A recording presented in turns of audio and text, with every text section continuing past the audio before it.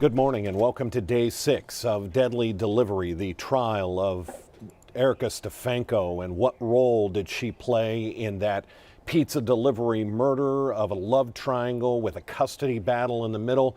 And you can throw in an affair with a best friend to the mix to all of this. If you have been following this case throughout the trial, it is convoluted at best. We have seen our shot into the courtroom already this morning, expecting a 9 o'clock start here in just a couple of minutes. Let's go over the case itself. It was 2012, June of 2012, when Ashley Biggs, who was a pizza delivery driver for Domino's and was also going through a nasty custody dispute with her ex, Chad Cobb, over Grace Cobb, their 7-year-old girl at the time.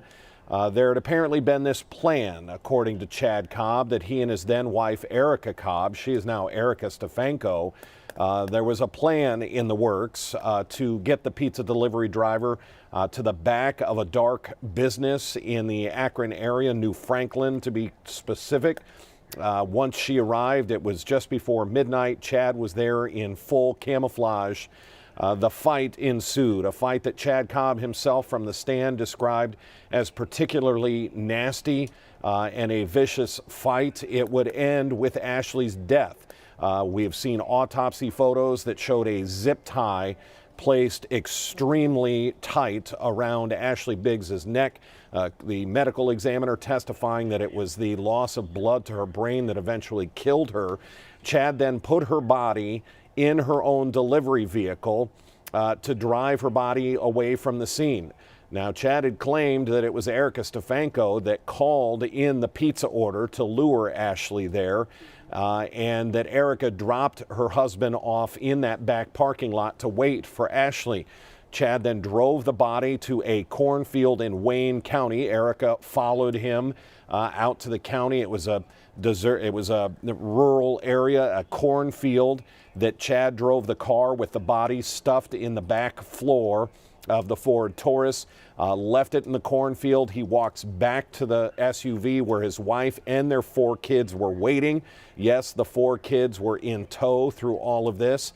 It's then they drive back. Chad realizes he has blood all over him. When they get home, he strips his clothes off in the yard, puts the backpack with the stun gun, the zip ties, and lots of other devices, duct tape, knife. He puts it on a workbench outside. They then realize they better go back to the scene to clean up the blood and look for Ashley's phone that she threw at Chad. When they get back to the scene, we're talking about 4 or 5 hours later. Police are already there because, of course, the pizza delivery driver never showed back up after going to that address. When Chad and Erica see police there, they then drive just a few blocks away to his grandmother's house that lived in that area, and they parked behind the house, behind a detached garage. That's where police were led to, and they find Chad hiding in the woods there. Erica still in the passenger seat, and the 4 kids still in the SUV. It was a particularly deadly crime, obviously, but when you look at the missteps clearly made by this couple who, according to a recording, had planned this out, it is a dumb crime to say the least. We have Erica Stefanko back on trial. Her first trial in 2020 was thrown out because Chad Cobb, during COVID, testified from prison. The appellate judge said that was inappropriate, that he should have been in the courtroom so the jury at the time could see his mannerisms, see his face. Did they buy his testimony? Did they believe him? So that case was thrown out. So this is a retrial. She had already been found guilty once, sentenced to life in prison. But here is the retrial, waiting for it to start today. On Friday, it was a big day. The state rested its case, said they've presented all the evidence they think they need to get a conviction.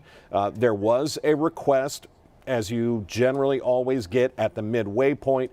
After the state rests, you get what's called a Rule 29. You see this in almost every case.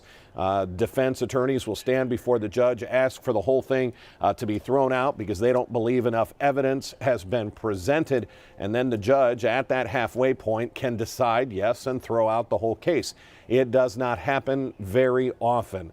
It is sort of a last-ditch effort by the defense to get the whole thing thrown out, and it did not work. In fact, while we wait for court to begin, I'm going to play you that acquittal request that took place on Friday after the state rested and the jury had been sent out of the room. Here is the request from her attorneys. Judge, we are making a Rule 29 motion for acquittal based upon insufficiency of evidence. The court has listened and heard a lot of testimony about Chad Cobb, not a tremendous amount about Erica Stefanko.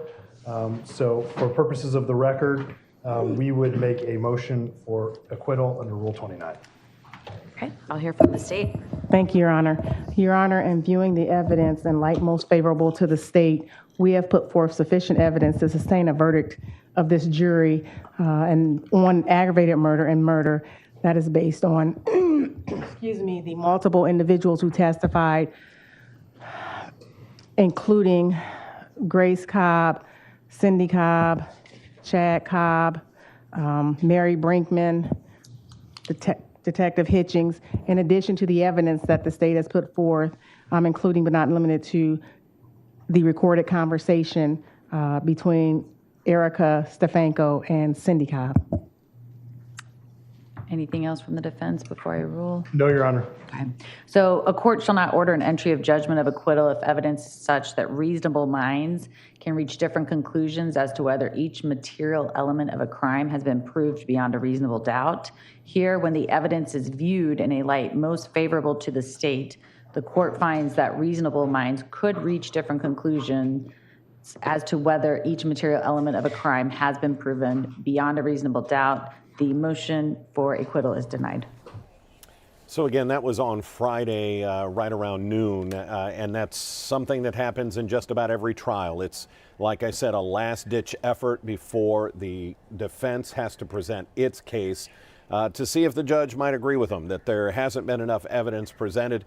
It almost never works. 99% of the time, 99.9% of the time, it never works. And that is the case here. The judge saying that she feels there is sufficient evidence that a reasonable-minded person might be able to come to a conclusion, and therefore this trial will proceed. As the defense starts its case this morning, we're running a couple of minutes late. It makes me, and I'll tell you, I've been obviously our gavel-to-gavel coverage from the beginning of this trial. It makes me wonder, as a defense, who do you put on the stand to try and get your client out of jeopardy here? What do you say? We've already heard from a stepdaughter that called Erica Stefanko mom. We're talking about Grace. Grace was the child that was being battled over at the time of the murder. Grace is the child of Ashley and Chad. We heard from Grace on the stand last week say that she called Erica mom, that there were good times and bad times. She said the good times were she could remember going dress shopping for a school dance. She was just in first grade, and that Erica and her got matching dresses that had to be tailored. That was the good side of things. When she was asked about the bad side of things, she recalled a moment, a time where Erica had put dog feces in blueberry yogurt and forced her to eat it as some form of punishment. She also recalled being physically abused by Erica. Bruises. She recalled one instance where she was trapped, pinned to the floor by Erica, and Erica had put her hands on her throat and over her mouth. She also said that Erica would get jealous anytime Grace would be close with her own biological father, that here is a stepmom that would shoot her what she said were dirty looks for being close to her own father. So knowing that, having had the jury hear that, you have to ask, well, who do you get on the stand now to defend her?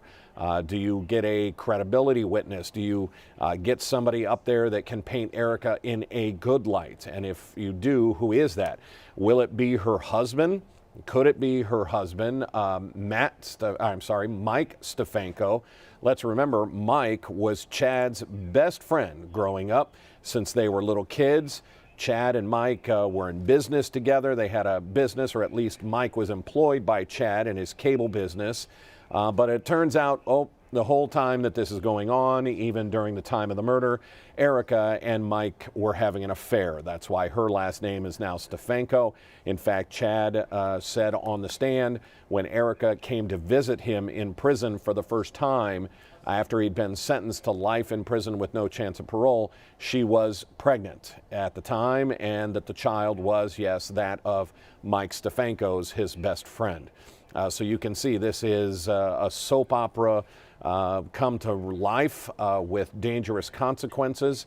Erica has already been found guilty once and had to have that conviction thrown out. The part of this case that is so damaging to Erica was the fact that Chad's mom, and her name is Cindy Cobb, had invited Erica over. This is in 2014. Chad has already been sentenced to life in prison.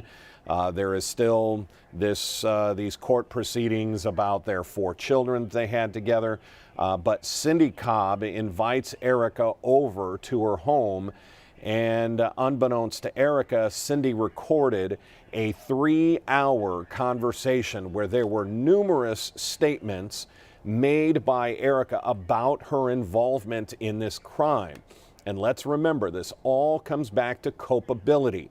No one is saying that Erica is the one who beat up Ashley Biggs. No one is saying Erica is the one who drove the body out to the cornfield. But what role did she play? And we've had our defense analysts on with us this past week that talk about culpability, and they use the example of a bank robbery. If you and your friend have a plan to go rob a bank, but you are just going to be the getaway driver, you never even go inside the bank, you are culpable. You knew about it, you knew the plan, you participated in the plan, whether you're the one who robbed the bank or not. And anything that happens in there, if your friend goes in there and uses that weapon to kill someone, you can also be charged with that murder. That is the case for Erica Stefanko that you see there in white. Again, this is going to be the defense's turn to put up their case. What do they have in their briefcase? What do they have in their arsenal that can convince the jury that even though she is being recorded saying she's the one who set up the meeting, we know that that phone call to Domino's was made by a woman. We get our first all rise. This will more than likely be for the judge. And then we will get the all rise for the jury to come in the room. No audio coming out of the courtroom just yet. But she is on this recording saying that if all of the facts came out, that she and Chad would be serving in prison, that they would both be in prison if all of the details came out. Well, you had Chad's mom, Cindy, had that recording in 2014. She put it in a gun safe and forgot about it. It wasn't until they got a new gun safe in 2018 that she got that device back out. She listened to the call, or to that recording, to their conversation in person, and she turned it over to authorities. Authorities had been looking for the woman who made the phone call to the pizza place ever since Chad had been given life in prison with no chance of the parole. The detective on the stand said he knew there was someone else involved. There was a woman involved in this case because that's who called in that fake pizza order. We are now on the record. Let's take you into the courtroom to see the defense of Erica Stefanko in this deadly delivery trial. 07-1887-B. The state rested their case on Friday. And is the defense, and just before we start, just a reminder to make sure everyone please turns off their cell phones or put it on silent. Is the defense ready to proceed? We are, Your Honor. The defense calls Christopher Michaels. Okay, thank you. And counsel, all of your witness does agree to be on film, correct? That is correct. Okay, thank you so much. Judge, Ms. Easter is actually handling this witness, and I believe she left some of the office she did after that, so she could hang on to go. Okay. If we could just ask the floor off starting before until she returns. We have no objection to that. We can wait for it. Perfect. Why don't, we can bring him in and I'll swear him in though. Sure. Let's get started.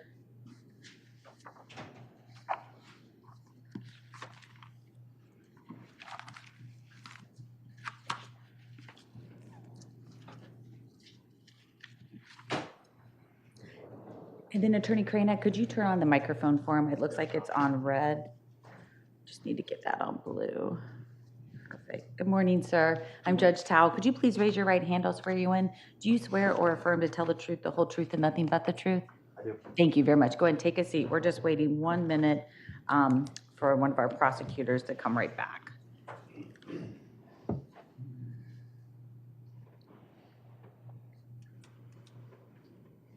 And sir, counsel for the defense did say that you consent to being filmed, taped, or recorded. Is that correct? That's fine. Okay, thank you very much.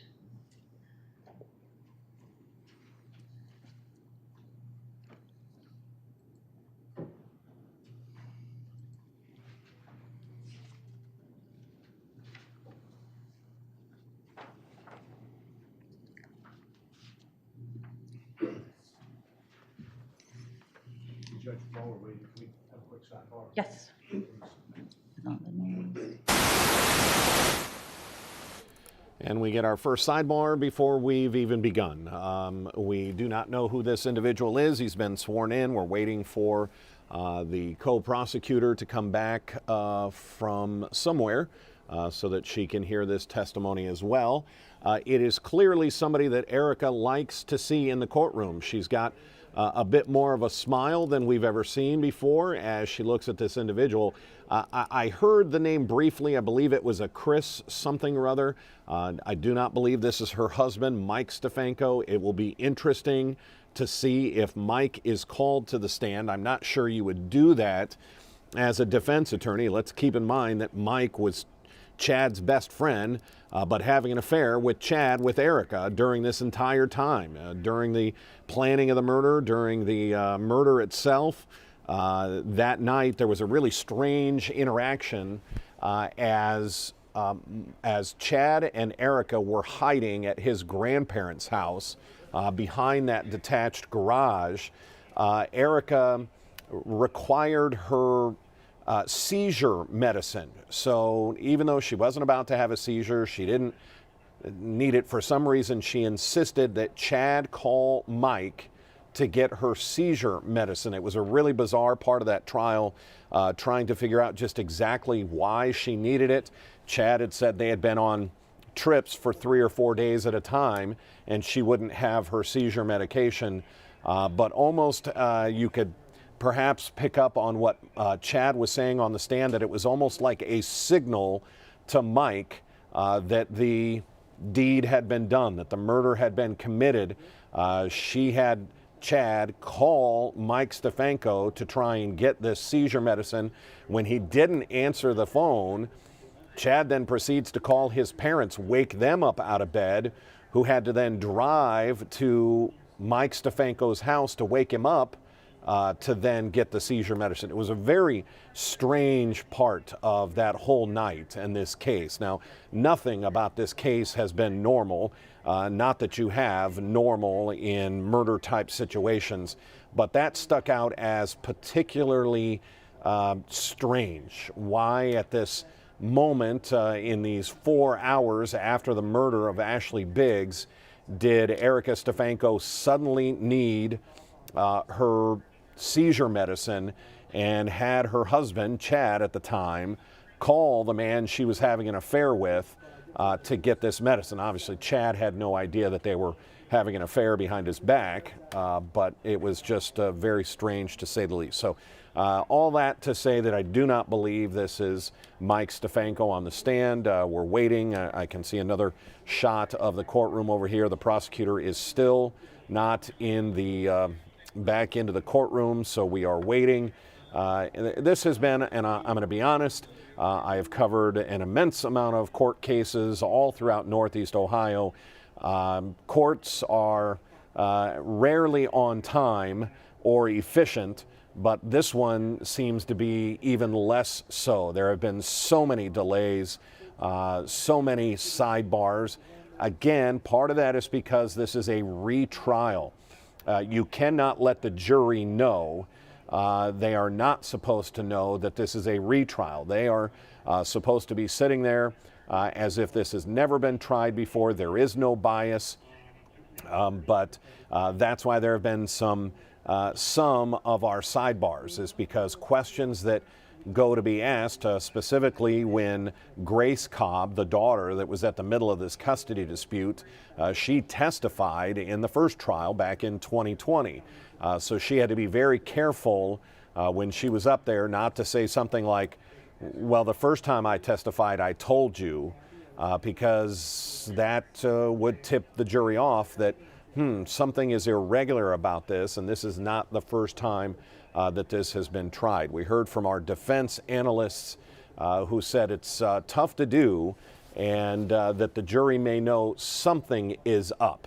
Keep in mind, this is a crime that was committed in 2012. Chad sentenced to life in prison, no chance in parole in 2013.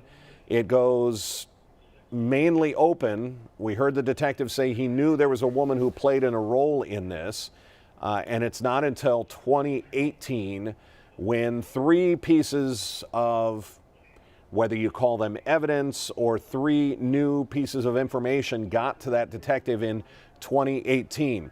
Chad wrote a 4-page letter to the detective, apparently explaining everything that happened.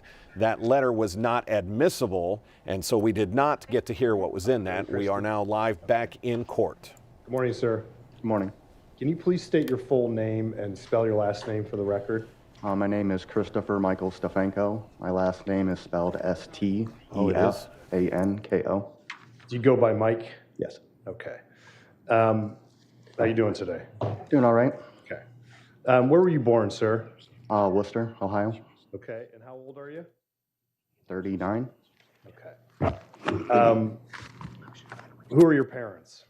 Clara and Terrence Stefanko. Okay. Are they still with us? My mother, yes. My father, no. Okay. And where's your mother live? She resides at 12166 Harvey Circle in Redmond. So you were born in Worcester. Where'd you grow up? At that address I just gave you. Okay.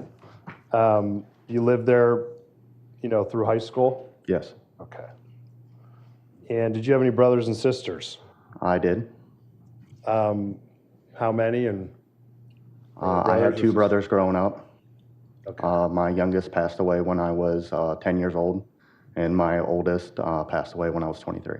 Okay. And how old were you when your dad passed away? You mentioned he passed away. 19. Okay. How'd your younger, so how younger was your younger brother? He was 1 year younger than me. What was his name? David. Okay. How did he pass away? He passed away on an accidental hanging at home. How'd that happen? We had a swing set with a rope on it, and somehow he got tangled up in it. He was the only one playing on it at the time. Were you there? I was there. I heard my mom call for him. They tried to untangle him and couldn't? They were able to untangle him, but he was unresponsive at the time. Okay. Sorry to hear that. And you said that you had an older brother as well. How much older was he? He was 4 years my senior. Okay. And what was his name? TJ. And what happened to him? He died from a drug overdose. And it sounds like a lot of sadness here, but what happened to your father? He more or less killed himself. What do you mean, more or less? He went on a trip by himself as an insulin-dependent diabetic and take his medicine with him. Didn't tell anybody where he was going. Okay. Is it fair to say pretty difficult circumstances for you? Not ideal. Okay. So growing up, how'd you do in school? I did well in school, grade-wise. Okay. Were you involved in any extracurricular activities or sports, hobbies, anything like that? I was in enriched classes. Okay. Not really any extracurricular activities, so. What does that mean, enriched classes? All the advanced classes, honors classes, things like that. Okay. Did you get good grades? Yeah, straight A student. Okay. Tell me about high school. What was high school like with you? It was rough. I, due to, past complications in my life, have, suffered from extreme anxiety and depression, and that became a challenge in the later years of high school. Okay. Did it ultimately affect you finishing high school? It kept me from finishing high school. Okay. So you never graduated? No, sir. Okay. Did you work in high school? Yes. Where'd you work? I worked for my mom. Okay. What'd your mom do? She mowed lawns and was Chippewa Township trustee. Okay. You helped her with the lawn part, not the trustee part, right? Well, she was a trustee to maintain the lawns at their Oh, okay. facilities. Gotcha. Gotcha. When did you meet Chad Cobb? I met Chad when I was 4 years old. Okay. And how old was he? He was 6. And how'd you meet him? I met him when him and his parents moved in next door to my mother. Okay. You guys became pretty close. We did. Would you consider him your best friend? He was a good friend. Yeah. Okay. Back then, did you consider him your best friend? Yes. Okay. And you guys hung out all the way up through high school? We did. Okay. Were you guys popular in high school? No. No? No. Okay. Chad wasn't either? No. Okay.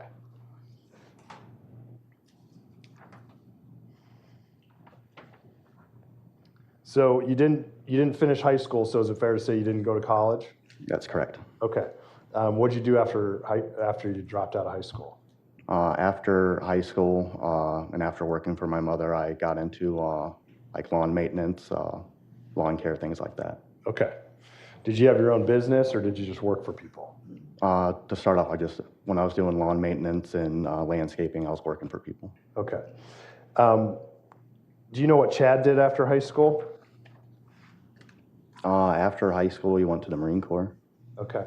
Do you know what happened there? He dropped out or was kicked out shortly after boot camp, I believe.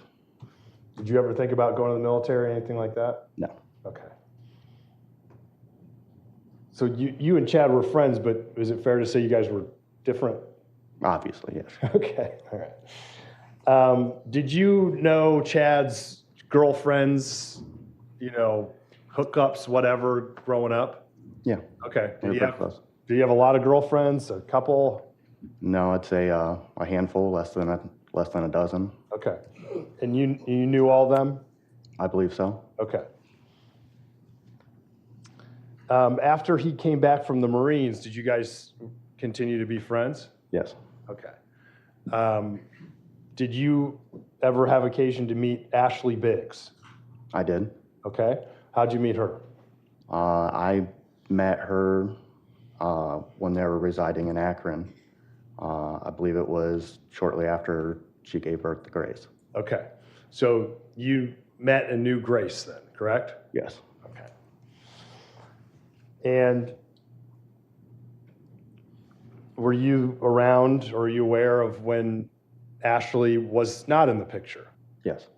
And Chad had Grace as a single father, correct? Correct. Okay. Would you go visit them or did you hang out with them? Chad and Grace? Yes. Okay. And did you have any children at that time? Not at that time, no. Okay. Did you end up having a child? I did. Okay. Tell me about that. I have an oldest child. He's 16 years old now. Okay. And just so we're clear, if we're talking about a child here and they're under 18, we're going to use initials, okay? So what are the initials of your child? My oldest biological is DS, Okay. And who did you have that child with?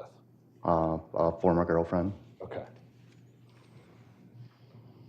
And where does ES live now? What's going on with ES? Currently lives with his mother in Orville. Okay.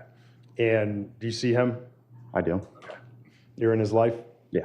Okay.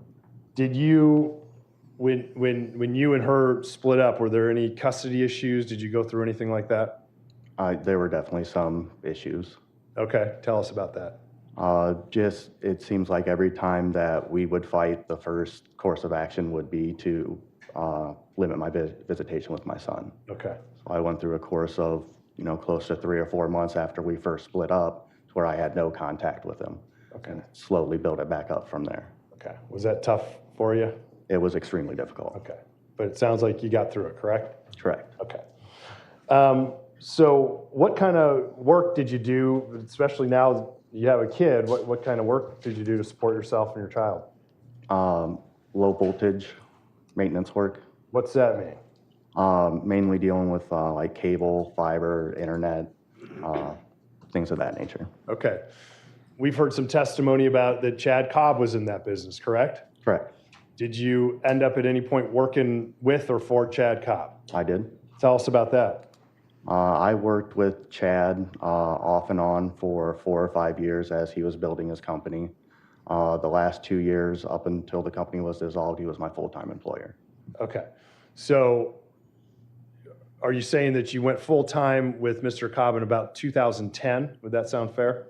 That'd be about right, yes. Okay. And tell us about how you became full-time.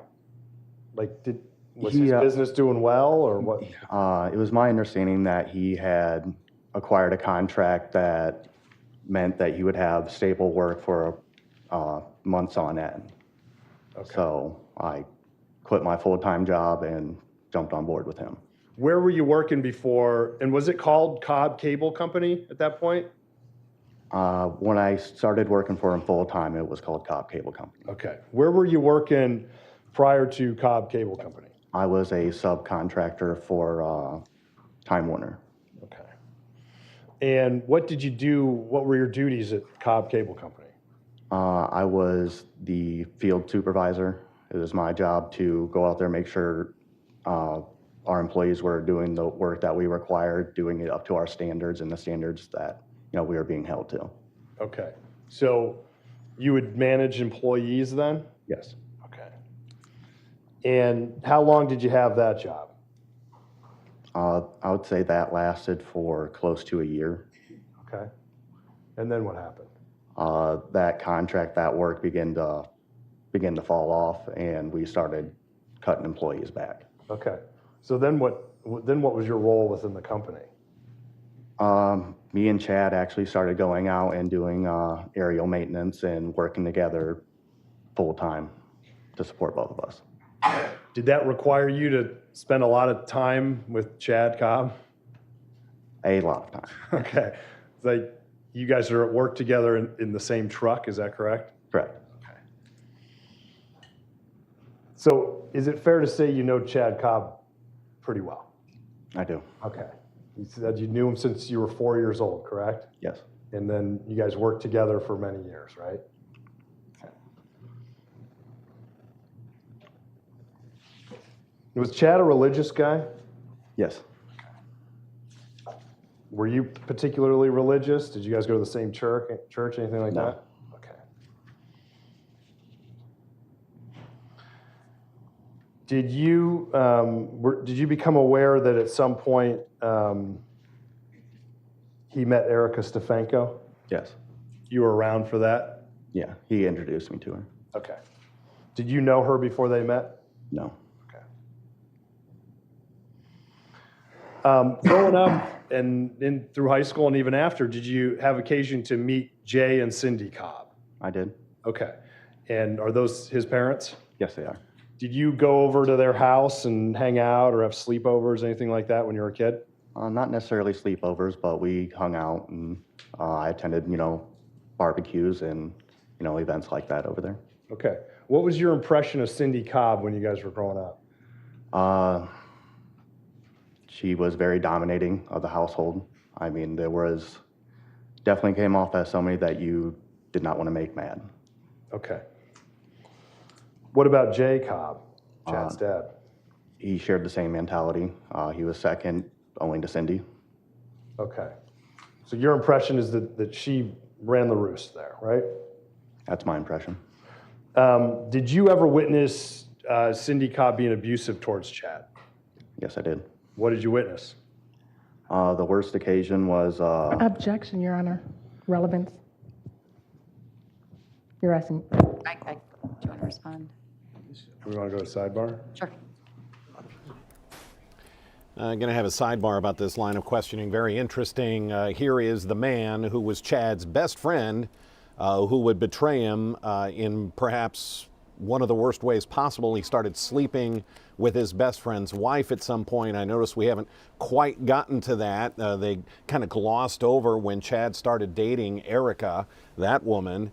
And he said he was introduced to her and then kind of got quickly away from that. We're trying to get into, or the defense is trying to get into Chad's past, saying he was abused by his mom.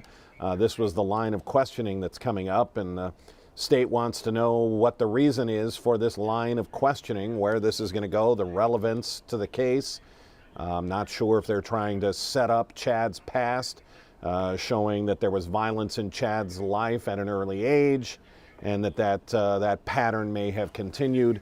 But I was correct in saying that you could see that Erica's face lit up. I didn't know that it's Christopher Michael Stefanko, so when they said that there was going to be a Christopher testifying, I did not think this was going to be Mike Stefanko, but it is. But you could certainly tell a difference in Erica's demeanor when he took the stand. She was all smiles, or not all smiles. She definitely cracked her first sort of prolonged smile in this court case when he came into the room. Again, the details here are probably going to get fairly juicy about when the affair started. Thank you, Your Honor. Mike, I think I asked you if you ever witnessed any abuse from Cindy Cobb of Chad Cobb, excuse me. Yes, I did. What did you witness? The one instance where we had gotten picked up from the movie theater. We were a little late to our pickup location, and upon driving home, I can't recall exactly what Chad said, but out of the blue, Cindy swung around and backhanded him right in the mouth. His lip started swelling up. I even think his nose was bleeding, and then Chad just started laying into her. Started saying some of the most mean and hurtful things that he could to her. And, I don't want you to say what it was, but okay, keep going. and she must have hit him probably 5 or 6 times. When she went to hit him the next time, he grabbed the steering wheel of the vehicle we were in and pulled it till the vehicle went off the road. Did you crash? Yeah, we ended up in a ditch. The truck that we were in was basically laying on the driver's side door. We had to climb out through the passenger side door. You were in a truck? Yes. And who's in the truck? Cindy was driving, Chad was in the middle, and I was up against the passenger side door. What happened at that point? Well, we all piled out of the vehicle, and the sheriff showed up shortly later. And as Cindy is explaining the accident to him, Chad tells me that he's terrified. Objection. I'm sorry, don't say what Chad said, but what happened? When Cindy was explaining what happened to the sheriff, Chad just backed up and ran away. What do you mean ran away? He took off. Like down the street or? Down, like he was standing beside me, and then next time we turned around to address him, he was gone. And you said you were about 13? 12 or 13 at the time. Okay. Yes. Do you know where he went? No, Was he gone for a day, an hour, a day? I'm not sure exactly how long. Okay. He eventually showed back up though? Yes, he did. Did you ever witness Jay Cobb being abusive to Chad Cobb? Yes. Tell us about that.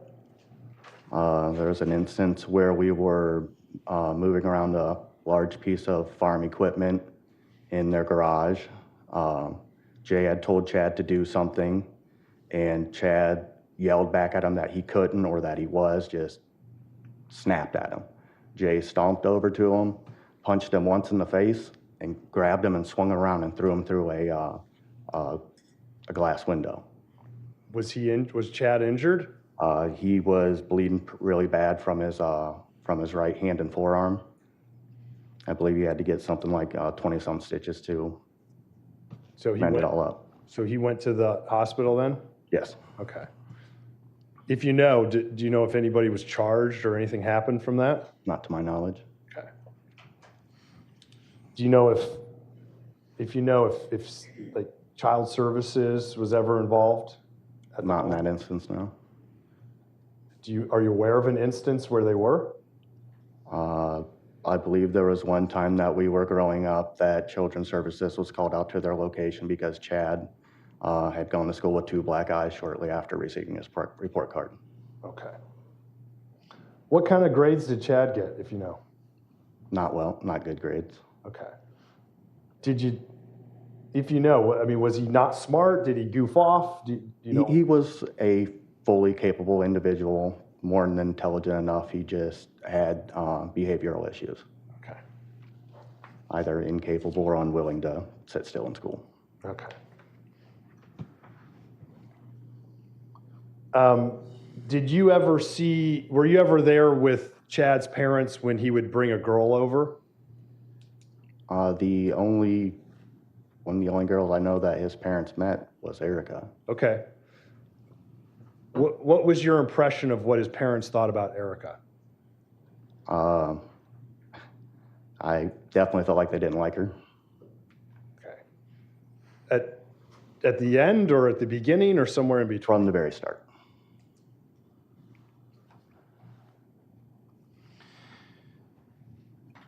You testified that you worked with Chad when he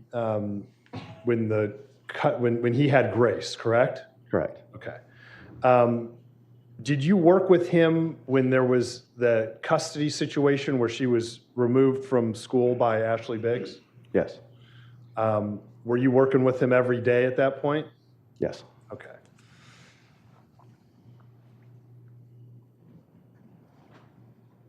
What did you notice about Chad? Don't tell us what he said, okay? But what did you notice about Chad when that situation unfolded? He was definitely frustrated and distraught about the entire situation. Okay. Do you know if he did anything about it? Like, did he try to get her back or not, or what did he do? Like through the court and that, I don't know. Okay. Do you know if he hired a lawyer or lawyers? I don't know. Okay.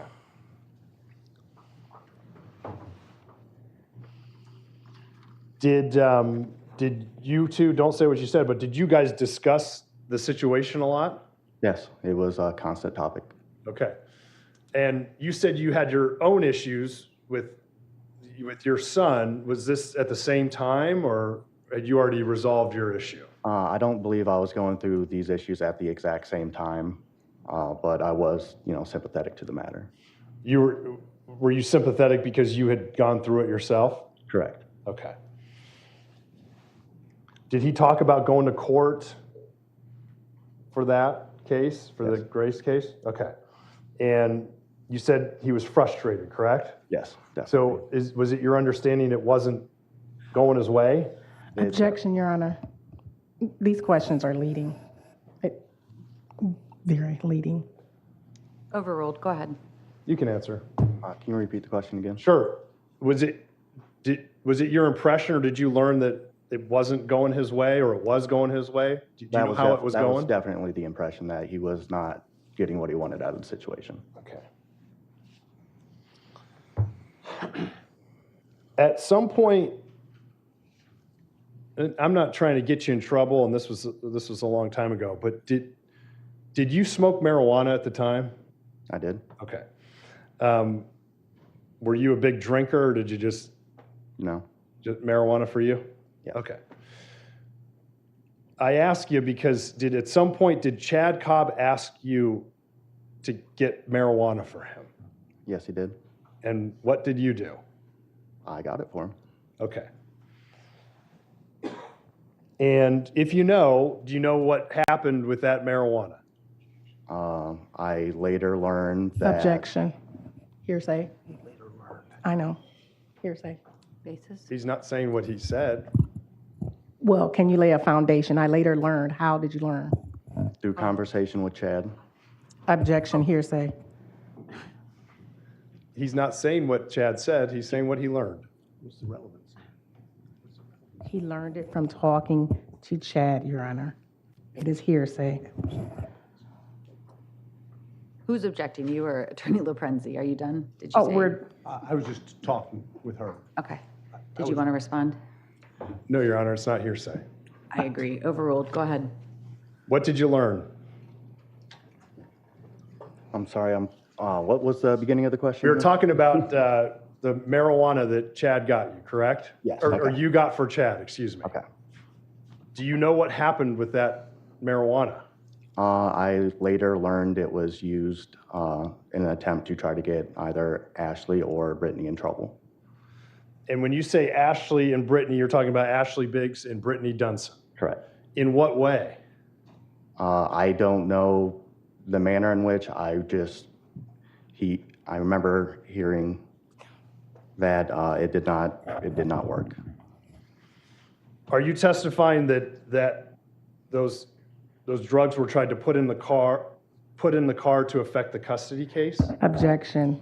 That's leading. Go Okay. ahead and rephrase. Do you- Sustain, don't answer that. Sure, I'm sorry. Do you know why those were put in there?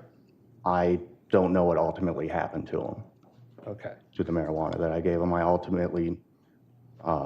I just know that whatever he had planned did not work. Okay. From conversation with him. So it's your understanding that, well, you learned that it did not work out, correct? How did you feel about that situation? Not welcoming. Not appreciating being drug into the matter. So I felt like that's what was going I'm on. sorry, I missed that. Can you repeat that? I felt like he was using that to drag me into the matter. Okay. Did you feel like maybe you could get in trouble, possibly? Yes. Not what you said, but did you talk to Chad about that? Yes. And what was your tone when doing so? As I had told him before, I am sympathetic to the matter. I will help him how I can, but I am not going to do anything that is going to jeopardize the time that I have with my son. With your son? Okay. Did you, Mike, ever become aware of an issue with a GPS tracker? I remember hearing about it. Okay.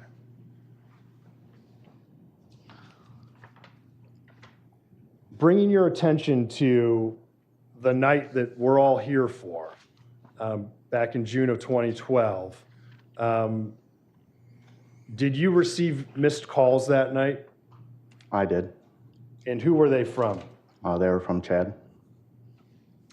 And we're talking about June 20th or 21st of 2012? Correct. And how many missed calls did you receive from Chad Cobb that night? I believe it was somewhere between 15 and 20. And if you remember, do you remember what time you received those calls when you looked at your phone? They were in the middle of the night, sometime between, I'd say, 12 o'clock and 3 o'clock in the morning. And did you answer any of them? No. What were you doing? Sleeping. And where were you living at this time? I was living in Redmond. Okay. Did you have an apartment? Did you have a house? Yeah, my own apartment. You had your own apartment? Did anyone come to your house that night or early morning? I was woken up between 3 and 5 o'clock in the morning by Jay and Cindy Cobb knocking on my door. Chad's parents came to your Correct. house? Yep. And what happened? Don't say what they said, but what happened?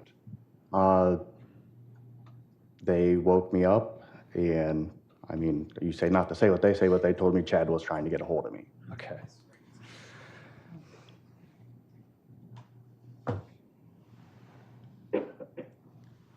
Did they want you to call Chad back?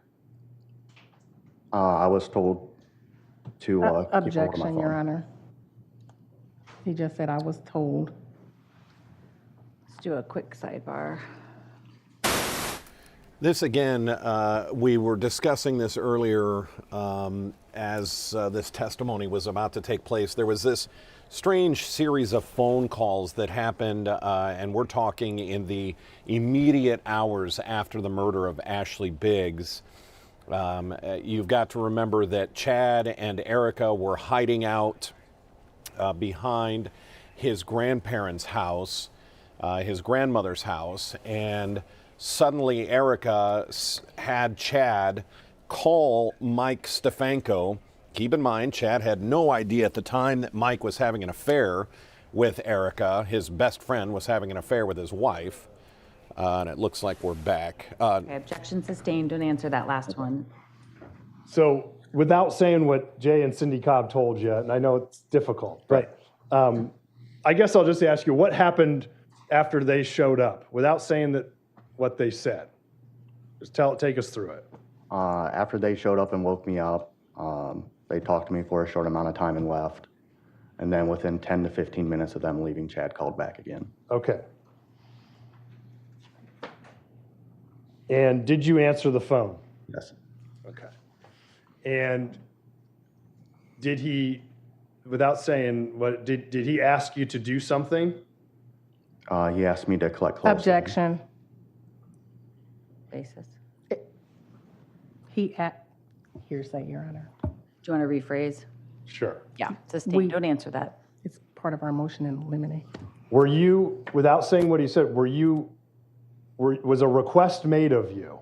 Yes. And what was that request? Objection, Your Honor. Your Honor, can we go to sidebar?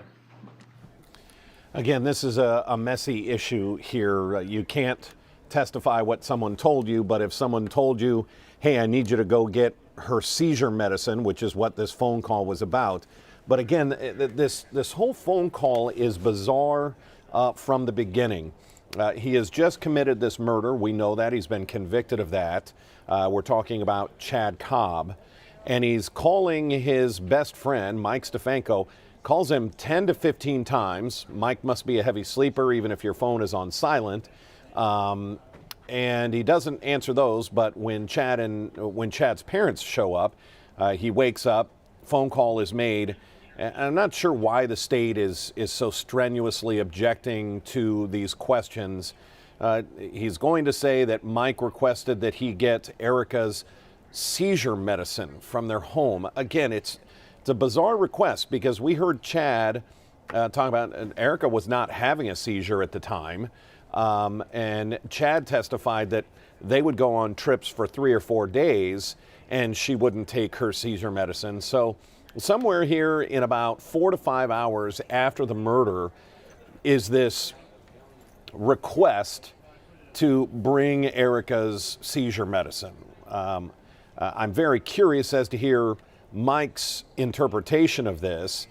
Chad alluded to on the stand that he thinks that something even more nefarious than the affair was going on, and that may have been some sort of signal to Mike, and that's why Erica had Chad call Mike as some sort of signal that the murder had been carried out. Now that's Chad's theory, that's a man who is serving life in prison with no chance of parole, so you can see where you have to sort of weigh that testimony.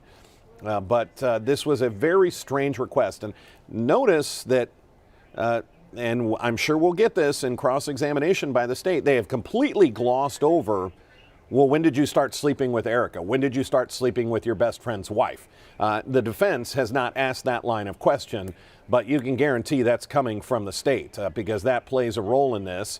And the question will have to be asked, if you were that close with Erica that you were sleeping with her, and Erica has already been on a recording saying that her and Chad had planned this all out, that they had walked through the plan several times, talked about it. So if you are close enough to Erica Cobb at the time to be sleeping with her, had she shared with you, and you can't ask what she said, but was Mike Stefanko aware of some sort of plan? Keep in mind, you heard Mike say that he was working with Chad in this cable company. They were doing other things because they were short of work. And you heard even Mike Stefanko say, I worked there until the company was liquidated. It was liquidated 2 months after the murder. Chad is sitting in jail, hasn't even gone through the entire process yet. He had been in jail for 2 months when his cable company was liquidated by Erica, who was, we'll say it again, having an affair with Mike Stefanko. Her defense team said at the time in the cross-examination, didn't she need money to raise the 4 kids because Chad had been the breadwinner, and isn't that why the company was liquidated, to which Chad said he wasn't sure. So very interesting relationship here. I am shocked and surprised that he is even on the stand. He is going to get ripped into by the state here when they have to bring up the affair between him and Erica. So just very interesting. There was some testimony at some point when someone was asked, are they still married to this day? So it does appear to be a good marriage. The marriage has lasted since, I'm not sure exactly when they got married, but it would have been after 2014 when Chad goes to prison. Erica is now pregnant with Mike Stefanko's baby, so potentially a 10-year marriage. And so just how close are they? But again, it's why we see Erica staring intently at Mike Stefanko on the stand there. Their obviously time has been limited since she has been locked up ever since 2019 when the new information in this case came out. That new information, part of it was her recording saying she had done it or had a plan, part of the Saying plan. what it was, did he make a request of you? He did? Did you go get clean clothes for Chad Cobb that night? No. Okay. And why not? When he requested them, I asked for more information on the matter, and he was unwilling to give it to me. Okay. Is it fair to say you didn't want to get involved with whatever was happening? Correct. At some point later that morning or day, did you learn that something had happened? Yes. What did you learn? That Chad was arrested for an extremely serious crime. Okay. And because he called you, did the police come to talk to you? A detective showed up at my house, yes. Okay. And did you talk to him? I did speak with him briefly. Okay. Did you end up getting a lawyer to assist you through this process since you were now kind of a witness, right? Correct. I was told through conversation with Jay and Cindy Cobb that I could retain their counsel if needed. So you got Jay and Cindy Cobb's attorney, the same attorney that they had? Correct. Okay.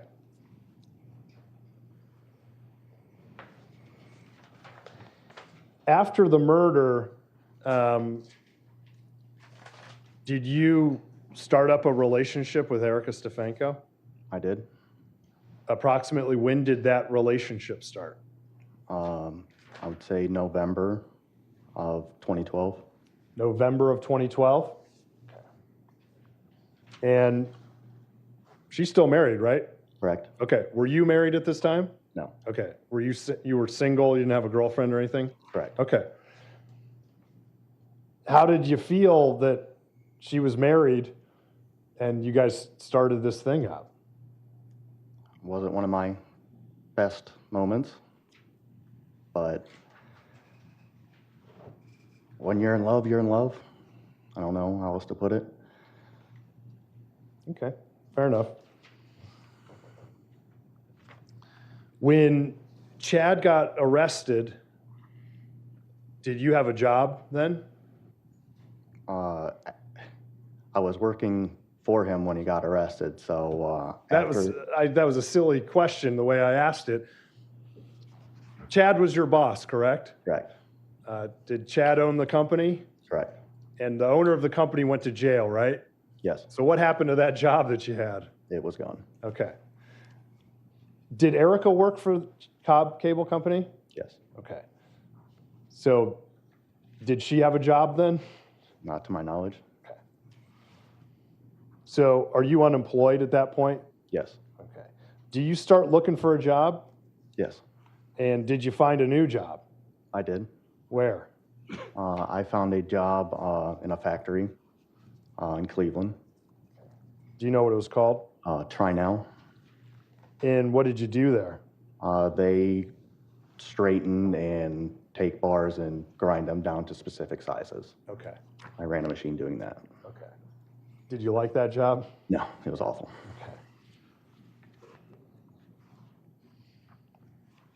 Okay. Did you at some point move into Erica's house? Yes, Do you know when that happened? that was January of 2023 or of 2013. 2013? If you know, do you know if Chad Cobb's case was still pending or he had already pled guilty to everything? I don't know.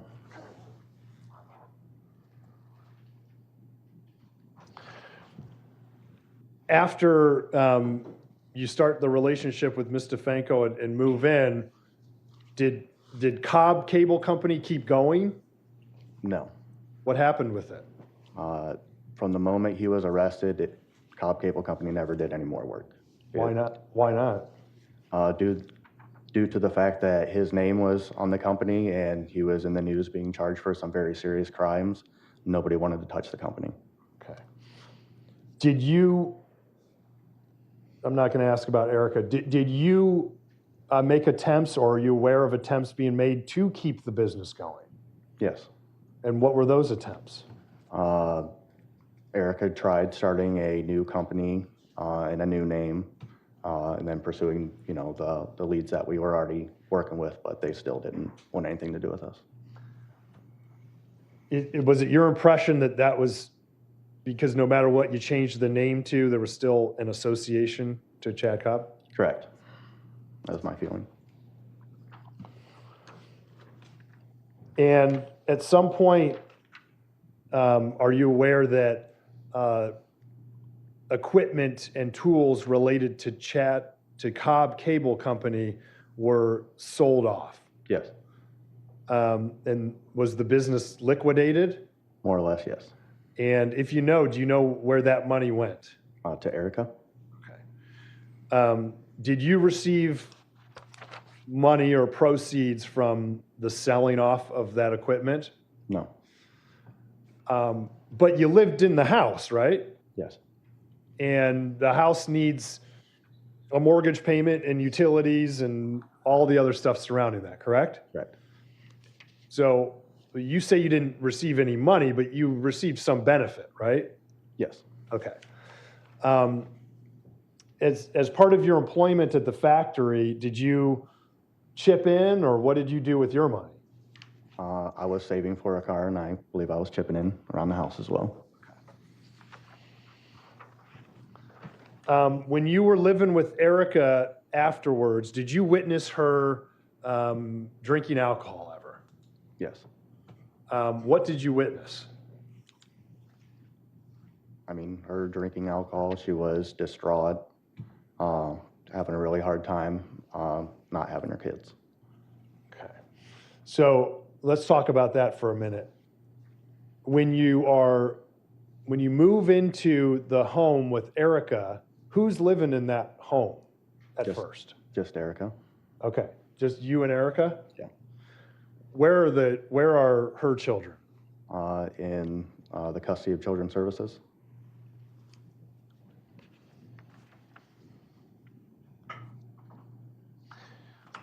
What was your impression of her drinking at that time?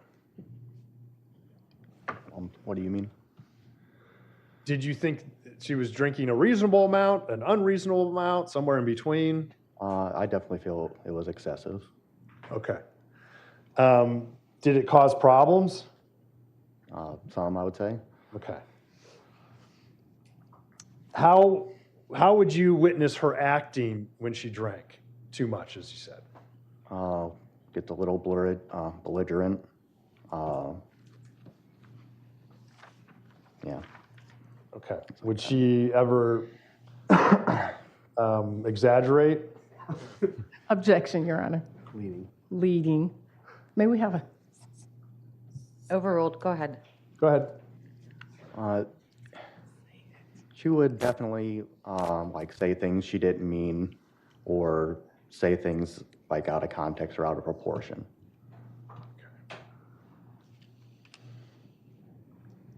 Not asking if the answer is yes, I don't want you to say what was said, but did you ever learn from Erica what happened that awful night? No.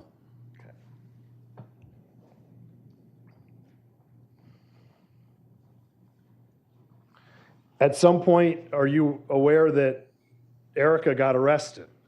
Yeah. Yeah. Okay. And do you know about when that was? That was November of 2019. Prior to that day, did you get married to Erica? Yes. So did she get divorced from Chad, obviously, then? Yes. Okay. When did you get married to Erica? In June of 2015. And did you guys have a wedding? Yes. Where was it? It was in Worcester. Okay. And was anybody else there? Yeah. Who was there? Both of our families. Okay. Were you at Erica and Chad Cobb's wedding? No. Do you know when that was? No. Do you know, are you aware if anyone else was there? I'm not sure. Okay.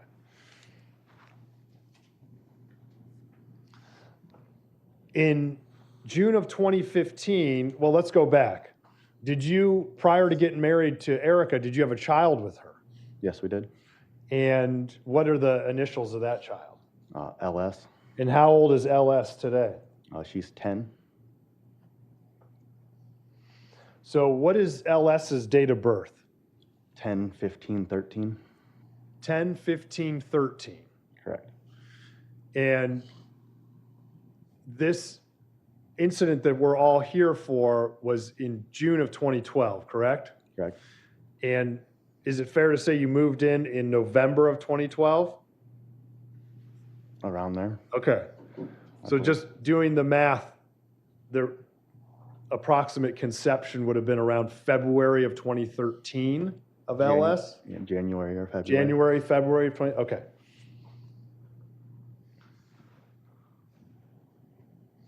And does LS live with you now? Yes. Okay. So in June of 2015, so you have LS and then you get married in June of 2015, correct? Correct. Okay. Who is living in now she's Erica Stefanko, right? Correct. Okay. So who's living in the Stefanko household at that point? Myself, Erica, and our 4 children. Okay.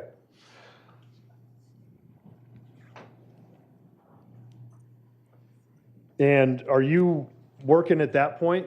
Yes. What were you doing? Low voltage contracting work. Okay, so you're back in the cable business. Correct. Okay. If you know, after Chad got arrested, did Erica get employment? Yes. Where, do you know where she worked? She worked for ManCan. Can you say that again? She worked for ManCan, What's that? a staffing agency. Okay, it's like a temporary agency? Yes. Did she work as for the temporary agency or at the temporary agency? At the temporary agency. Okay, and do you know what her position was? She was a manager of some kind, I believe. Okay. And would this been in 2012? No. When would this have been? I honestly don't know when she started that employment. Okay. You don't know even what year it might have been? No. Okay. Was it like closer to 2019 or closer when she was arrested or closer to 2012 when the murder happened? Closer to 2012.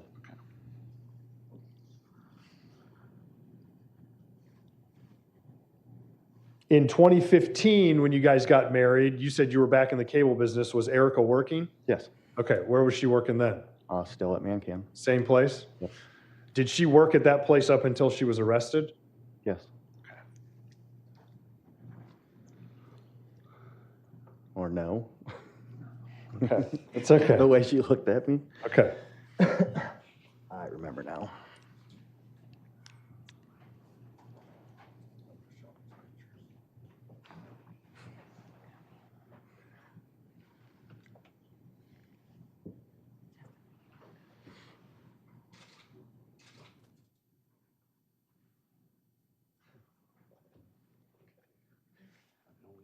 So showing you what's been marked as, Judge, can I get the Elmo? Yep, it's coming on now. Just takes a second. It'll turn on in just a second.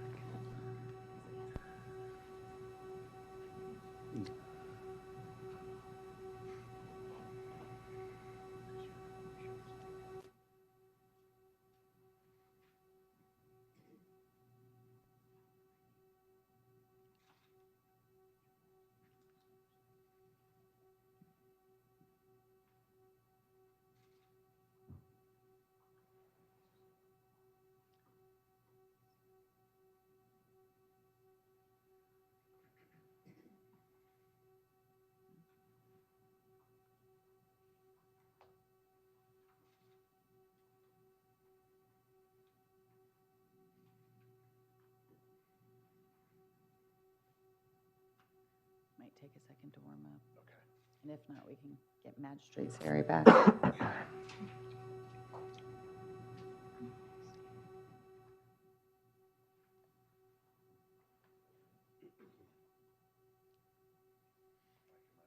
Yeah. Kelsey, could you have Magistrate Sari come in, please?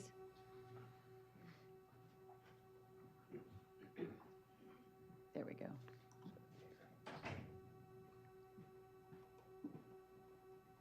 Perfect. Thank you, Tristan. Thanks, Just needed him to walk in.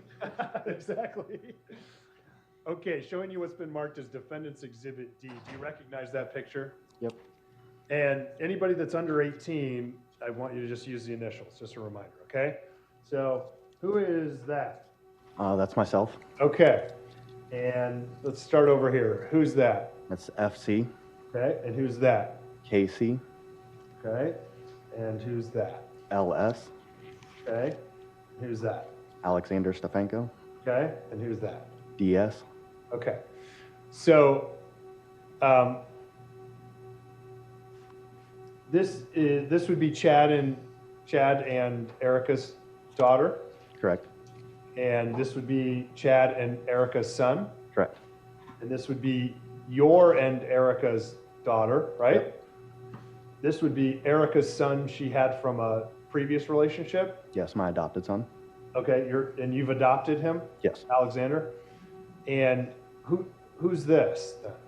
DS, that's my other biological son. That's your son that you had previously, that you Correct. testified about. Okay. And is this at your house? Yes. Okay. And approximately what year was this taken? That was taken this last Christmas. Okay. Now, you testified that you've adopted Erica's son, Alexander, correct? Correct. When did that happen? I am not sure of the year. Okay. Was it before or after she got arrested? It was before she got arrested. Before? Yes. Okay. So prior to 2019? Yes. And when did, approximately what year did the kids get out of CSB custody and come live with you guys? I believe that was 2013 to 2014. Okay. Was Grace included in those kids that came to live with you? No. Okay. Did you ever see Grace after the murder? Only when I was at my parents' house and I saw her next door. Okay. Okay, so not at your house, but next door? Correct. And where was next door? Who live next door? At Chad's parents' house. Okay, Jay and Cindy's house. Were you familiar with Chad's relationship with Grace? Yes. What were your impressions of that relationship? I mean, they definitely loved each other. He definitely seemed to put a strain on the household that stressed everybody out, though. Okay, what do you mean by that? At one point, I know Grace was kind of pulling her out her own hair from fidgeting with it from being overstressed and things like that. Okay. What was your impression of how Chad Cobb ran his household? He told me on many occasions he ran his household with an iron fist. What do you take that to mean? Exactly as he told me. Everyone and everything in that household was subject to being hit by it. I'm sorry, I did not get that last part. Everyone and everything in that household was subject to being hit by it. Okay. The iron fist. Okay. Did you ever witness a dog shooting incident? Yeah. Tell the jury about that. He had a Mastiff that was approximately 2 or 3 years old, weighing, I don't know, 140, 150 pounds, running around in his yard. And he asked Alexander Stefanko at the time, who was only 12 or 13, to go get that dog inside. The dog outweighed Alexander by at least 50 pounds, but he went over there, he got a hold of it, and he was doing everything he could to drag that dog inside. When Chad saw that he couldn't forcefully make the dog go inside, he went inside and got his shotgun.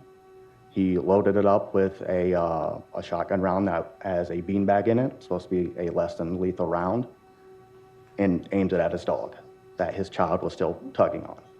I tried to advise him against it, and he shot anyways. Did that beanbag, as you described it, hit anything? The beanbag struck the dog just above its penis and fully penetrated it. So was it a significant wound? Yes. Then what happened?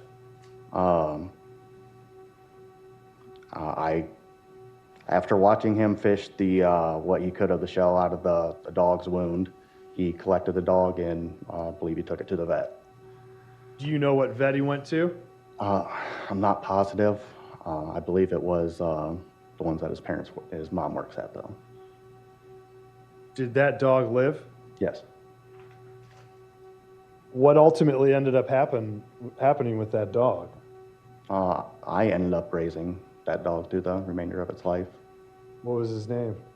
Dozer. Is he still alive? What's going on with him? No, he passed away a few years ago.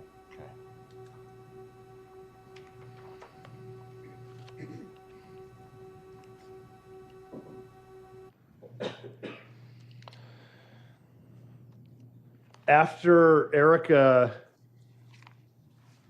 got arrested, how did you feel? Overwhelmed Why? because my wife had just been arrested and 2 of my children were just placed in custody of Children's Services. Tell us about that. Which ones? KC and FC. And where did they go? They were ultimately placed with Chad's parents. Do you know why? I don't know why. There was a court proceeding, though, and they were removed from your home, correct? I guess my understanding is since they are biologically related, that trumps any type of relationship that I may have had with them at that time. Okay. So after KC and FC are removed, this would have been about 2019? Correct. After they are removed, who's in your household at that point? It is just myself, Alexander, and LS. Okay. How did that make you feel without KC and FC in the house? It was really, really hard. Were you able to continue working after she got arrested? Yes. So you had to work, and you also were a single parent, correct? Yes. Okay. How did you make that work? A lot of hard work and through the help of some great family and friends. Who helped you out? Erica's mother and my aunt, uncles, cousins, pretty much everybody that I talked to. It took a group effort. Is that fair to say? Absolutely. So what are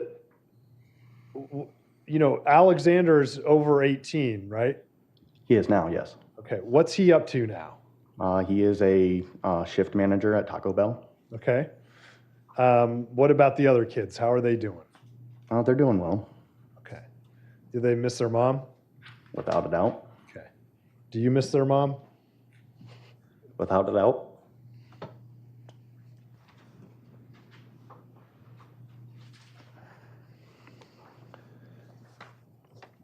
We've heard testimony, Mike, throughout this trial about this relationship being the result of an affair. Is it true that this relationship started out of wedlock? Correct. And is it true that you're not necessarily proud of that? Is that correct? Not at all. And is it fair to say that this relationship started at the end of 2012? Is that correct? Correct. Does this relationship continue to this day? Yes, it does. Did you adopt Erica's son? Yes. Do you currently care for those children, including those that she had with Chad Cobb, Yes, I do. to this day? Yes. After she got arrested for aggravated murder, why would you stay with her? She's my soulmate. I love her. And are you with her to this very day? Yes. I have one moment, Your Honor. Yes.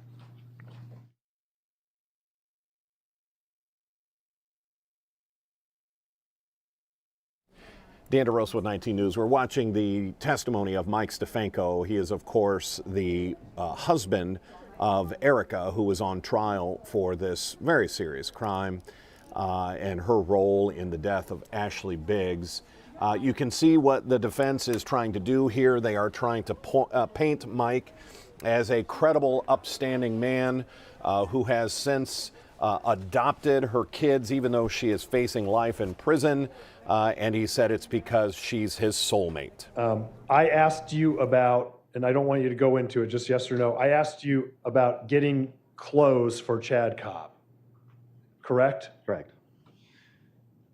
Were you asked to get medication? No. Were you asked to get clothes for Chad Cobb? Yes. Thank you for your time. I have no further questions, Your Honor. Okay, we're going to take our morning recess at this time. Let me get Kelsey in to get the jury. We're going to take 15 minutes. It's 10:20. We will start back up at 10:35. Just put up her. Dan DeRosa with 19 News. Looks like we're going to be taking our morning break till 10:35. There have been some interesting developments here. One involving the timing of this affair between that man and Erica Cobb at the time. And I think he was trying to lip, "I love you." I think he's trying to get her attention. I think he's trying to get Erica's attention to be able to say something to her. Just watching closely here. He's not done for the day. He will have to be cross-examined. He can take the break along with everyone else. But some of the information that's come out of this testimony that is different or interesting or you should take note of is that phone call. And I've been talking about it a lot this morning, that there was this strange phone call from Chad within hours of the murder that we had heard from Chad, and we had also heard from Chad's mom, that the origination of that phone call was to get medication, to get seizure medication for Erica. You now have Erica's husband saying, no, that was Chad asking me to go get clean clothes for him after that murder. So two very big contradictions, and you have to kind of walk back and go through all the testimony we've heard to think about who would that benefit. Obviously, we know why Chad would want clean clothes. He had been involved in a murder. But from the outline that Chad had laid out, that they went back to their home after the murder because he did have blood, he stripped his clothes in the yard, and he went inside and took a shower. He would have had clothes then, and it was then they go back to the murder scene. And it's when they go to the murder scene, they see the police are already there, and that's when he goes to his grandmother's house. And that is supposedly when Mike makes those 10 to 15 calls. And so I'm trying to wrestle through this in my head. Who does that benefit? This lie about that he called to get her medication. I can see where it hurts Chad Cobb's case. But he was, according to Chad Cobb's outline, he was already in clean clothes by the time he gets to his grandmother's house and is making that phone call. So perhaps Chad's outline is different, and obviously Chad is trying to save his own neck, even though he's in life already without the chance of parole. But he's still hoping to have his plea thrown out so that he can have a trial. And the other thing of interest here is the timing of this relationship has now changed, as far as what Chad was making implications and the state was making implications, that this affair had started well before the murder. But according to the timeline just laid out by Mike Stefanko, that he didn't start dating Erica until November of 2012. The crime was June of 2012. So he claims he waits 4 months, 5 months, and starts dating Erica, the wife of his best friend. He, I believe, said he was asked, that he was still married at the time. And Mike said something about that he wasn't proud of it, or not one of his more proud moments in life that he started dating a married woman. But the timeline, very quick, starts dating November of 2012. By January, he's moved in. And then in January, he moves in. She is pregnant and gives birth by October of that year. So very soon after he moves in, she conceives within, so they've been dating since November. He moves in January. They conceive that child in either January or February. So within within 3 months, she's pregnant.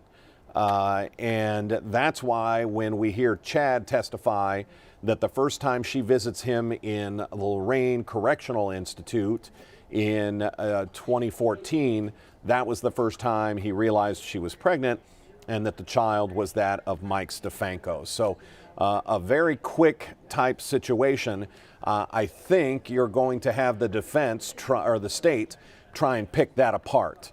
That's awfully quick. You start dating, even though he had known her, he had been introduced to her by Chad Cobb. There was that line of questioning.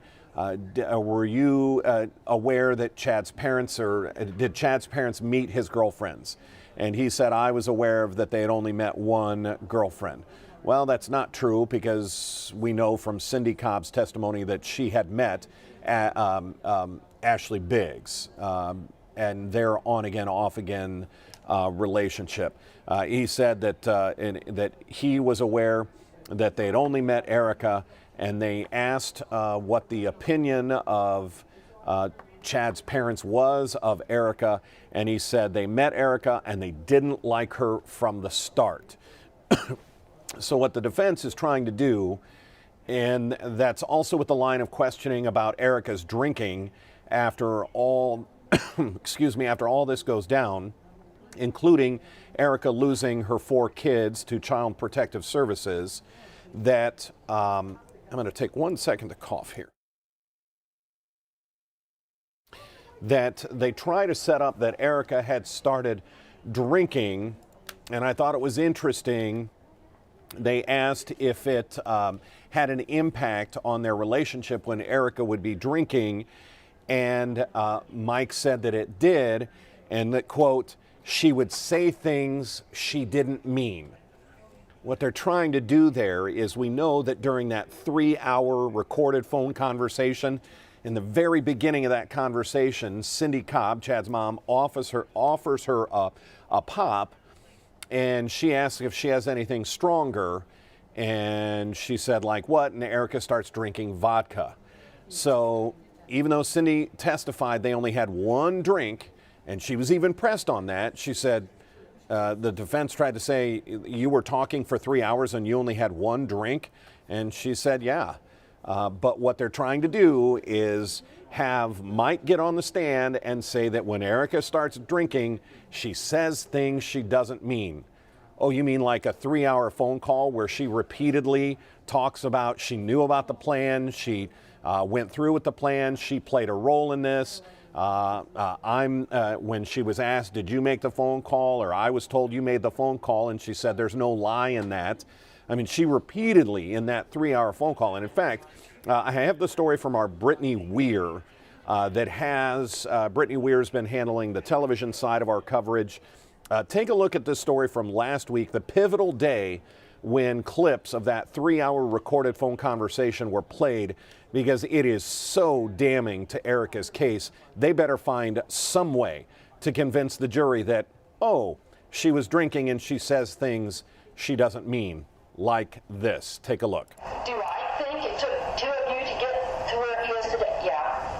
Well, I'm not disagreeing with that, but it took two of us. It wasn't, he's trying to put it all on me, and that's not right. And the reason that Erica Stefanko back in court Thursday for the fourth day of this trial. The jury having to decide whether Stefanko played a key role in the death of Ashley Biggs. Cindy Cobb, Erica's ex-mother-in-law, recording a 3-hour conversation they had about the night of the murder. And do I feel bad about what happened to her? Not really. Do I feel bad about what happened to everybody else? Absolutely. Would I take it back if I could? Yes, I would. In the recording, you can hear Erica expressing to Cindy how she is worried that Chad is going to expose everything. I can't have him calling me and telling me, giving me ultimatums, this is what's going to happen or else. I can't function that way, and I can't respond to that in a normal kind of a way. And there were other parts of that conversation where she goes on to say, if all of the details of this were out, we would both be in prison. And so it is those kinds of comments that were made on that phone call that the defense, and you have to do something. You have to do something with that phone call. It is such a damaging piece of information to her case, where she admits over and over. I should have gone back, and I should go back and look at testimony from that Thursday to see just how many times. It's got to be a minimum of 5 times that she implicates herself in the plan, that she gave Mike. She talks about how she gave Mike's options about, not Mike, where she gave Chad Cobb options about how to get rid of this problem. The problem she's talking about is the custody battle between Ashley and Chad. And she said there was even, she says in that recording, there was even an idea that I gave him that I should never have given him. Basically saying that I gave him the idea to plan something to happen to Ashley. It's just so damaging to her case. She talks about, she had a conversation with Chad saying, you know what you can do and what you can't do, meaning can you go through with this, is what she was implying. And she said, I told him, if you can't go through with this is too risky, then don't do it. Well, that's basically saying that the two of you had discussed whatever the plan was, and that's an issue. She said, and then in that same phone call, she said at one point, you said to me, and this is the conversation between Cindy Cobb and Erica. She said, Cindy Cobb says, at one point you said you made the call. Erica responds with, and there's no lie in that. She said that I did that. I went along with it, and he didn't put a gun to my head. was basically, and again, so there's a minimum of 3, 4, 5, 6 times in that recorded call where she was talking about the plan, whether they could go through with the plan. There was even the part where I want to get this one right. She said, this is one of the most damaging. Erica says to Cindy in that recorded conversation, "You know what you can do and what you can't. We've been over it so many times. This is the only way the problem goes away." And you had been over it so many times, meaning you had been over the plan so many times. It was so incriminating. She said if it really is his intention, meaning his intention to tell everything, she said, I need to know because I need to make plans before I go to prison. I need to make plans for my kids. That's what she was implying. She's back in the courtroom now after this short break. We should be getting underway here in a couple of minutes. I wanted to find the comment that she makes. It looks like we're very close to being back, maybe even on time. There is the state prosecutor, the county prosecutor getting up there to start the state's cross-examination of Mike Stefanko, the man you see sitting there. She talks about how there was even a conversation that if she talks about how the plan went awry, as she said, and that at some point when they had discussed what this plan was, that Chad had even told her she was going to take Ashley's skull as a trophy. So all of those conversations, all of that information that Erica is sharing with Chad's mom about how this was supposed to go down shows that she knew about it, she knew there was a plan, and according to Chad and the testimony is that a woman made the phone call to the pizza place that led Ashley Biggs to her death. So the question is, who made that phone call? It was made by a burner phone. There were pictures shown of surveillance video of Chad and Erica. I believe it was at a Walmart purchasing burner phones. So yet again, that shows that she was there for that step of the plan, that a burner phone was purchased. Now, can they prove exactly that the burner phone purchased was the burner phone that made the phone call? No, because they don't know what phone number that was when it was purchased from Walmart. We get the all rise to get the jury back into the room, starting on time. I'm impressed.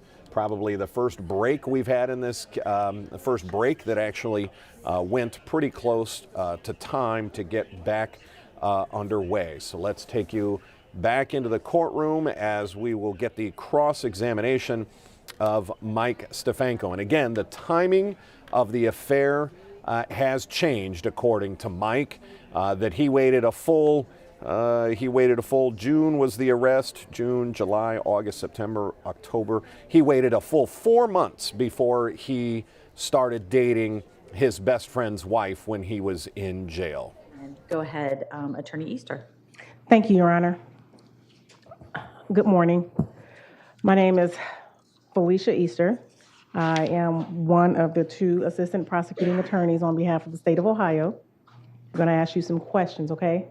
Yes? I have a tendency to talk fast. If you do not understand a question or want me to rephrase it, please let me know. Okay. If you answer the question, I'm going to assume you understood it, okay? Okay. And that you're answering the question I asked. Okay? All right, thank you. I'm going to try to go backwards. Some of the last questions you were asked on direct involved the defendant and how she acts when she's drinking. No, it wasn't. It was how Chad rules his house. You said he ruled with an iron fist? Correct. Okay. And you stated that he shot a dog with a beanbag in his private area. Correct. Okay. Now, you knew these things at the time in 2012 after Chad had been arrested. Is that correct? Correct. Okay. And would you agree these are some violent acts that you're talking about Chad has done? Correct. Okay. And after Chad was arrested, you knew he was arrested for violent acts. Is that a fair statement? Yes. Because that's why you're testifying to it today. Is that correct? Yes. Okay. After Chad was arrested, Detective Hitchings, that's sitting at the table, came to see you in June 2012, correct? Yes. As a matter of fact, he came with himself and another officer, correct? Yes. And he specifically came to you and asked you about the circumstances surrounding that night, correct? Yes. At that time, you did not talk to Detective Hitchings. Correct. I told him that I did not want to speak with him without an attorney present. Okay, and you said you had to get an attorney, correct? I was advised before Detective Hitchings arrived at my location by Chad's parents that I could retain their attorney and I could give Hitchings that information. Okay. And Detective Hitchings left his card or his information for you to contact him once you got an attorney, correct? I gave him my attorney's information when he was on my doorstep. You previously testified under oath in a hearing. Is that a fair statement? Yes. Okay. And at no time did you testify you gave Detective Hitchings your information on the doorstep? Your attorney's information? I did, in fact. As a matter of fact, you had stated that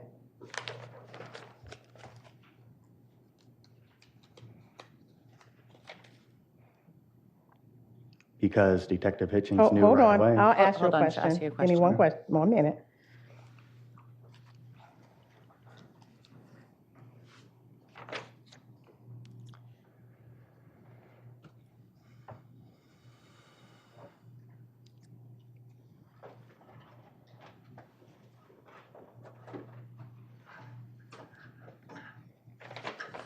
While she does that, Mr. Stefanko, just a reminder that you were sworn in previously and you're still under oath.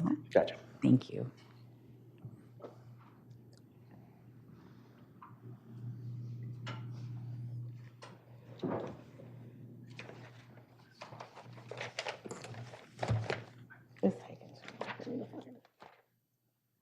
Okay.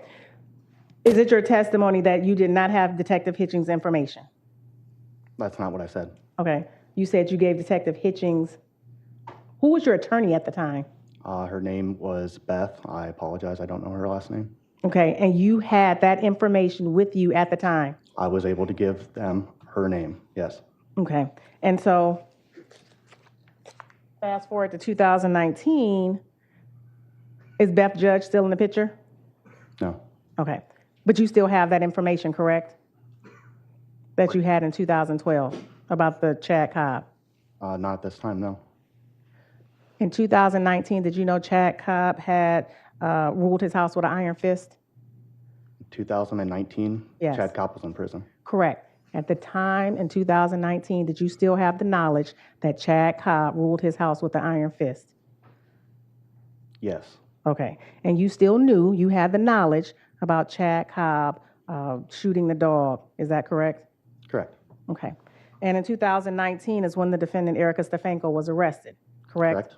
Okay. And you were asked about, on cross-examination, how the defendant acted when she had been drinking. You You mean answered. direct examination?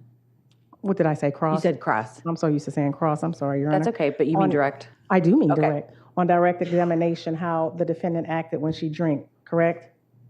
Correct. And today you had stated that she acted something. What did you say? How did you say she acted? Belligerent. Belligerent, that's what it was. And then the defense attorney said, well, did she exaggerate stuff too? You agreed. She would exaggerate and say things that she didn't mean or weren't totally true. Okay. When you were first asked the question, you just stated belligerent, correct? Correct. Okay. Now, you're saying she exaggerates stuff, she says stuff she doesn't mean, and you have this other information. In 2019, did you ever let the police know this information? No. Okay. 2020, did you ever let the police know this information? No. 2021? 2022, did you ever let the police know this information? The first time I let them know was when I was asked by counsel. You talked to the police after you talked to counsel? No. Okay. Sorry. So, I misspoke. I did not speak to the police. Okay. So this information that you testified to today, that she exaggerates and she drinks, you did know your wife was arrested for aggravated murder and murder, correct?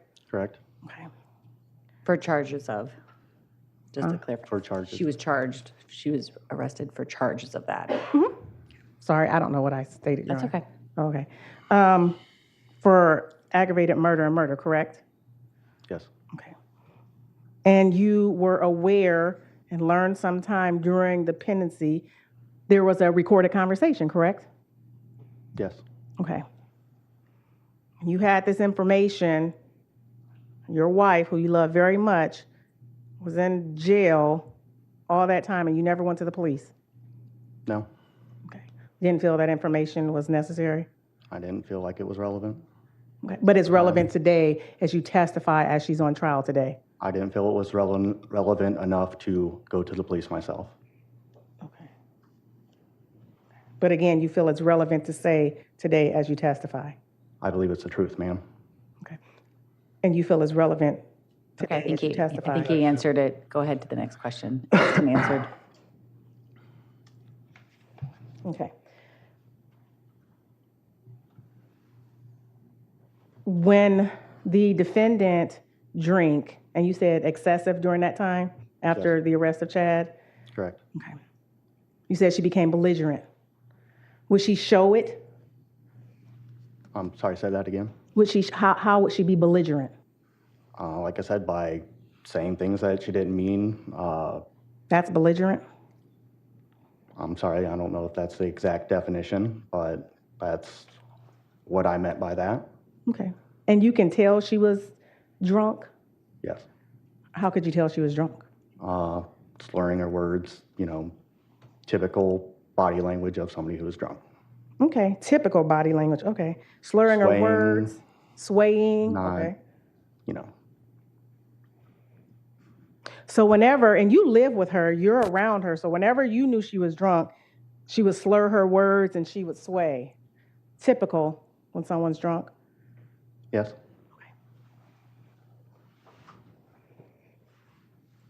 And would it be apparent to you?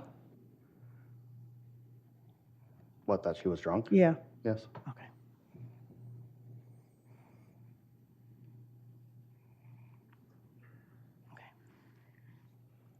Now, the night of the incident, June 20th to June 21st, 2012, you were not present at the scene, correct?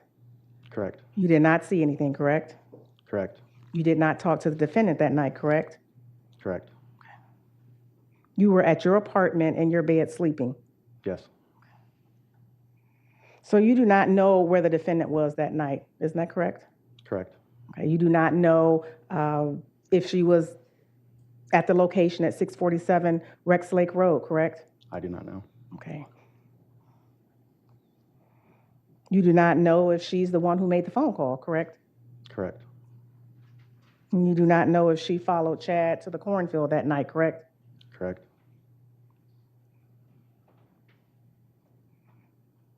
Were you made aware that she was located hiding behind a detached garage at 731, 731 Rex Lake Road?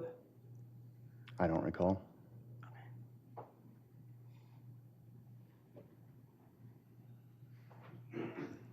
And you also do not know if they had a conversation under a tree that night. They, meaning the defendant and Chad Cobb. Basis. She's asking if he knows about a conversation? That's what her question was. I said he wasn't there that night, so you do not know, in the line of the other questions, you do not know if there was a conversation under a tree that night. I withdraw the objection. Okay, I thought she was asking about the conversation. correct. Okay. Go ahead. You may answer the question, sir. No, I didn't know about any conversation under a tree. Okay.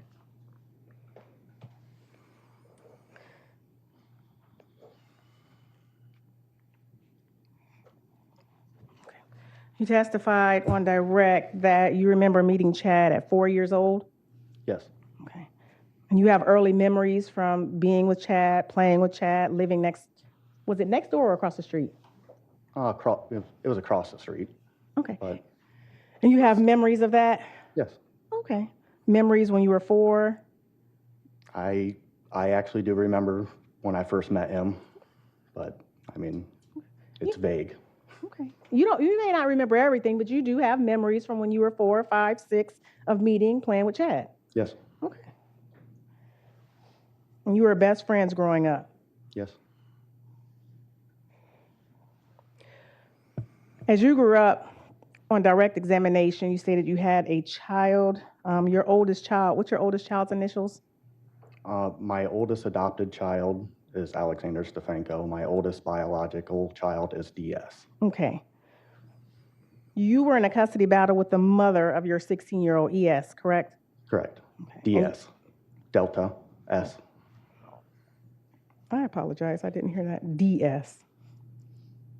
And you said one of the first things she would do is limit when and how much you can see DS, correct? Correct. So your child's mother tried to use DS to control the situation. Correct.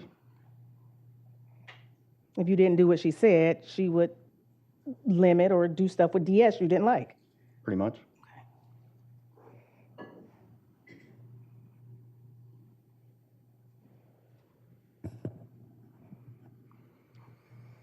You talked about on direct examination, Cindy Cobb and Jay Cobb's abuse towards Chad, correct? Yes. And are you aware that Cindy Cobb was not quite fond of you or your family because of the marijuana use? I really don't care. Okay.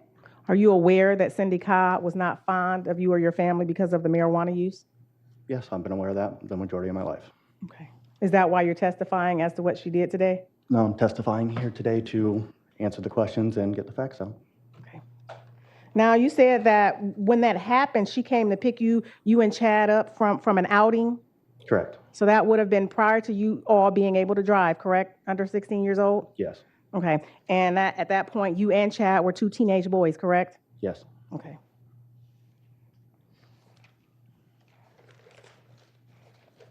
The incident that Jay Cobb, you talked about was abusive to Chad. I think you said that, well, let's finish with Cindy. During that abuse, you said Chad just took off, turned around and ran away, correct? Yes. Was Chad upset? Yes. Okay, but instead of lashing out, he turned around and ran away, correct? Yes. Okay. And with Jay Cobb, you stated that, I think he punched him in the chest. Punched him in the chest or in the face, Okay. and then threw him through a glass window. And at that point in time, you did not testify that Chad did anything back, correct? No, he didn't. Okay. And Chad was upset then too, correct? Chad was bleeding heavily, and his mom and his dad were trying to keep him from passing out. Okay. Okay. He didn't do anything back after his dad punched him in the chest or the face. I don't want to put words in your mouth, correct? No. Okay.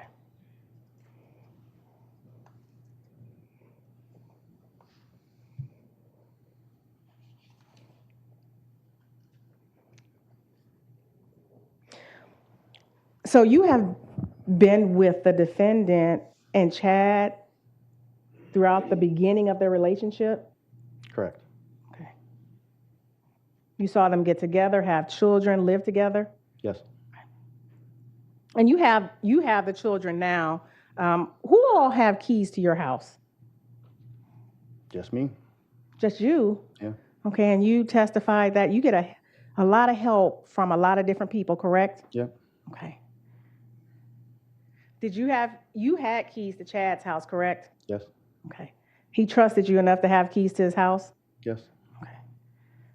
And after he got arrested and went to jail, you started sleeping with his wife. Is that a fair statement? Yes.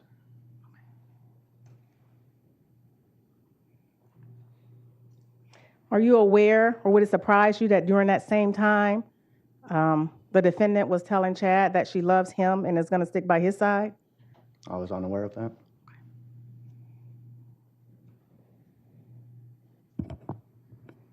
Was that the time that you stated that you couldn't help, you fell in love, that you two fell in love with each other?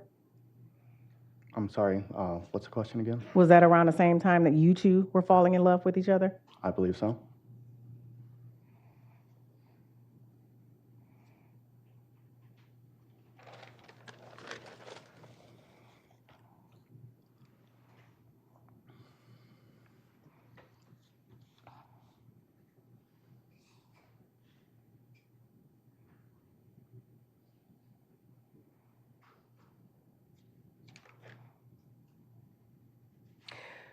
Did you know about the defendant's abusive relationship towards Grace? No. Okay. Would it surprise you that there was an abusive relationship towards Grace? Yes. Okay.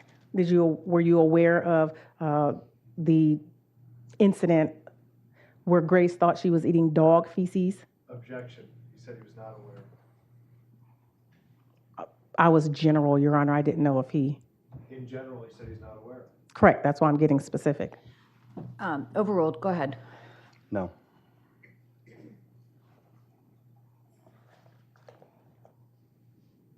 And Grace was the only individual at that household who was not, at that time, who was not her biological child, correct? Yes.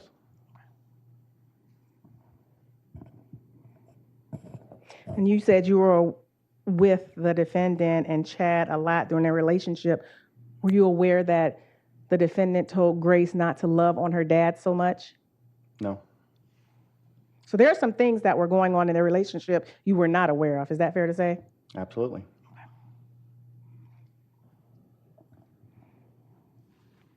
You stated that on direct,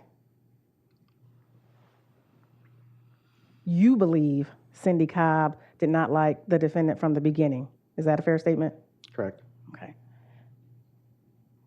But you were not around all the times that Chad took the defendant to his family or his mother or father, correct? Correct. Okay. So you would not know how Cindy treated her during those times, correct? Correct. You were just making a general statement on behalf of the defendant, correct? I was making a general assumption, yes. Okay, an assumption.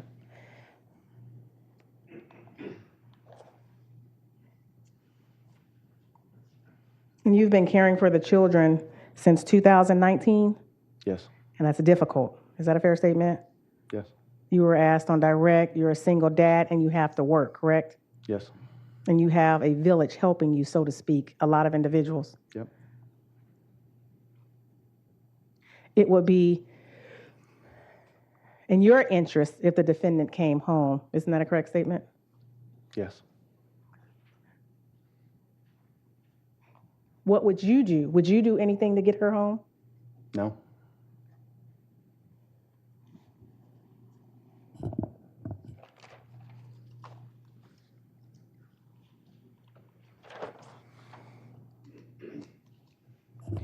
You were asked about on direct, about the marijuana, I think. You said you gave Chad, Correct. and somehow it ended up in the back of Brittany Dunson's car. I was not aware of that. Okay, well, are you aware of the police being called? I was made aware that it was used in an attempt to try to get them in trouble. Okay. I don't know the manner in which. Would it surprise you to learn that the defendant was the reporting party in that situation? I'm sorry, say that again? Would it surprise you to learn that the defendant, Erica Stefanko, was the reporting party to the police to try to get them in trouble? Like I said, I don't know. Okay. Would it surprise you? Not necessarily. She was with Chad. She was with Chad and they did things together? Yeah. They had the same, when she was with Chad and did things together, they shared the common goals, the common plans at that time? I don't know.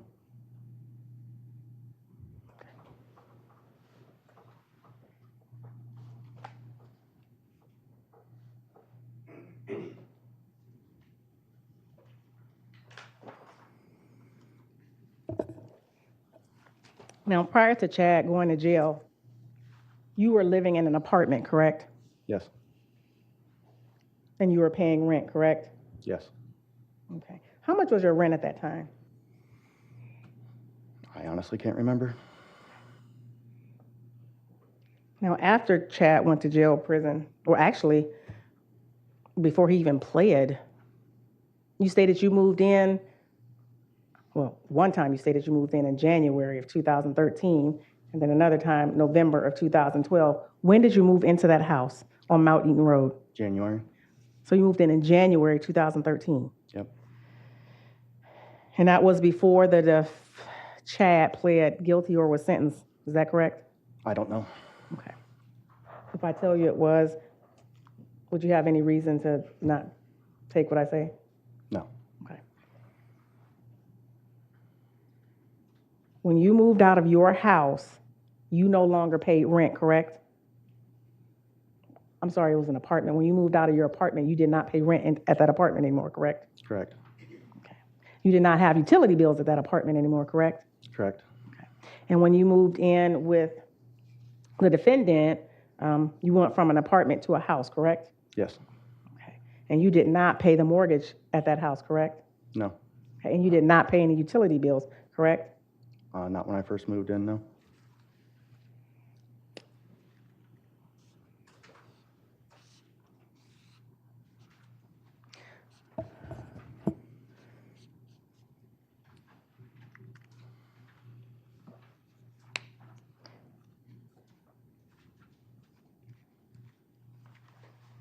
And to this day, you're still living in that family home that Chad had purchased, correct? Yes, I'm still living at that address.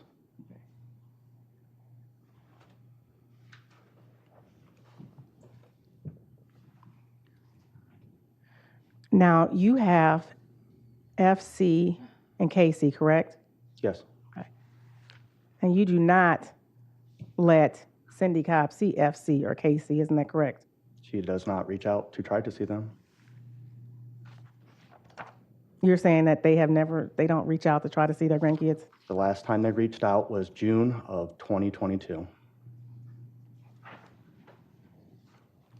Okay. You're not doing what your child's mother was doing to you? Say what now? Are you keeping Sorry, what's the question? Are you keeping the children away from Cindy Cobb and Jay Cobb? No. Okay. So if they wanted to see the children, they can call you and come get the children. Is that what your testimony today? I'm saying things could be worked out, yes. What, if not, what needs to be worked out? I'm not just going to let them come and pick them up and leave for an undisclosed amount of time. They have to be willing to discuss what the children are going to be doing and be willing to communicate with me. And since I laid out those guidelines that they need to be able to communicate with me, they have ceased all communication.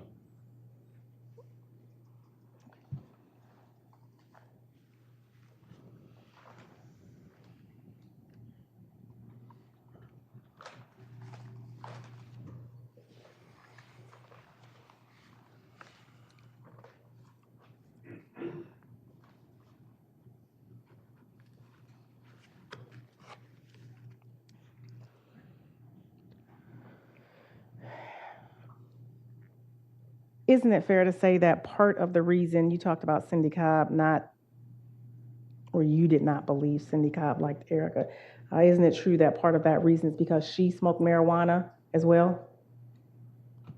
Not that I'm aware of. You're not aware if the defendant smoked marijuana? No.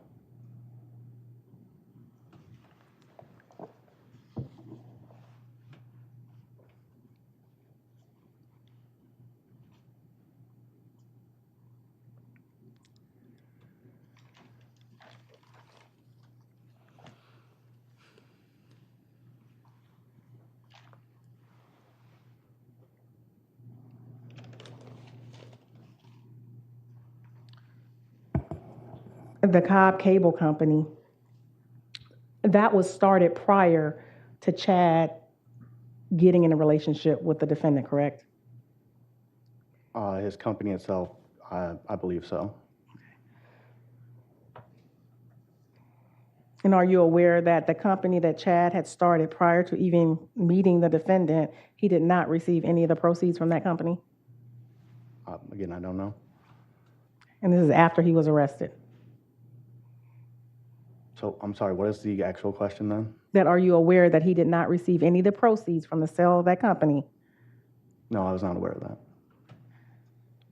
But you are aware that the proceeds from the sale of that company was used to take care of you and Erica when you both were living there by yourself without the children? Yes.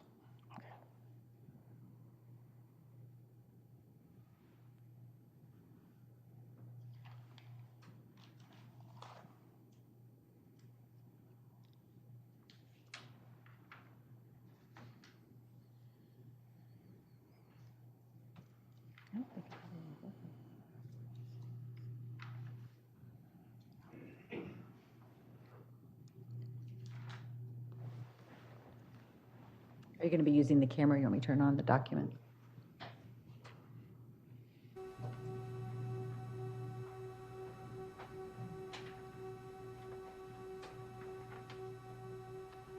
Do you recognize that photo? Yep, How were you able to recognize that photo? that was taken in my backyard.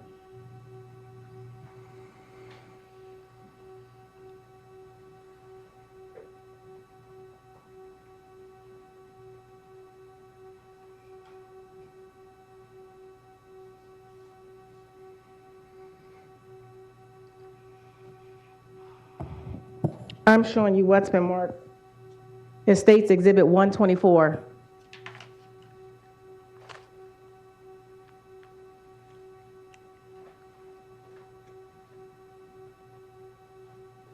Please describe for the jury what we're looking at. It's a picture of myself and all my children in our backyard, posing Okay. for a picture. And is that the backyard at Mount Eaton Road? Yes. Okay. Who all is in this picture? There is a weapon pointed to the ground. Who am I pointing to now? That is DS. DS. That is your biological son that you came into the relationship. Okay. And how old is he in this picture? Can we do a quick sidebar? Dan DeRosa with 19 News. I'm looking at the same picture. We're not going to put it up, obviously, because it involves juveniles. But I wanted to zoom in closer to be able to see what this quote-unquote weapon in question is. In the picture, Mike Stefanko is holding what looks like an AR-15, and one of his children was holding what looked like an AR-15. They've taken the picture down now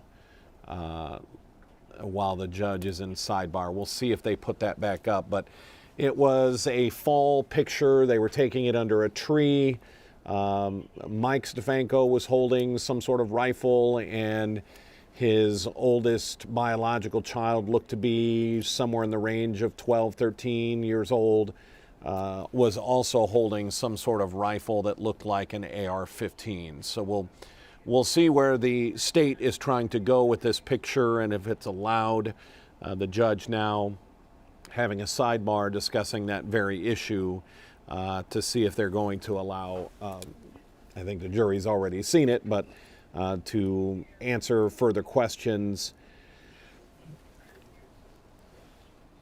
I'm not sure what the state would be getting after here. We'll just have to wait for their line of questioning.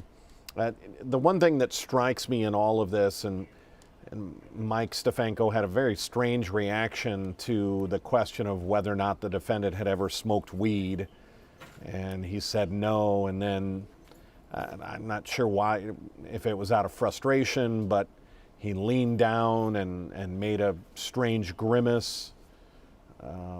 But think about the nerves in this situation. He obviously is trying to get what he calls his soulmate, the love of his life, to not go to prison. I'll have Kelsey come and grab the jury, please. Like that. And just a reminder that you're all still under your oath. Please don't talk to each other. Don't talk to anyone else, and please don't do any research. Thank you very much. All rise. So apparently there needs to be further conversation about this picture. So therefore they're going to remove the jury from the courtroom and perhaps continue this discussion. Now it appears the judge has also left the bench.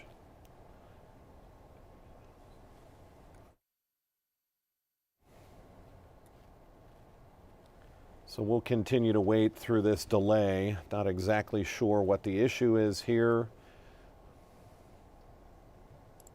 You can see Erica having a conversation kind of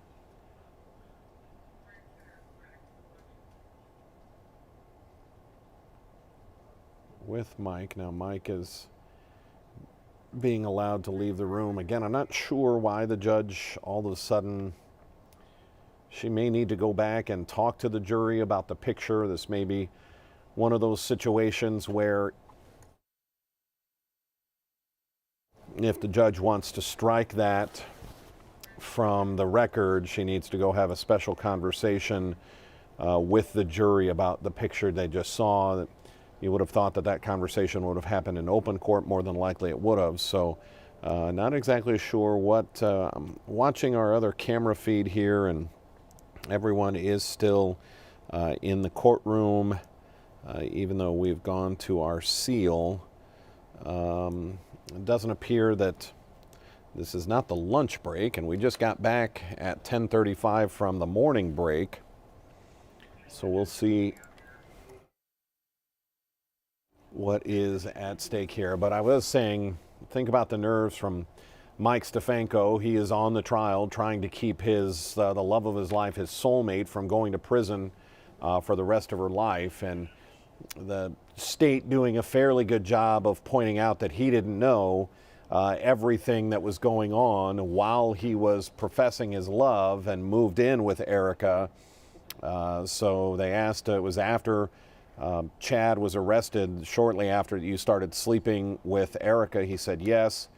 Then he was asked, were you aware she was telling Chad she loved him and was going to stick by his side at the same time that all this was going on, that they had moved together? And he said he was unaware of that. And so it's been interesting testimony, to say the least. I'm very surprised the state was going this direction, or I'm sorry, that the defense went this direction to put Mike Stefanko on the stand. Again, here's our live look inside the courtroom. You can see they are still there. You've still got the prosecutors up at the podium. The judge is not on the bench, and we're waiting to see what this delay is that the jury had to be taken out of the courtroom for this. So we'll stick with this. It's been interesting, the whole idea that this topic of alcohol and Erica, and that she gets belligerent and she says things she doesn't mean. You could see where the defense was going with this. They're trying to make it look like, oh, if she has any amount of alcohol, she says things she doesn't mean. They're trying to tie that to the recordings of her with Chad Cobb's mother, Cindy, that we know at the beginning of that conversation they each had one drink, according to Cindy Cobb, some sort of vodka and something. And so that is basically the defense trying to show, oh, when she drinks, she says things she doesn't mean, like admitting to her involvement. They haven't gone that far, they can't say that, but they're trying to put that thought in the mind of the jury. Put yourself in the juror's shoes.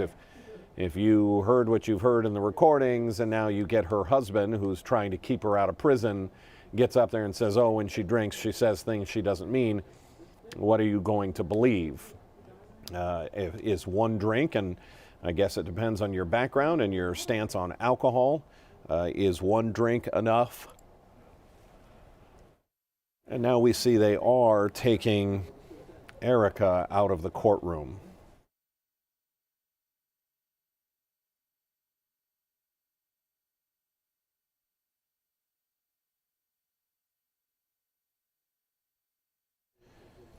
So this extended break appears to be getting extended even further now that Erica has been taken out of the room. That's interesting. Jury is out of the room, but I can still see that actually none of the defense attorneys are still there. Half the prosecution team is still waiting. And so we will check and see. While we have this time, I do have from Friday, there was this issue brought up with the detective, the lead detective on this case, a very strange, I guess, not sure why, and how do you, so we've all seen the stickers on the back of people's car where they show stick figures representing mommy and daddy or whatever their household is, and children and pets, and we've all seen those. The night of the murder, after Chad and Erica went to hide behind the garage of his grandparents' house, they made a really big deal that someone, and they believe it to be Chad, although they don't exactly know who did it, removed from the decal on the back of the SUV that they were in. They removed the mommy and the daddy figures. It took, what is the frame of mind that you've just been involved in this murder and you're basically hiding out, and so you use a knife or a razor blade or whatever the heck you used to remove the daddy and the mommy figure off the back of this SUV and then put it on a post there by the detached garage. And then someone manipulated it to make it look like the daddy figure was punching the mommy figure. Again, all of this is playing out while they're hiding out just within 5-6 hours of the murder. It was a very strange thing to do, and it made for an even stranger testimony on Friday. We're going to talk about here, and you're going to see from our Brittany Weir reporting on Friday about this very bizarre, and there have been a lot of bizarre moments in this trial, but this is definitely one of them. Take a look. Well, believe it or not, it's a stick figure cartoon sticker, the kind of a family that you see on the back of a car. Part of it was found on the back of Erica Stefanko and Chad Cobb's car, but the other half of it, that displayed a mom and a dad figure that was torn off and found on a fence post. A depiction of characters in a family, right? That's correct. Okay, so here, right here next to the girl in the dress, it looks like there were two figures that were removed, correct? Yes, I testified to that already. An odd but important piece of evidence in the retrial of Erica Stefanko, presented in a Summit County courtroom on Friday. The figures that displayed Chad and Erica's family, torn off their car.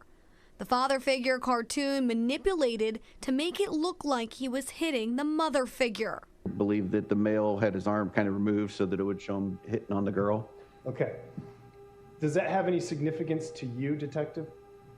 Seeing that after learning what we've learned, yeah, it shows that, a male beat a female. Dan DeRose with 19 News here. We're going to take just a quick little pause here. We'll make sure you don't lose anything or miss anything. We are still in some sort of kind of spontaneous another break, even though the cross-examination was going on of Mike Stefanko. So we'll stick right here. Give us just a second.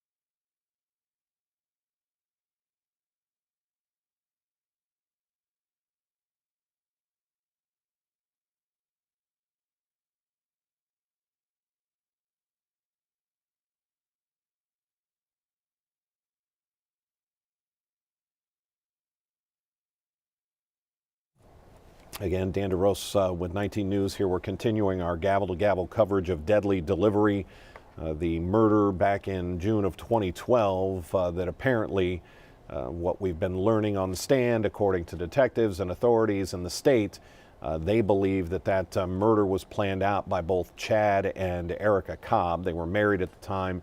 Erica has since remarried and married Chad's best friend shortly after he was arrested in all of this. On Friday, also from our Brittany Weir, we had the lead detective on the stand. This isn't the first time I've seen the defense go after investigators for basically trying to call them incompetent or in their collection of evidence. Did you do this? Did you do this? Did you test for DNA on this? Did you test everything? The detective took a pretty brutal grilling on Friday. Take a look. So at that point in time, he has accepted responsibility for his involvement in the killing of Ashley Bibb. Is your job done at that point? correct, he did, say he did that, and then no, my job was not done at that point. And why not? I still believe that there was a female involved that made the phone call from the information that was provided to us. For years, Detective Michael Hitchings said he knew someone else was involved in the murder of Ashley Biggs, but he couldn't figure out who until he got a letter from Chad Cobb in 2017 while Cobb was in prison. Detective Hitchings presenting this 4-page letter in court Friday. He wasn't allowed to share what specifically Chad wrote, but he did say the letter contained detailed information about the murder of Ashley Biggs. Is that the first movement you've had, I guess, in the case in regards to who the other person was that was involved? Correct, in quite some time. In cross-examination, the defense did not hold back, even questioning how competent the detective is. I mean this question with all due respect. Are the Cobbs better detectives than you? No, sometimes people hold things from us. They don't give us all the information up front. Dan DeRosa with 19 News there. That was testimony from Friday. You see Erica back in court here. This appears to be a break, restroom break ordered by the judge. Very strange in the timing. They had just had a break came back from break at 10:35. They had another, I guess, half hour, 45 minutes of testimony, and the judge determined they needed another break. So here we go back live in State of court. Ohio versus Erica Stefanko.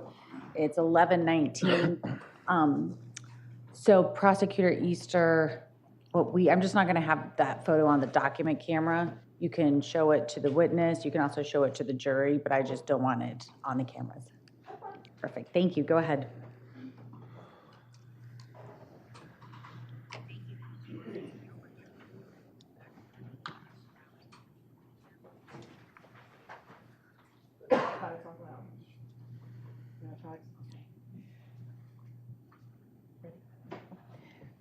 There is a minor in this picture. What are his initials? DS. And who is DS? He is my biological son from a previous relationship. And what type of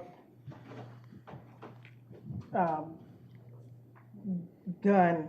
It's a rifle. A rifle. What type of rifle is that? Looks like an AR-15. And how old was he at the time? I believe 12 years old. And I am pointing to an individual with an orange shirt on. That's me. And what are you holding? I believe that's an AK-47. And I'm pointing to a younger individual in the photo. What are his initials? That's KC. Okay. And does he have any type of weapon in his hand? No. Okay. I am pointing to an individual holding a sign. What's the initials of that individual? That's FC. Okay. And how old would Casey have been at the time? 7. And FC? 9. And I'm pointing, excuse me, to a smaller young lady, child in this picture. What are her initials? LS. And approximately how old would she have been in this picture? 6. And I am pointing to a older individual, a male. Who is that? It's Alexander. Okay. And what type of weapon is he holding? I can't tell. Okay. Is it a handgun? Looks like a rifle. Looks like a rifle. And you said that's in your backyard? Yes. And this was taken approximately or posted January 5th of 2019? I would say that's accurate. And there's 3 different weapons. Are these assault weapons in this picture? I'm not sure what you mean by assault weapon. Okay, but there's 3 different types of weapons in this picture. Correct.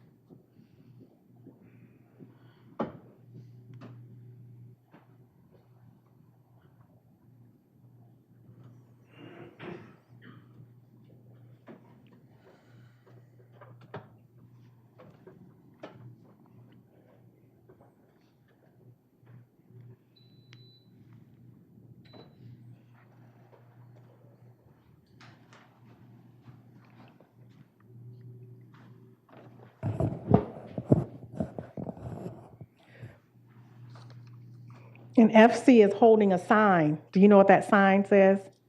Oh, I can't read it. Okay. Do you need the picture, or you could not read it in the picture? I could not read it in the picture. If I say that sign said, in order to get to us, you have to go through them, does that sound familiar? Sounds about accurate, yes. Okay. And this was just a,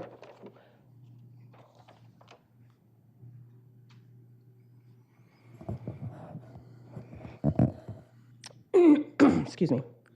Were you aware, and I just want to switch topics for a moment, were you aware that the defendant hated Ashley?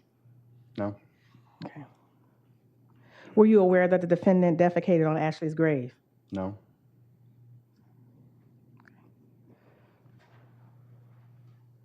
And you previously testified you were not aware that the defendant gave Grace what she thought was dog feces to eat, correct?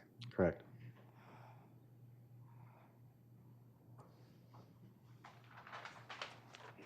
Were you aware that every time the defendant heard a siren, she thought they were coming for her? I was not aware of that.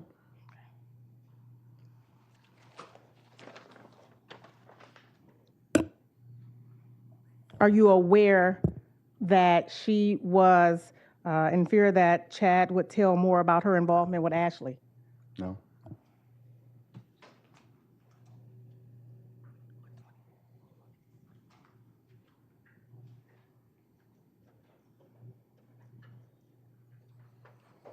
Are you aware that the defendant did not feel bad about what happened to Ashley? I was not aware. Is it fair to say the defendant obviously keeps things from you, including what happened the night of the incident? I guess so.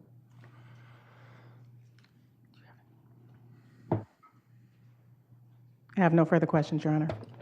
Thank you. Any redirect? Yes. Okay.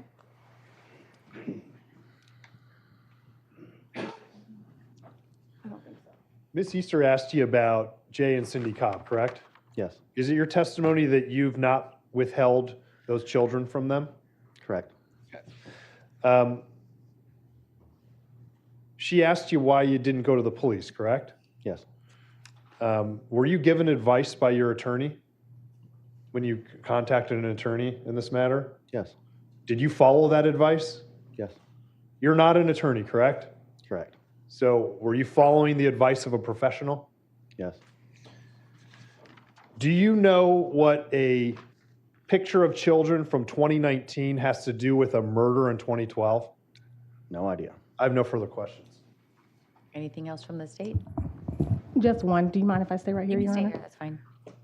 You testified in 2019 when the defendant was arrested. You did not have an attorney, correct? Correct. Okay. No further questions. Anything from the defense? No. Okay. Mr. Stefanko, thank you very much for your testimony, sir. You may step down.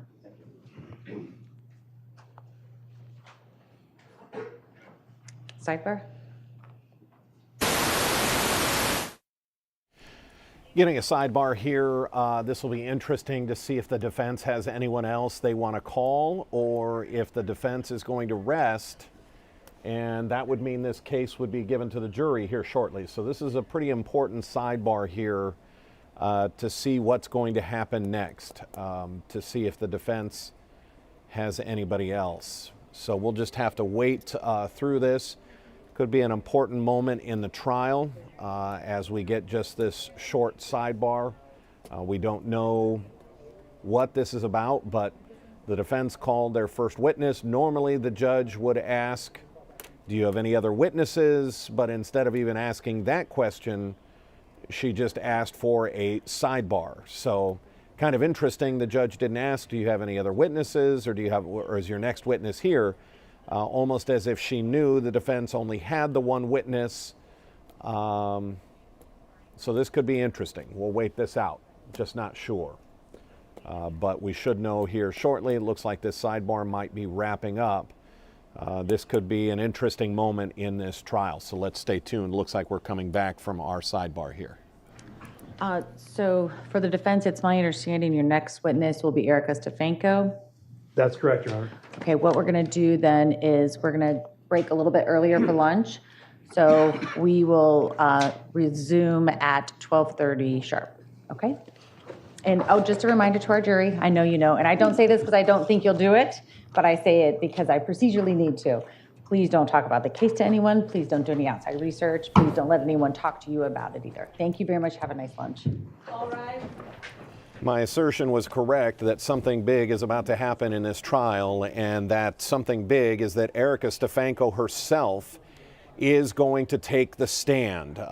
This is going to be interesting because what is she going to be willing to say? She's going to have to answer some tough questions about that recording. Were you drunk? That seems to be what the defense is trying to lean on, is that she may have been drunk during or when she's drunk. That's what basically the gist of the conversation has been about today, is what happens when Erica Stefanko drinks. And her husband now on the stand saying that when she drinks, she gets belligerent and says things that she doesn't mean. Why is that important? Because the most damning piece of evidence against Erica right now is that 3-hour recording of her basically admitting multiple times to her involvement in this. But the bombshell has just been dropped. It is the question that in all of our trials, whenever we go through this and we get our defense attorneys, our analysts in to help us, it is the question I always ask: why or would you ever put the defendant themselves on the stand? And look who we just happen to have joining us. We've got Jared Klebanow, noted defense attorney here in the Cleveland metro area. Jared, how are you this morning? Let's start right there. Doing well. How about yourself? Aside from picking my jaw up off the floor here in the last 5 minutes, all morning we have heard from Mike Stefanko. That was the first jaw-dropping moment. That here's the man who was the best friend of Chad Cobb. Let's remind our viewers, the three people really at play here. Ashley Biggs was murdered in 2012. You have Chad Cobb, who was convicted in 2013. He is serving life in prison with no chance of parole, thanks to a plea deal. And you have Erica Stefanko on trial now. Her name was Erica Cobb at the time of the murder. She then starts a relationship within months of Chad Cobb going into prison, not even going to prison, within months of him being arrested. He was arrested in 2012, the next day of the murder. That was June of 2012. It's November of 2012 that Erica starts up an affair with Chad's best friend, Mike Stefanko. Mike was just on the stand. Let's start right there before we even get to the bombshell. Were you surprised at all? Here you have Mike Stefanko, supposedly the best friend of Chad Cobb. He starts sleeping with Chad's wife while he is still going through the court process. They start dating in November. They move in by January, and by either January or February, within weeks, she's pregnant with their child. We're not going to talk about relationship ethics or speed. That's for everybody else to determine. Are you surprised that Mike Stefanko took the stand today? No, I'm not super surprised, and we'll get to the fact, the big news that Erica is going to testify. But in this case, and it being a retrial, I think it's a little bit different in that they've got to change it up. They've got to do everything they can to try to get a different result, that being the defense team, than last time. So they've got to try to put any doubt in the mind of these jurors, like we've talked about through the course of this trial. So here, as he was testifying about her drinking habits and what she remembers, I mean, that is the phone call, recorded phone call, is just not a good piece of evidence for the defense. They've got to try to find some way, even if it's not, it may not be successful. They have to try to find a way to minimize that or explain it away. So I think a big part of his testimony was that, trying to put some doubt in the mind of jurors that she was saying something she didn't mean or had a history of doing so. So no, I'm not super surprised he took the stand. We also see attempts by the state then to, and it looks harsh. The state gets back up there to cross-examine Mike Stefanko. They bring up his marijuana smoking. Did you know that Cindy Cobb doesn't like you because you smoke marijuana? He's like, he kind of hems and haws about, I didn't know. And she asked it again, do you know that that's why she didn't like you hanging around with Chad Cobb because you smoked marijuana? He said, yeah, that he did know that. So there's the first attempt to sort of discredit Mike Stefanko. And then they put up a family photo. Very interesting family photo. I was able to see it here. We didn't put it on air because it involved minors. Very fall-looking picture, fall foliage around. The family's all gathered around. Mike Stefanko is in the back holding an AK-47. His 12-year-old son is on the side holding an AR-15. Another child holding a handgun. And one child holding a sign. And if my memory is correct, we were doing a lot. Something about to get to me or to get to them, they have to go through us. Sort of this defiance, and we've lost Jared for just a second. We'll get him back here. Sort of this real indignant, defiant picture. And that picture was put up again as a means to try and discredit this witness and to show choices that he's making as a father. Granted, he is a father to all of the children, and he has actually done some pretty commendable, made some pretty commendable moves by getting custody of Erica's previous child, adopting that child, and taking care of even children that are Chad and Erica's children. He is taking care of all of them together. He talked about how it's a struggle. It's a little bit hard to take care of all those children. As we get Jared back now. Jared, I want to ask you about that family photo that was put up and why the state would introduce that as an exhibit. You've got a family photo in the fall where two kids under the age of 12, one holding an AR-15, one holding a handgun. Why do you put that picture up? What is the state trying to do?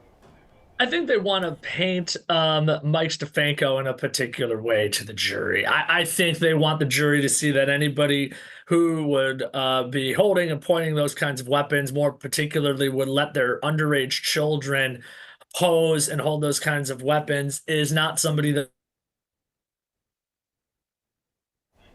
It looks like we're having a problem with Jared's connection. Let's see if this one... And, yeah, we've got you back. Go ahead. Okay, sorry about that. Oh, let's see if it... Yeah, we've still got you. Go ahead, Jared. Okay, sorry about that. So, I think that they would want to see the way that this person interacts with his own family and really to paint the picture and say, look, is this somebody that the jury should trust? And of course, the state is saying, no, it's not, right? It's not. This somebody has his own personal interest in mind. This is not someone that the jury should give credence to his testimony. And they just want to show the jury who he is outside of the courtroom. I think that was the sole purpose for the photo. It was really interesting when we started court this morning at 9 o'clock, and we are obviously gavel to gavel here. We are on our lunch recess, coming back at about 12:30. So we'll stay with you that entire time. But when the witness was brought in this morning, there was a little bit of a delay. One of the prosecutors wasn't quite there yet, and they called, and we could only hear in the background a Christopher something, and we couldn't catch the name. So I did not know it was Mike Stefanko, but I knew it was somebody important to Erica because as soon as he came into the room, she lit up. Her demeanor changed from that sort of slouching, straight-faced. She was sitting up. She had a little bit of a smile on her face. And then it was read that it was Mike Stefanko. That was her husband. How as a defense, and you're a defense attorney, how is the jury supposed to read that? Here she is now happy and I don't want to say giddy, but she was clearly in a different mood now that her husband was in the room. Keep in mind, she's been in prison this entire time, even waiting for this retrial. She has been in jail or prison since 2019. How is the jury supposed to read that? And is that an acceptable reaction for her to have? I think it is. I wouldn't be overly concerned about that. I mean, the jury knows who he is from prior testimony in the case. So when they see him come in, whether or not they would believe her or believe him, the reaction of a spouse who has been incarcerated, seeing their significant other, I don't think a smile or any sort of excitement to see the individual in person would affect the jury one way or the other. Let's talk about the phone call. I thought this was interesting because this was a pretty big shift from what we have heard through all of the testimony so far. The night of the murder, from what we have been told by Chad, the incident happens there in New Franklin, very close to Akron. They drive the body out to Wayne County, drop the car and the body in a cornfield. He then walks back to the SUV Erica Stefanko is in. They drive that back. Apparently, he is muddy and bloody. And so, according to Chad, they go back to their home. He strips down right there in the yard and puts his backpack with all of the tools that were used in this right there on this work table easel. And in fact, I think we have that as video. I want to show that so that people get an idea. Where did that video? Here it is. This is their home, and you're going to see the table in question come up here in a second. But it's at this point that the two determine they need to go back to the crime scene. Because if there's blood on him, that means there would be blood at the crime scene back in New Franklin, and that she had thrown her cell phone at him before the fight started. And so in this video, you see the zip ties. There's the knife on top of the stun gun that was used. All of this evidence was right there. So that does show that Chad and Erica went back to their home, that he did, according to his story, strip down, then go in and take a shower, presumably put on clothes because they need to go back to the crime scene. They go back to the crime scene. Police are already there. And that's when they go hide out at the grandmother's house. Now, here's where the testimony changed. According to Chad, when he was on the stand, when they were hiding at the grandmother's house, Erica told Chad to call Mike Stefanko because he could bring her seizure medication, and that was the reason he called. And he said he called several times. He thought it was strange because Erica had gone days without her seizure medication before. She wasn't having a seizure. Thought it was strange that was the request. He calls several times, can't get him on the phone, so he calls his parents. His parents go to Mike Stefanko's apartment, wake him up, and it turns out now on the stand, Mike Stefanko says he missed 10 to 15 calls, and we've lost Jared again, and we'll get him back here in just a second, that he called 10 to 15 times and didn't get him. But after his parents stopped by the house, he did then finally answer the phone call. And now this time around, or according to this testimony, it was that Mike Stefanko was requested that Chad asked Mike to bring him a change of clothes. And Mike Stefanko testified that that's why he called me. He called for a change of clothes. I didn't want anything to do with it, so I refused. So there is a major shift in that phone call. And I don't know why I'm harping on this, and we're going to bring Jared back in.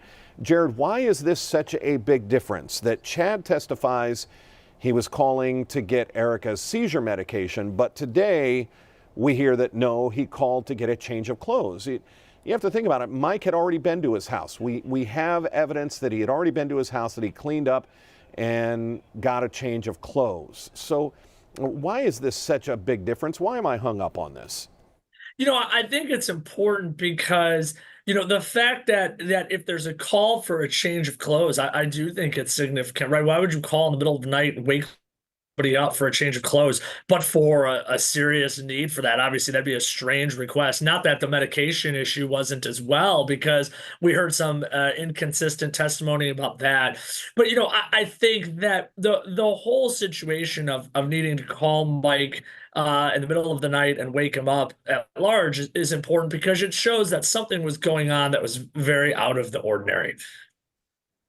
We are about to get Erica Stefanko on the stand, but I want to remind people about this 3-hour phone, I keep going back to phone, a 3-hour taped conversation between Cindy Cobb, Chad's mom, and Erica. Erica comes over to Cindy's house.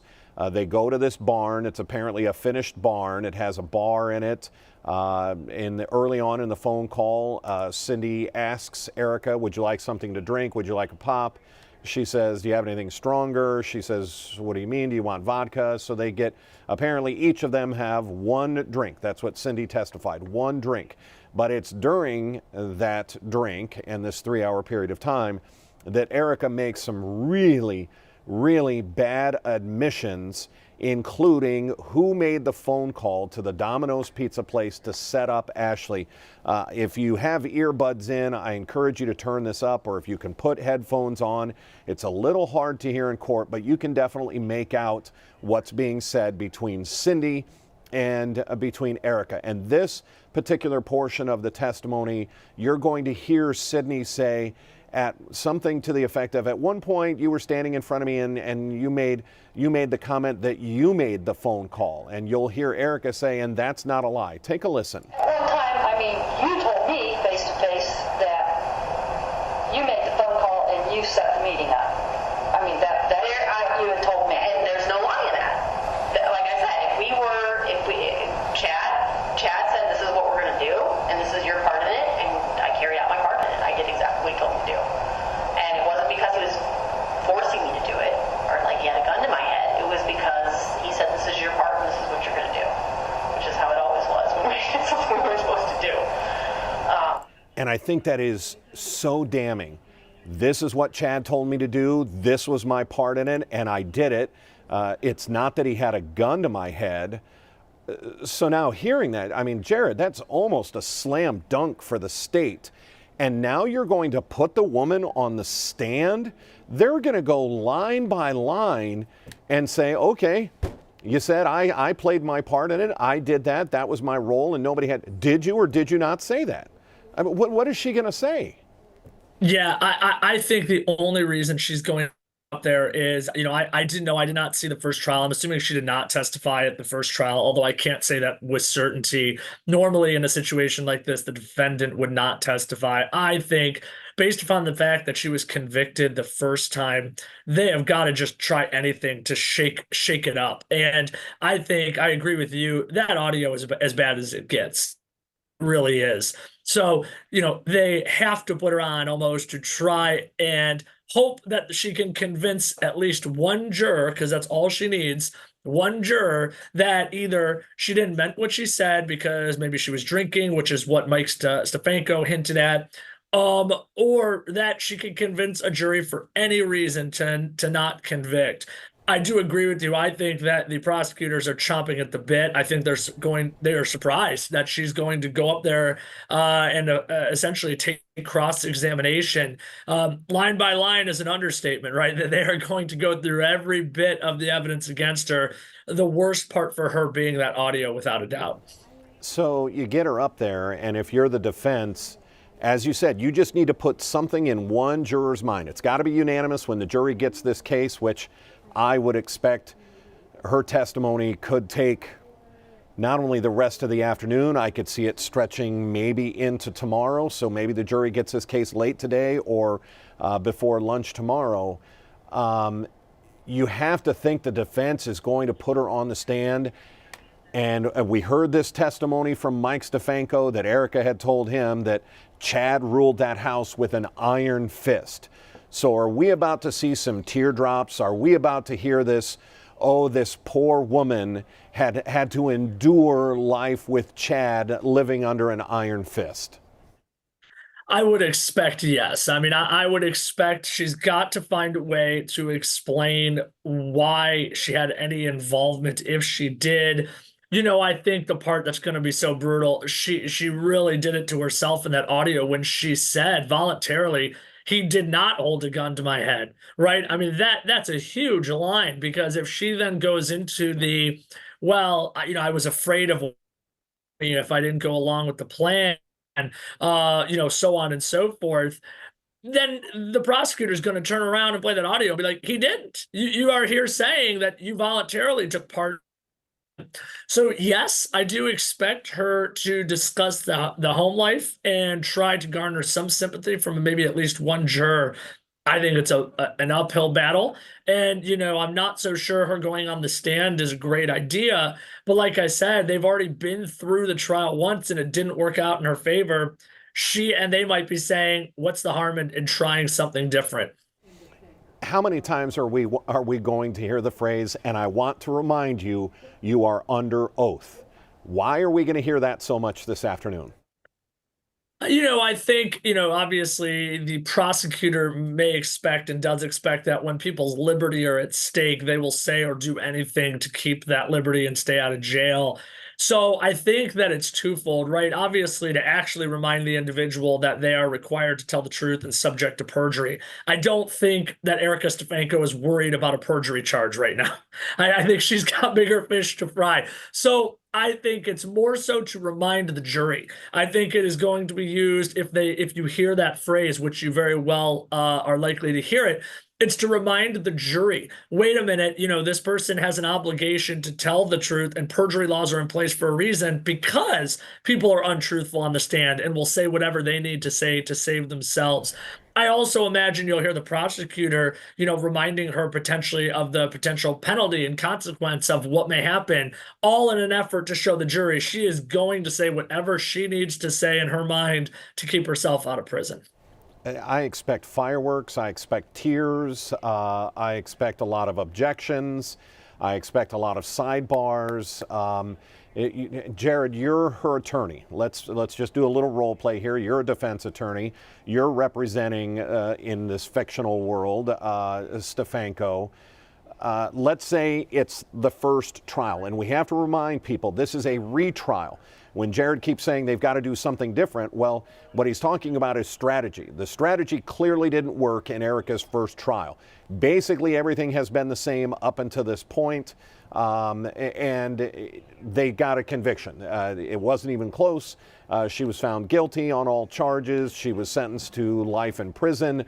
And so this time around, let's say this is the first trial, Jared, that you are fictitiously going to represent Erica Stefanko here. Do you put her on the stand in the first trial? Why or why not? Usually the answer, and in this case, it's probably no, right? The people have to remember, usually the state's case is always a lot longer than the defendant's case. And the reason for that is the burden of proof always falls on the state. The defendant never needs to prove their innocence. They quite frankly never need to prove anything. It's the state that has the burden. All the defense needs to do is essentially poke holes in that story and put doubt in the mind of at least one juror, as there needs to be a unanimous jury to convict.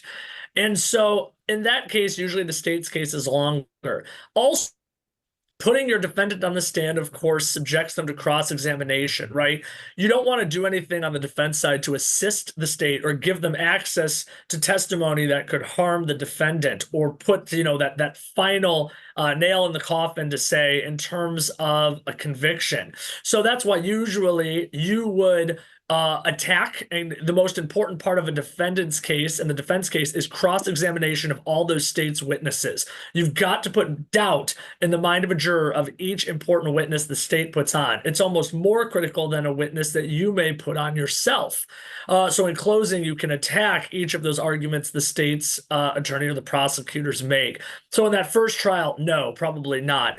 The second trial, and you knew I was going to ask you that. You knew I was going to ask, okay, here comes the second trial. You're the same attorney. Your defendant, your client was found guilty the first time. Second time around, would you make this move?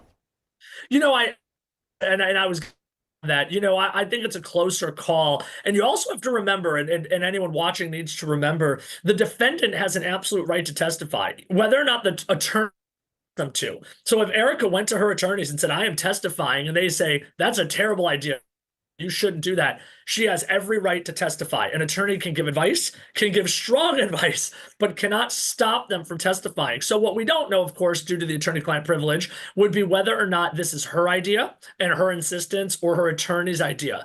And obviously her attorneys are going to stay on. It's not something that seems like they're withdrawing over, but it may have been her saying, I am going to get the opportunity to talk to the jury. I didn't last time. If she didn't, I was convicted, and I'm not going through this again without telling my side of the story. story. And her attorneys, in a sense, would be hands tied behind their back and say, okay, let's do the best we can. On the flip side, her attorneys might have said it didn't work last time, let's try. So I would say I'm not so sure I would definitely do it, but it's a closer call when you've already gone through this process once and it hasn't gone your way.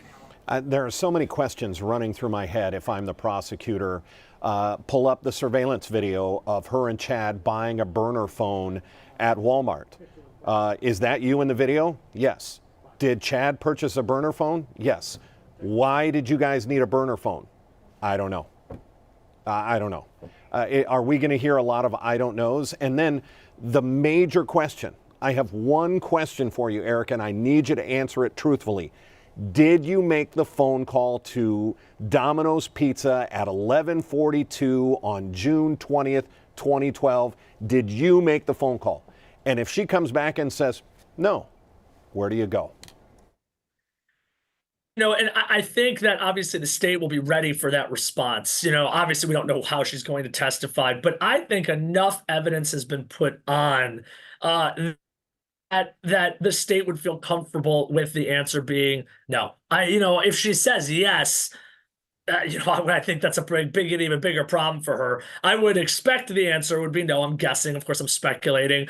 And I think the state is comfortable with that response. Like you said, I think we will get a lot of I don't knows, or we may get a lot of Chad forced me to do it. He told me I had to come with him. I was scared if I didn't get that phone, he would hurt me, hurt someone in my family. I just think that the audio is so tough for her in this case, because if I'm the prosecutor, I keep going back to, you said it wasn't done against your will. It was voluntary. There wasn't a gun to your head. I would use that not a gun to your head over and over again if I were the prosecutor, to show the jury everything she's saying now, where she's fighting for her freedom in her life, is different than when she was having a casual drink, speaking to somebody without consequence, which I think the jury would see as more truthful than testimony where you're fighting for your life. So I think we will hear that. I'm not sure which way it will go, whether she's going to blame Chad or speak to the jury as what she will consider a victim of Chad, or other. We will have to wait and see. But I think that it will be very interesting to see how often the prosecutor comes back to that audio and that very key 10, 15 seconds where she essentially says, I did this of my own free will. Yeah, he wasn't forcing me. This was the plan, and I knew my part in the plan. Is very damning. I want to play some of that testimony, and Jared, I want you to hang tight with us here. We've still got about a half an hour before we get back. This is just going to be the longest lunch hour for me, just because we've watched every second of this trial, and now you get the biggest sort of piece in this being placed into the puzzle. I want to play this part of that taped conversation. It was a digital recording of a conversation, and I think this one I need to set up. So I'm going to play it for just a second to remind myself the context, and then I'll set it back up. So take a listen just real quick at the beginning of this clip. I can't have him calling me and telling me, giving me ultimatums, this is what's going to happen or else. So this is Erica explaining to Cindy that Chad keeps calling her and putting these ultimatums on her. He's basically telling her, you either let my family see the kids while I'm in prison, or I'm going to start telling the authorities exactly what happened and the role that you played in it. So listen to her conversation now about the ultimatum. I can't have him calling me and telling me, giving me ultimatums, this is what's going to happen or else. I can't function that way, and I can't respond to that in a normal kind of a way.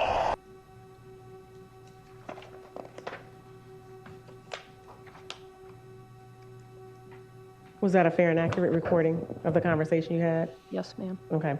What was your understanding of that portion of the conversation about the ultimatums? Objection. Sustained.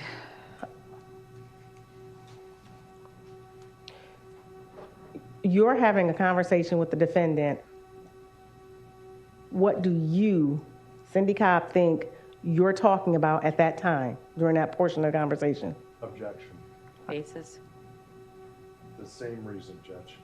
Well, she's inquiring into her thoughts. Speculating into the defendant's. Nope. I just want to know what it's two people in a conversation, Your Honor. I want to know what she thinks the conversation is about. Yeah, overruled. I'll hear the answer. It's about Chad having evidently ultimatums in Erica's part in it, and she's not wanting that held over her head. But I mean, she's also stating that she had a part in Ashley's death. The next portion, Your Honor, or ladies and gentlemen, is 1 hour, 43 minutes, 36 seconds to 1 hour, 45 minutes, and 24 seconds.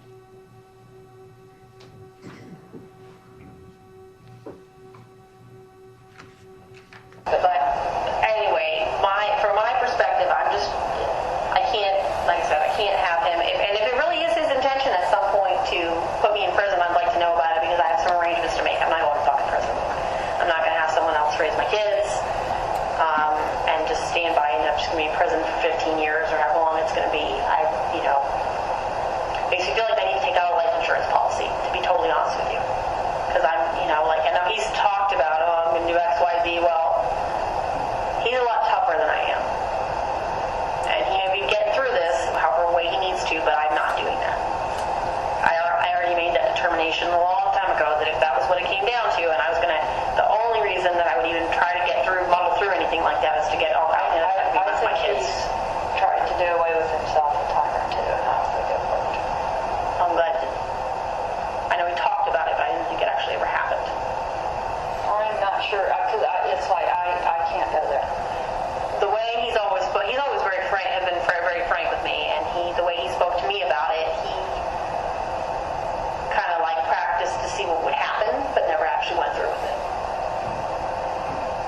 Whatever that means. I don't want to know. Yeah, but I don't think he's at that point now, but then I'm worried about what happens, and then if he really is in this mode of like that I'm just such a piece of shit, and I can't function like that. I can't function having that over my head, and from my perspective, if that's what he's going to do, he needs to hopefully he knows what the repercussions are in regards to the kids, and whether he gives a shit about me or not, what the repercussions are in terms of me.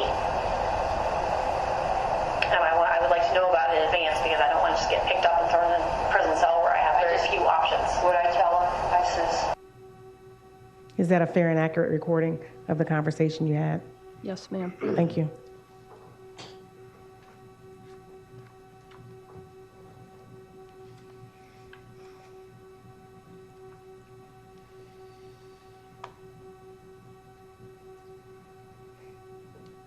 The next portion is 1 hour, 43 seconds, 36 minutes to 1 hour, 45 minutes, 24 seconds, Your Honor. Isn't that what we just heard?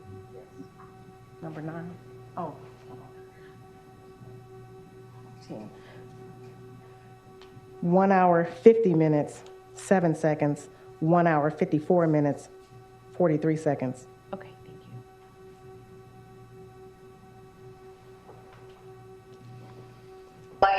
My intention is not to make things harder for him. I'm trying to work with him. But the worst thing he could do is try to put something like that over my head because it's already over my head already.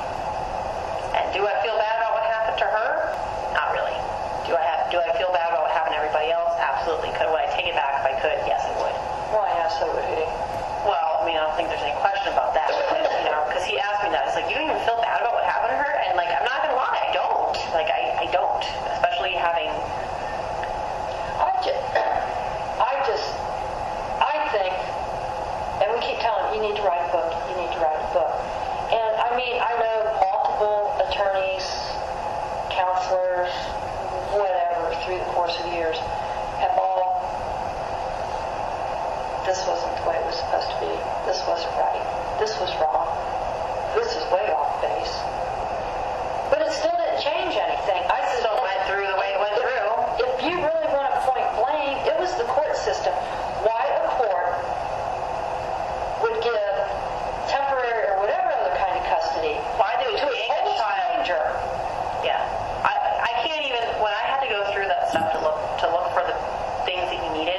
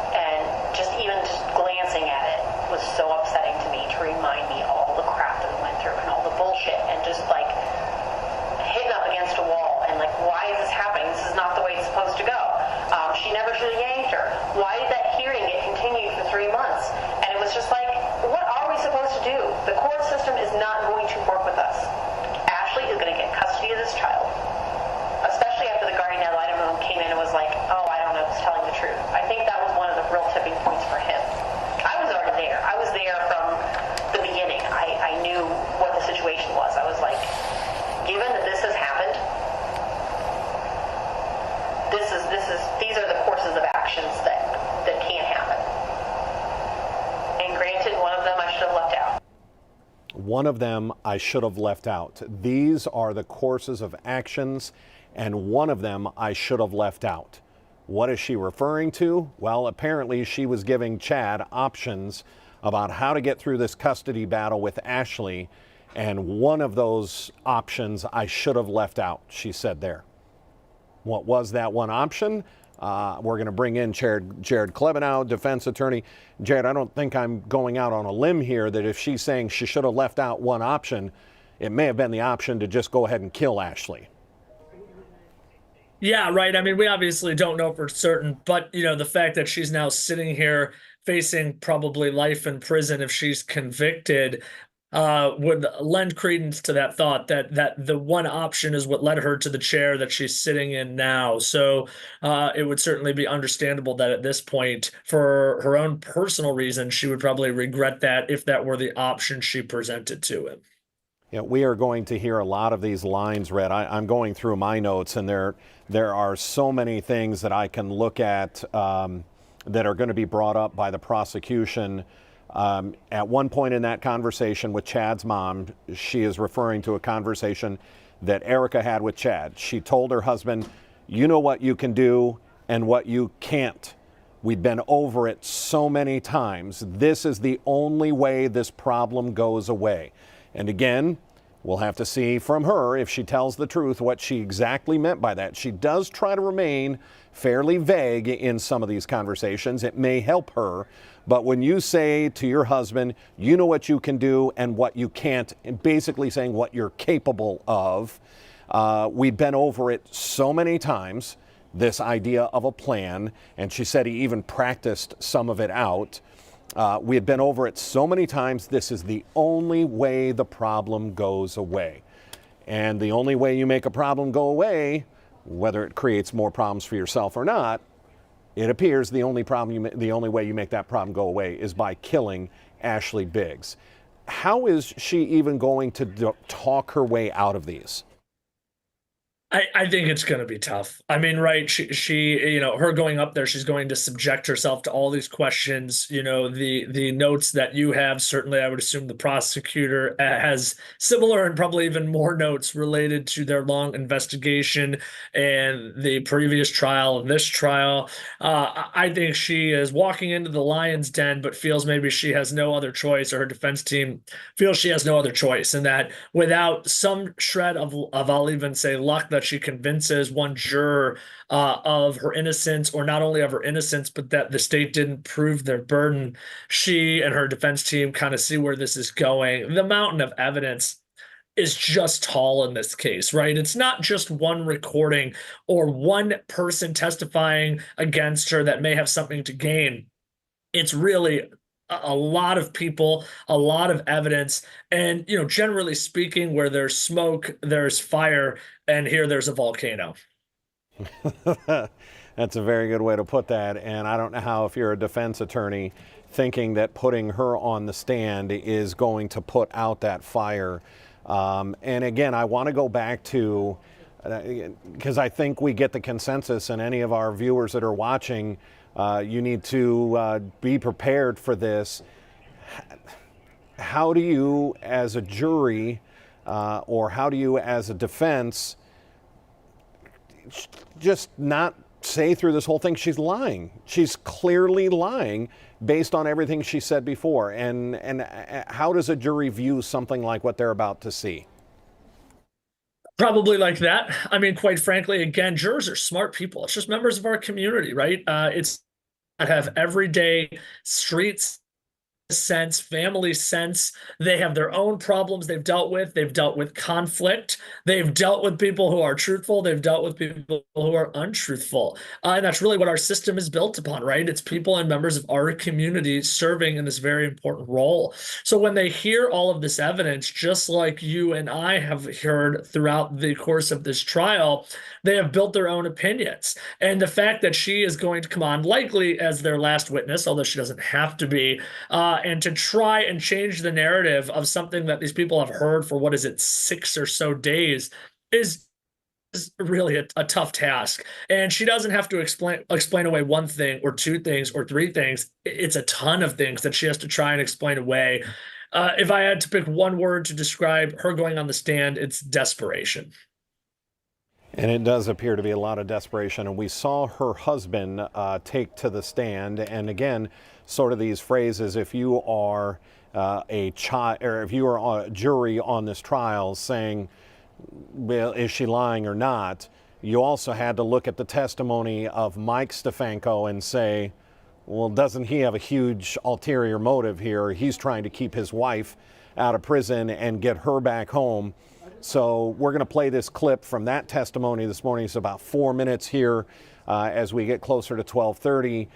This is explaining the timing of this relationship between Mike Stefanko and Erica Cobb at the time. Keep in mind, Mike was the best friend of Chad, and Chad was married to Erica. Chad is now locked up. He hasn't gone through the system yet. He's been locked up for all of 6 months when Mike Stefanko makes the move on Erica Cobb. Take a listen to Mike explaining how they got together and the timing. After the murder, did you start up a relationship with Erica Stefanko? I did. Approximately when did that relationship start? I would say November of 2012. November of 2012? And she's still married, right? Correct. Okay. Were you married at this time? No. Okay. Were you were single? You didn't have a girlfriend or anything? Correct. Okay. How did you feel that she was married and you guys started this thing up? Wasn't one of my best moments, but when you're in love, you're in love. I don't know how else to put it. Okay, fair enough. When Chad got arrested, did you have a job then? I was working for him when he got arrested, so That was a silly question the way I asked it. Chad was your boss, correct? Correct. Did Chad own the company? Correct. And the owner of the company went to jail, right? Yes, So what happened to that job that you had? it was gone. Okay. Did Erica work for Cobb Cable Company? Yes, Okay. So did she have a job then? not to my knowledge. Okay. So are you unemployed at that point? Yes, Okay. Do you start looking for a job? yes, And did you find a new job? I did. Where? I found a job in a factory in Cleveland. Do you know what it was called? Try Now. And what did you do there?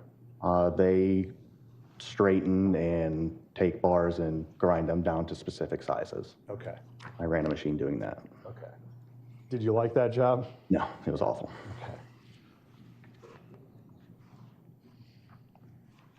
Okay. Did you at some point move into Erica's house? Yes, Do you know when that happened? that was January of 2023, or of 2013. 2013? If you know, do you know if Chad Cobb's case was still pending or he had already pled guilty to everything? I don't know. And what about the other kids? How are they doing? They're doing well, Okay. Do they miss their mom? without a doubt. Okay. Do you miss their mom? Without a doubt.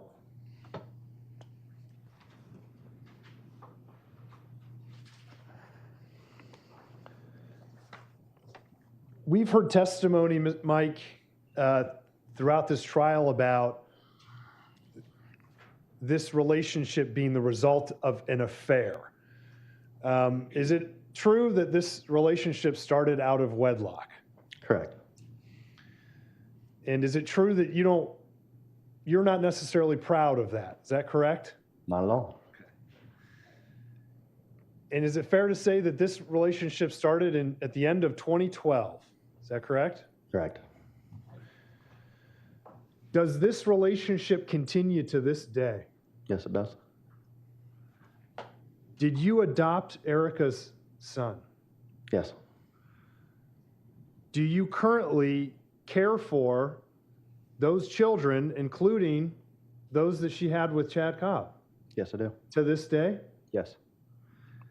after she got arrested for aggravated murder, why would you stay with her?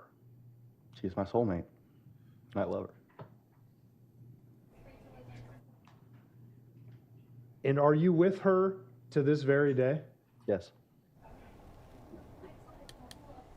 She's my soulmate. I love her. Jared, I don't know if there's a Taylor Swift song about to come out of this, but you start dating a woman who is eventually going to be charged with aggravated murder.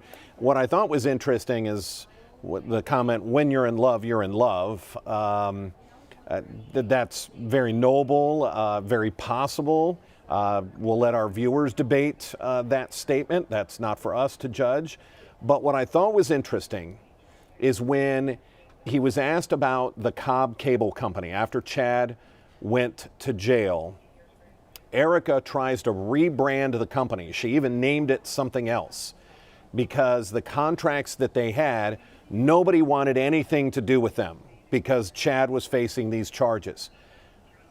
That would be a pretty good advice about dating a woman who's married to a man facing these charges. But apparently that's not the case, that he found his soulmate. Does any of this make Erica look better or worse to the jury? I don't really think so. I think that, again, jurors are people. They have likely had heartbreak. Some of them are happily married, some may be divorced.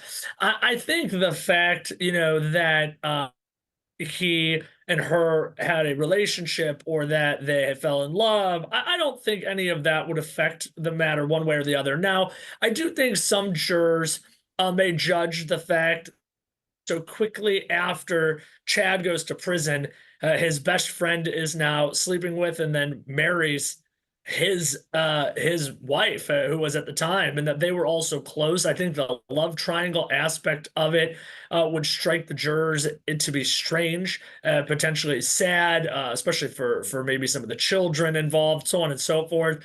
But no, I don't think his testimony, when they asked why would you stay with her, and he says because she's the love of my life, somebody that I like. I don't think that anyone here is going after Mike Stefanko. The prosecutor wants jurors to take his testimony with a grain of salt, right, and understand he may be saying certain things for his own benefit. But considering he's not the defendant himself, I don't think that his testimony regarding the way he feels or felt would affect the jury one way or the other. Yeah, very well said. And they talk about that relationship you can see that the defense kept hammering that, and you're still with her, and it's a marriage that continues today, and you're still by her side. In fact, you're even taking care of her kids while she was in prison. Mike does come off with some nobility there. He does look noble for hanging into this situation and even raising her and Chad's kids. That's an interesting home dynamic. If you're just joining us, we are anticipating in the next 15, 20 minutes or so that Erica Stefanko will be taking to the stand. That was the indication before they broke for lunch, and in fact it was the reason they broke for lunch, because we know this is going to be lengthy, the amount of time she is on the stand. So they're going to get into this. So, Jared, I want to ask you, as a defense attorney, how do you start this out? You're going to put her on the stand. The defense is putting her up first, so the state will get her second. How do you start this out? Do you talk about maybe a tough childhood? Do you talk about a tough marriage? Do you talk about, where do you start with this? I would check the D box on that one, all of the above, right? I think that the first thing they're going to want to try to do, if it's at all possible, is to humanize her, Erica, and make her not just as the defendant, as the state calls her, with purpose, right? She's not Erica, she's the defendant. They want to make her Erica Stefanko. They want the jury to see she's a human being. She has had whatever it is she's going to say, tough upbringing, tough marriage, scared, victimized, all of those things. They want to build any level of compassion, if possible, for her before they get into the specifics of the case, and the prosecutor does. right? I doubt the prosecutor will cross-examine her about her childhood, about any levels of being a victim before this incident. They will want to get right into the fact of here was her involvement and there's no walking it back. The defense will be the opposite, right? They will want to humanize her before they get into it. They do go first, so they will have the opportunity to set that stage prior to getting into the facts related to the murder itself. As a defense attorney, and I guess we're going to be talking about ethics here. I didn't warn you, but Jared, you have excellent ethics. As a defense attorney, there have to be certain questions, or are there, that you can ask if you know the answer is going to be a lie? Like, how does that work? What are you taught in law school when you take your oath, when you sign your license? How are you supposed to approach asking a question when you know the answer is going to be a lie? Yeah, so as attorneys, judges, anyone in the court, we truth and being honest is, I think, the most important thing in the entire system. The whole system has to be built that way. So as attorneys, we of course can't be part of perjury or knowing that somebody is going to say untruthful testimony.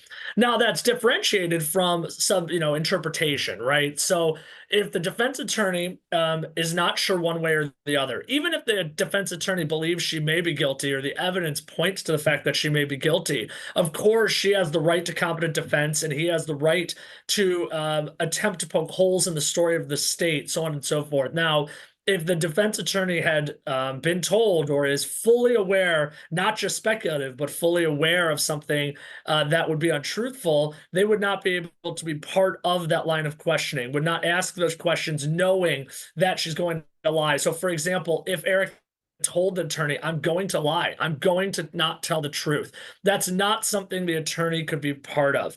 Without getting into all the legalities, that defendant would still have the right to go make a statement on the stand, but not with the assistance of that attorney. On the flip side, the attorney, of course, does have the right to poke holes in the state story, cross-examine those witnesses. And if they are not sure of the answer one way or the other, even if there's a mountain of evidence pointing to guilt, then the attorney could still ask that question as long as they know they are not aiding in perjury in any way. We're going to play one more clip, and this is, again, of the conversation recorded between Cindy Cobb, Chad's mom, and Erica. This recording was made in 2014, so Chad's already gone, been sentenced to prison. Erica won't be arrested herself for what she says in this recording. She won't be arrested until 2018, 2019. That's because Chad's mom took this digital device with the recording on it. She put it in her gun safe, according to her, in 2014, and then basically didn't think anything about it until they went to get a new gun safe in 2018. And as they're cleaning out the old one, she finds the recording again. She listens to it and says, oh, you know what? I bet the investigators would love to hear what Erica says. And so that's why there was this 5-year period that Erica was out there living life, new married life with Mike Stefanko, thinking she was scot-free. But it is these statements that she made, and I was a little incorrect earlier that this is the one that's going to need some context. I'm going to play it here because I can't exactly remember how it starts off, and I'll have to jump back in and give it context. So let's take a listen. To both of you to get where you guys are today and where he is, and it's not unreasonable to be like, well, okay, you get to go scot-free. Why does he have to now bear this burden? Right. It's not that I don't understand that. It's that it was not a place. It was not knowing that had to be your perspective was not a place I wanted to be. And I mean, if you were knowing how we're doing this, I don't think you would have. No, it's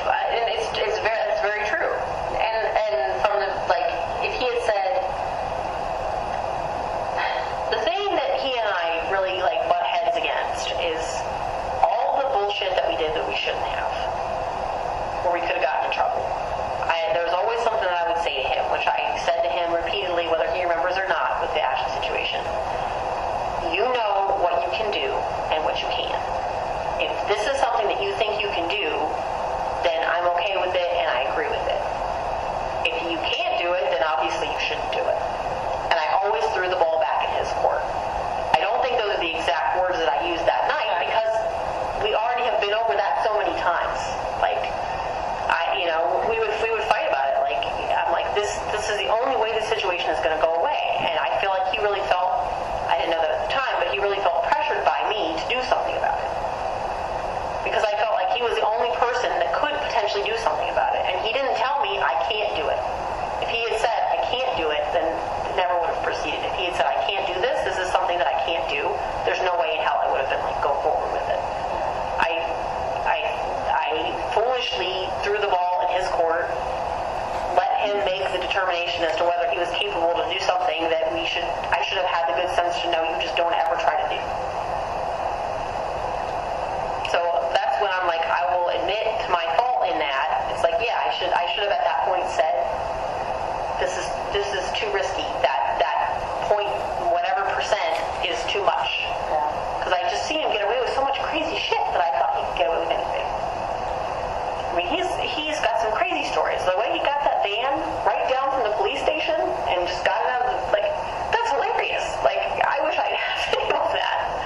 So that kind of tainted my idea of, and then I thought he would always know what he could and could not do. It's like you always got, and I don't know if because of showing forces or what, but it's like I always learned there's always someone better or knows more or however you want it. Well, and it wasn't that. It was that, I mean, there's if he had gone, if what was supposed to happen that night had happened, then he had a perfect plan.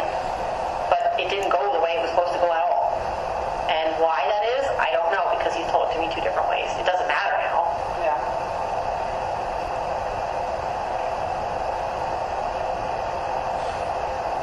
But yeah, again, that's why, I mean,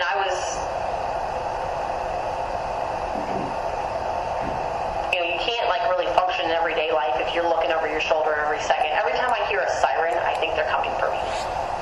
And that's something that I'm going to live with, but I don't need him to contribute to it. And if his goal is really to do that, then I need to know it. If his goal is really to do what he needs to do for himself without sacrificing everyone else, because regardless of how he feels about me, and I'm not trying to say this in a manipulative kind of a way, it's just the fact of the matter.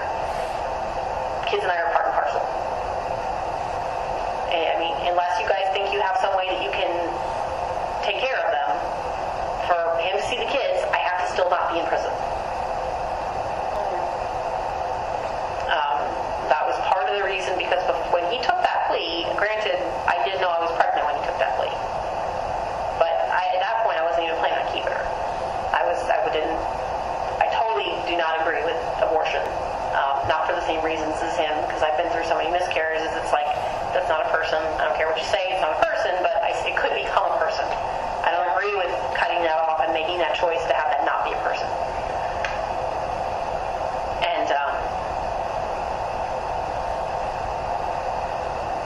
at that point, we made that choice, me still thinking that he would be the person that I would be with, because it was what was best for the kids. I know that's why he sat there. My understanding is he sat there on that and wrote a legal pad. Will this help my kids? And that was his whole basis for taking that plea. That is my understanding. The same. Will this get my kids home soon or something? But will this get my kids back or whatever? Yeah. That's my understanding. I mean, if that really is still the mindset, I know he needs to get. He's like, I need to get myself right without all of your nonsense. Well, okay. If that's the way you need to put it, but don't. I don't want him to make an enemy out of me. We're on the same side. And if he does decide that that's something that he's willing to sacrifice to me and therefore the kids, again, I'm not trying to say that in a manipulative kind of a way, because I know it comes off sounding like that, but that's what it is. If the kids could grow up with other people, and then it would have been a totally different scenario. If there were other people that we knew we could come back to them with, I might have made a different choice in terms of when I was asked, what do you want to do? Okay, well, let's, this is going to suck. Yeah. let's do this, and we'll get back to where we were, because we fucked up. I fucked up by not recognizing that what I should have, and not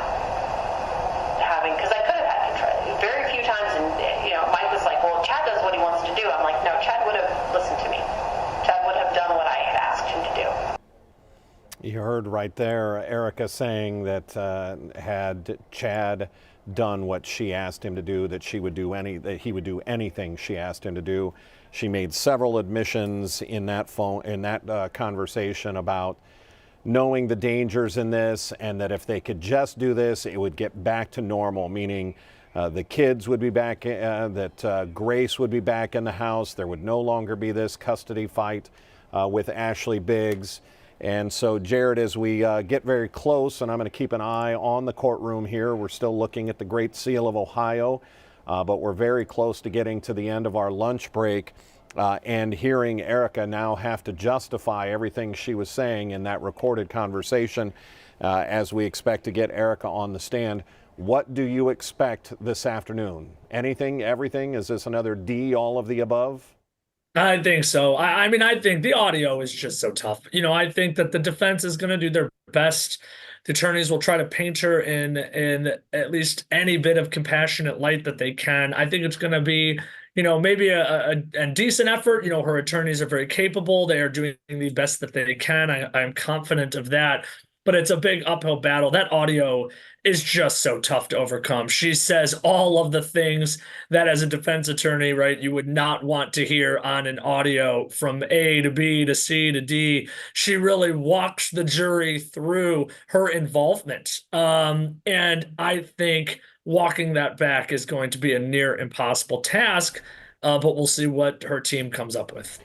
And we heard her make a comment in one of those conversations, I think it was the last one we just played, which might be something the defense tries to use. She talks about that she had had so many miscarriages. So that is likely to come up because, again, like you said, they just need one juror to connect with her.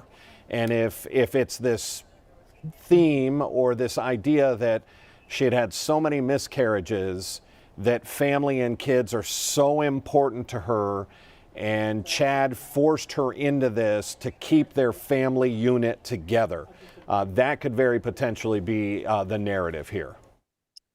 I think it could be the narrative, but most jurors, most people would not in any way, shape, or form condone murder or hurting somebody as a means to bring a family back together. I do think they will make the effort to, again, make her some sort of sympathetic figure. And without that audio, who knows? I think that they would have maybe a little bit more of a chance of putting that in the mind of some of these jurors. But the prosecution team is for sure going to come back and play that audio, talk to her about that audio. And anytime she tries to walk back something that's in the audio, I'm sure they will play it or read it back over and over again. Going to be a tough afternoon for her, I think. And I just can't imagine, that she's going to get asked the question, and it may not be by the defense. The defense, like you said, is going to make her a person. They're going to probably try and stay by. So how do you do that? Maybe that's the question I needed to ask. How, as a defense attorney, do you even attack that recording? What do you say? How much had you had to drink? And is she going to perhaps go against what Cindy Cobb has already testified and said each of them had one drink? And you saw her defense attorney say, one drink, you had one drink in a 3-hour period. What, did you just sip it extremely slow? And she said, no, we just had one drink. Are we about to hear her attorney? And we've all heard intoxicated people speak. They slur. They're tough to understand. There's not a lot of slurring, in my opinion. I've listened to quite a bit of that recording now. Not a lot of slurring there, but do we potentially see her get on the stand and say, oh, I had 15 drinks that day. I don't know what I was saying. Yeah, I do think, if the one way to try and attack or divert attention from it is also the length of time. Cindy Cobb obviously has a lot to gain as well. Clearly here she wants control on. She does not like at this point. And I think that part of this is going to be she has this audio in a safe and says, oh, I forgot about it. You forget about an audio like that, right? It's not something that we threw away a note from someone and said, oh, I found it years later. That's a pretty big deal. She recorded that for a reason. She knew where it was. She waited until she thought it was best for her and her family to present it. So, I do think that in that sense, you can use that to attack the motive for taking the audio. But if the prosecutor does their job well, they will say, it doesn't matter the motive of why the audio was taken, it's what was said on the audio. I don't know how she walks her way out of that one. I mean, we've all seen in the movies, you know, the jury is going to hate you. I'm going to make the jury hate you. But if we can get away from this fact, you know, they'll be so focused on hating you that maybe you didn't do this. It's going to be an interesting strategy to see what kind of picture they paint. Here she is, Erica Stefanko, live, being led back into the courtroom. You can see she's got that blue jacket draped over the handcuffs. We've heard Jared already explain to us that you can't let the jury see her in handcuffs. That impacts their image of her, perhaps a bias that it makes her look guilty. But again, what a big afternoon. Jared, answer me this. How much coaching just went on in this last hour? The defense, does the defense get to eat lunch with her, or does she go elsewhere? Yeah, I mean, they would likely be able to spend time with her. And, you know, I would assume that they have prepped her for what questions they anticipate the state asking. So she would hopefully be ready for the questions that the defense team anticipates. They obviously don't know, but, you know, we all have a pretty good idea what the state is going to ask and what they're going to show. So certainly they have had discussions on that front. And then also what kind of questions, you know, they may ask her. Jared, we've been given our first all rise. That's the indication that the judge is now in the courtroom. I want to thank you yet again for helping us get through not only this lunch hour, but giving us some insight, some understanding about what we're about to see, because it's going to be a big afternoon in this case. Jared, thanks for joining us today. Thanks for having me. All right, take care. Again, live inside the courtroom in Summit County, you're looking at a woman who is accused of aggravated murder for being culpable for her role in this. The judge is now back on the record. Let's take you live into the courtroom. About a prior ruling for a motion in limine. I had the opportunity to review some case law and look at some other cases. And at this time, nothing's been presented to change my mind. So the evidence that was previously not allowed in is not going to be permitted in any manner. That was the first issue. Second issue, counsel for the defense, have you discussed testifying with your client? Yes, Your Honor, we've discussed with her her rights associated with testimony in this matter. She's been advised that she has the absolute right to remain silent and if she chose not to testify, she does not have to. Despite that, is my understanding that she wishes to testify, and we are prepared to call her as our next witness. Okay, could you turn on her microphone so I can also inquire? Sure. And then just pull the microphone. Stand up, Erica. There we go, thank you. Mrs. Stefanko, do you understand you have a right not to testify?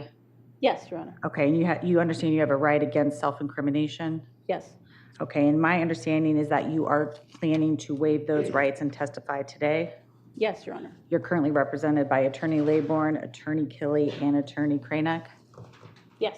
Okay, and I just want to ensure you've had adequate time to consult with your attorneys before making this decision. Yes, I have. Do you need any additional time now? I don't. Okay, so are you making this decision of your own free will and without any coercion? Yes. Okay, we can bring the jury in now, and then you can start with your next witness. Very good.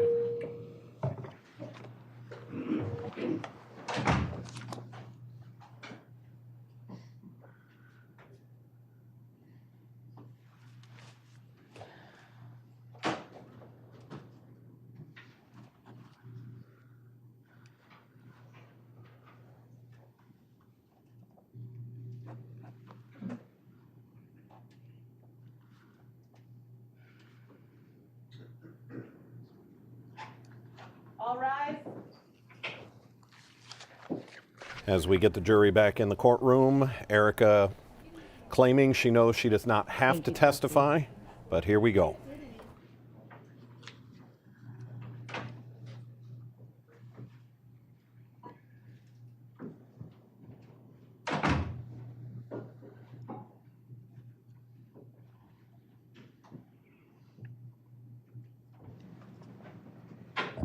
Okay, wonderful, thank you. Go ahead and take a seat.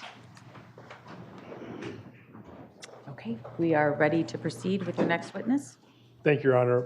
The defense calls Erica Stefanko. And then Mrs. Stefanko, if you could just turn around and raise your right hand, I'll swear you in.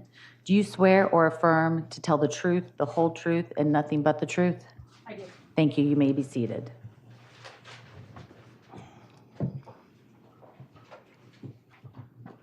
Good afternoon. Hi, Please state your full name for the record and spell your last name, please. Erica Stefanko, Stefanko. How are you today? Okay, You nervous? yeah.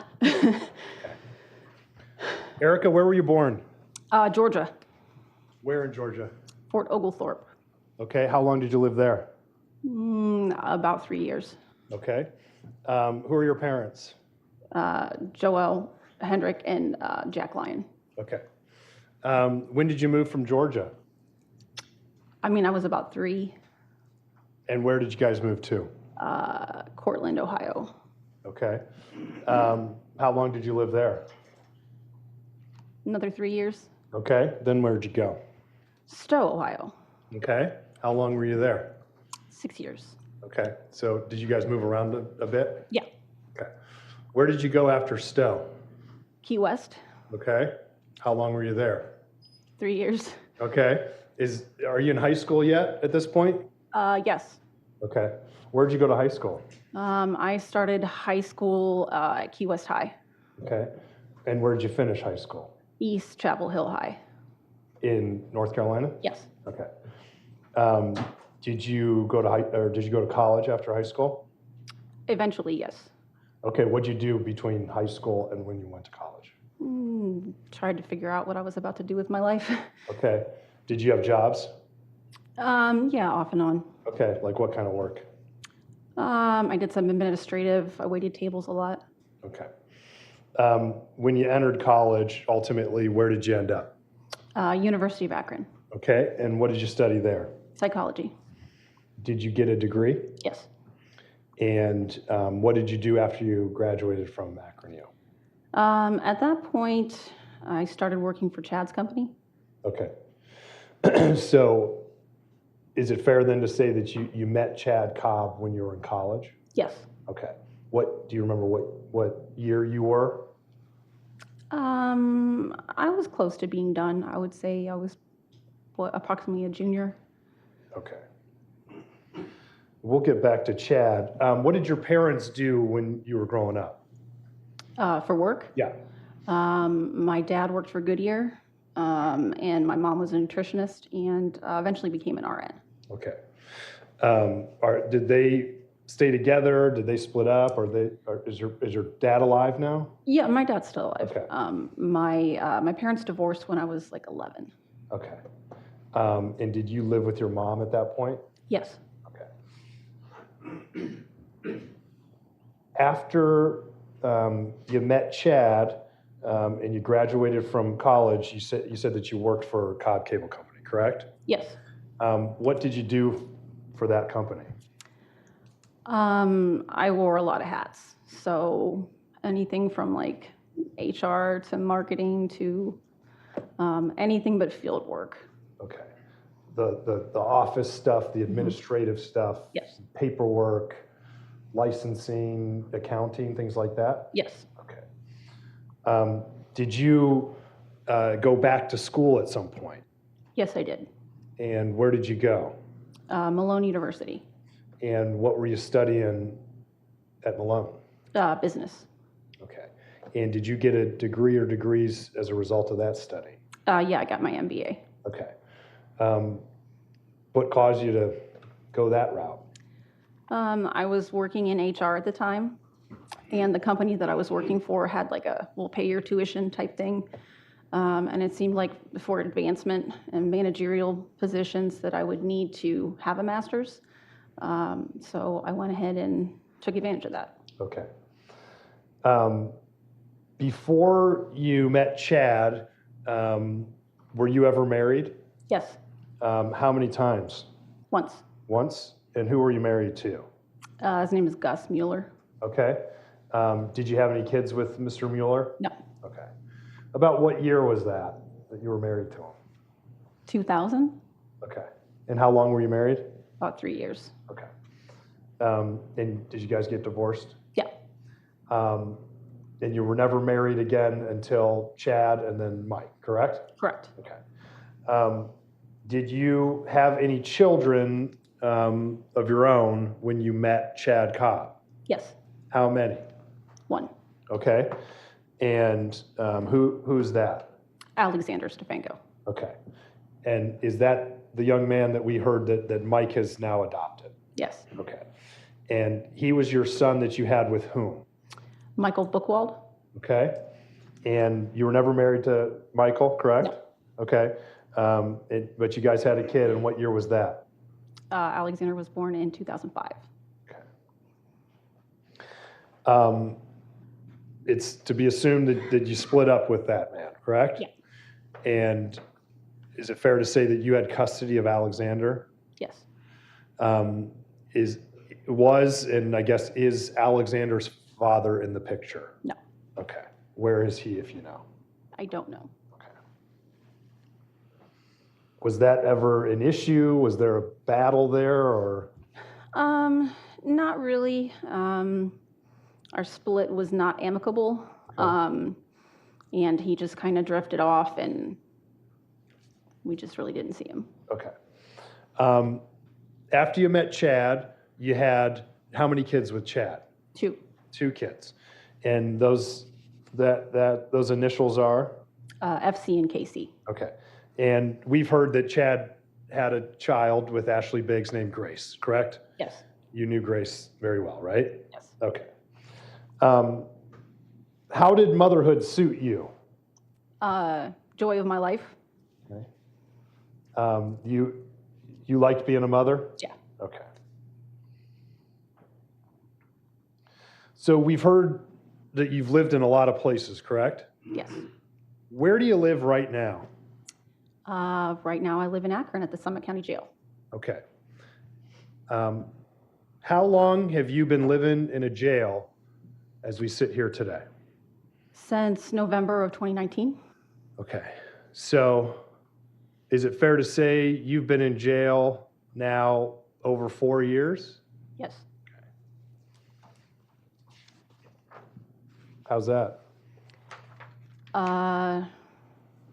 Rough.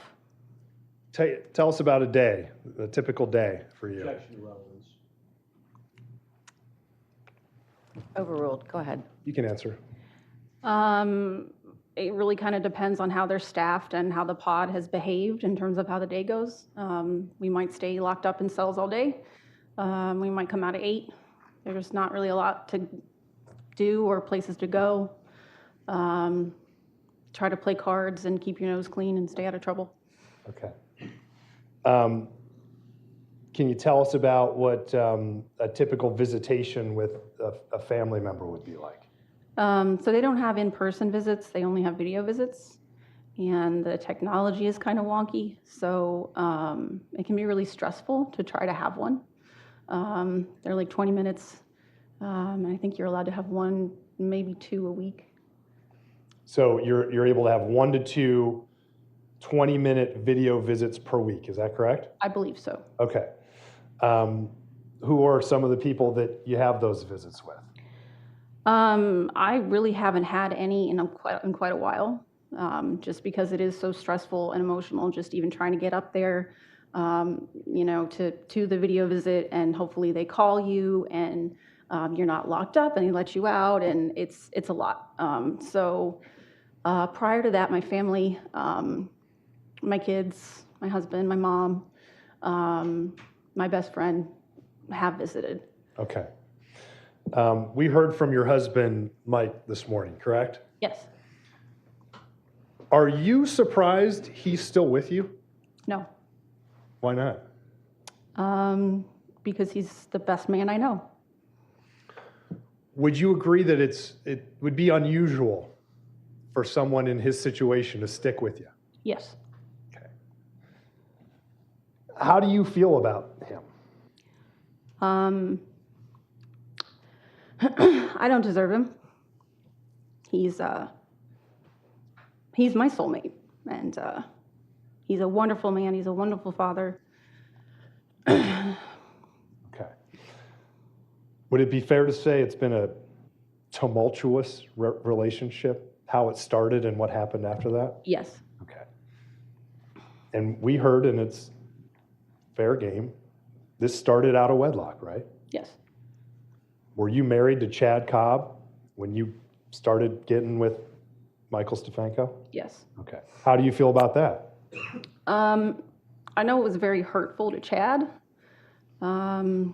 And I would take that back if I could, but I wouldn't change the outcome. Okay. When you start getting with Mike, you guys both worked at Chad, or I always do that, Cobb Cable Company, correct? Yes. Okay. When Chad gets arrested, what happens to that company? Ultimately, it wasn't viable anymore. Okay. So is it fair to say that you and now Mike are unemployed? Correct. We heard that Mike got a job. Did you get a job? Ultimately, yes. Okay. Where? Man-can staffing. Okay. Let's go back to Chad. When did you two meet? The last day of 2006. Okay. A New Year's Eve party or something? No, he invited me to one, but no, it just happened to be on New Year's Eve. Okay. And that was in 2006? Yes. And tell us kind of where it went from there. How long did you date before you had a child? A couple years before we had Faith. Okay. I mean, FC, sorry. Okay. Did he have his business up and running when you met him? So he was working like as an independent contractor, but he didn't have like equipment, trucks, employees, none of that. Okay. And you said that FC was born in 2008, correct? 2009. Or excuse me, 2009.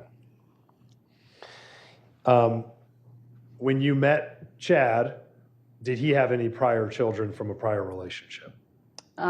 He had Grace and maybe JW. Okay. So we heard about a child that Yeah. he might have, correct? Yeah. Did you ever meet that child? No. Okay. But was Grace in his life? Yes. How so? He was raising her by himself. How did you feel about that? It was one of the things that attracted me to him. Okay. He seemed stable and responsible and very devoted to her. Is it possible that you felt that way because you were raising your son by yourself? I think I was looking for someone with a similar mindset, yes. Would it be fair to say that maybe he wouldn't be scared off by the fact that you had a son? Right. Had you run into that previously? Not necessarily, more just people who really weren't up to the task, of being a parent. Sure. They might not know what it entails. Right. Okay. Did Chad have sole custody of Grace when you met him? When I met him, he was trying to get custody. I think that Ashley had sole custody at that point. After we'd been together for about 3 months was when she gave custody up to him. When you met Chad and you said he was trying to get custody, did he have a lawyer? I believe so. Okay. If you know, was he going to court? I think he had filed, but there really weren't any court hearings to my knowledge. Okay. Did you find him to be a good dad to Grace? Yes. Okay. As far as you know, he loved her. Yes.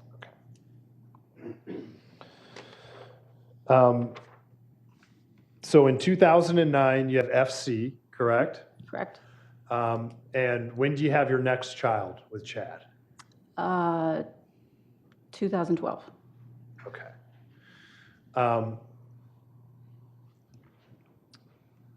So prior to your youngest child with Chad being born, is it fair to say that in your household would have been Grace, Alexander, and LC?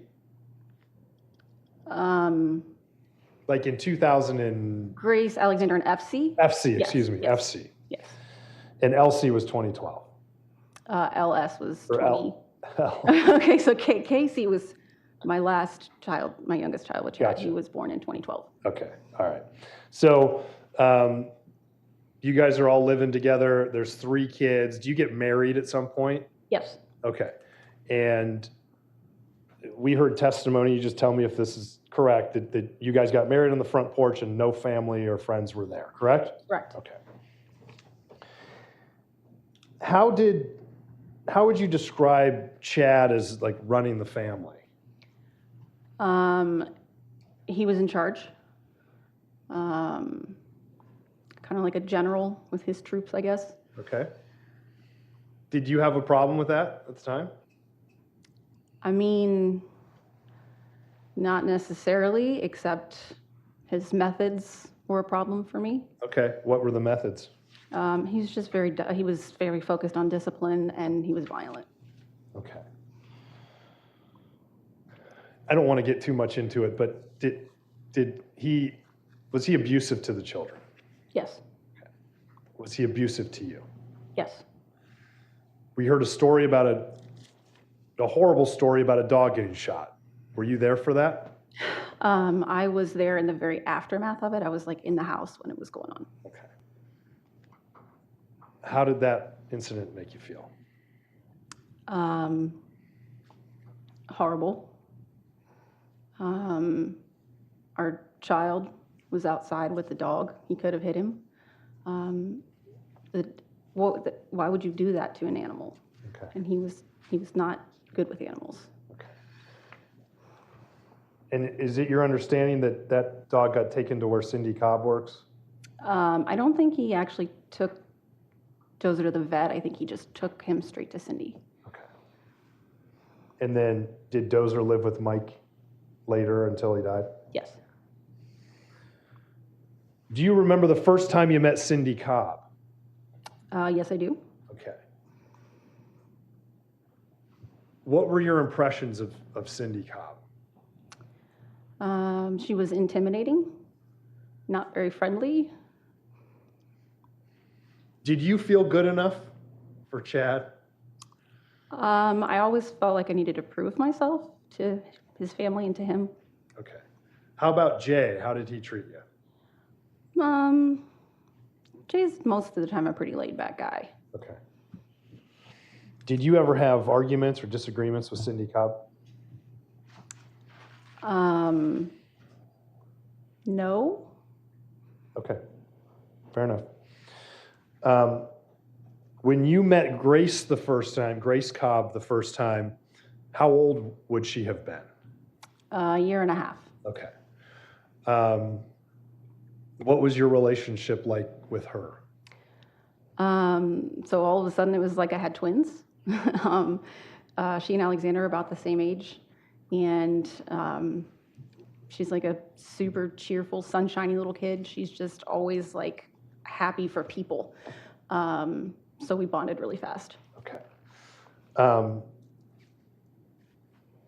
You lived with her up until 2012, correct? Correct. So how old would she have been in 2012? 7. 7?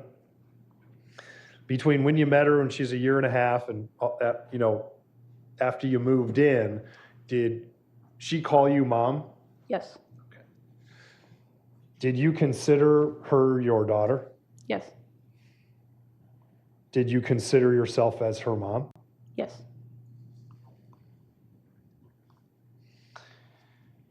Chad had 3 children, correct? 3, possibly 4, but he had 3 children, correct? Correct. If you had to name one as his favorite, who would it be? Grace. Okay. Why do you say that? He singled her out for special activities. He was the least harsh with her on discipline. Could it be because that was his first child, acknowledged child? Yeah. Could it be that it was just those 2 for quite a while, right? Yeah. Okay. What was Grace's relationship with her great grandmother? They were super close. Okay. What about Grace's relationship with Jay and Cindy? Cindy didn't really like kids, so they didn't spend a whole lot of time with her, but I think they were really proud to have a grandchild. Okay. We've heard testimony that you were abusive towards Grace. You remember sitting here and listening to that? Yes. There's a story out there about dog poop. Can you explain to the jury what is happening there? So it wasn't dog poop, it was meatloaf. She was probably 4. I'm sorry, I didn't hear you. Can you speak in the microphone? It wasn't dog poop, it was? Meatloaf. Okay, meatloaf. And she was just having a rough day. She was probably 4. And it was dinner time, and she was kind of throwing a tantrum, like, I'm not eating this. This is dog poop. And I said, yes, it is dog poop, and you're still going to eat it. Okay, well, what does that have to do with blueberry yogurt? Nothing. Okay.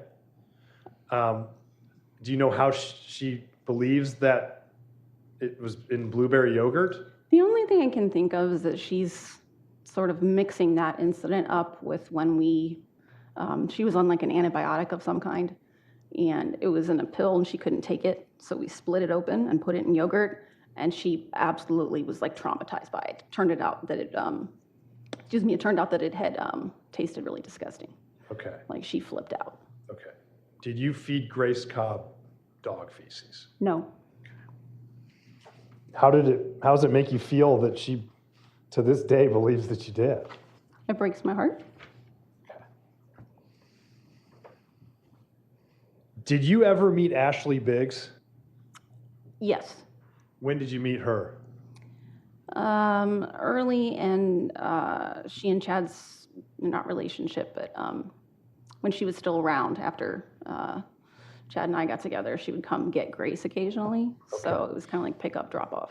So prior to her not being in the picture for a couple of years, maybe more, there would be some visitation handoffs. Yes.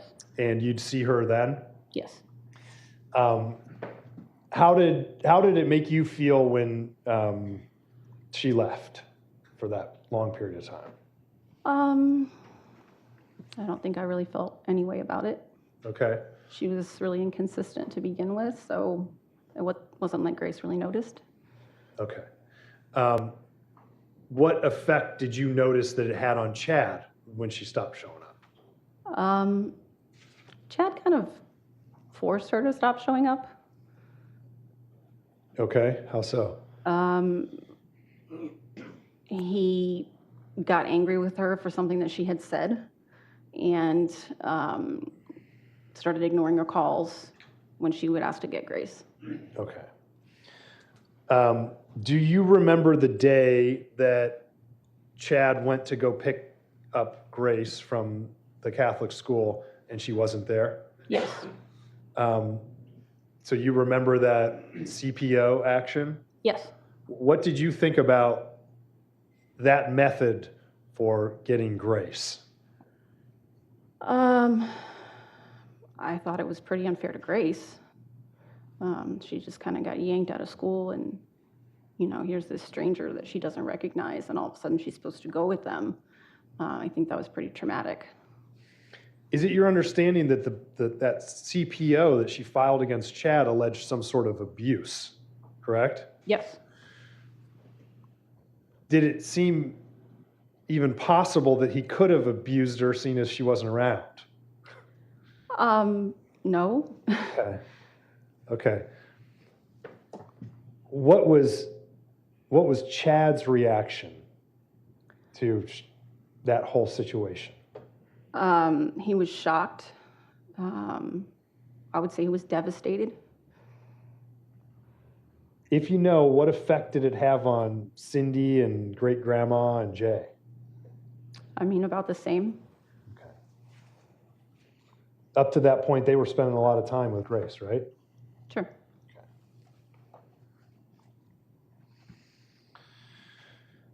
At this time, the Cobb Cable Company and your family are that situation aside, are doing well, right? Yes.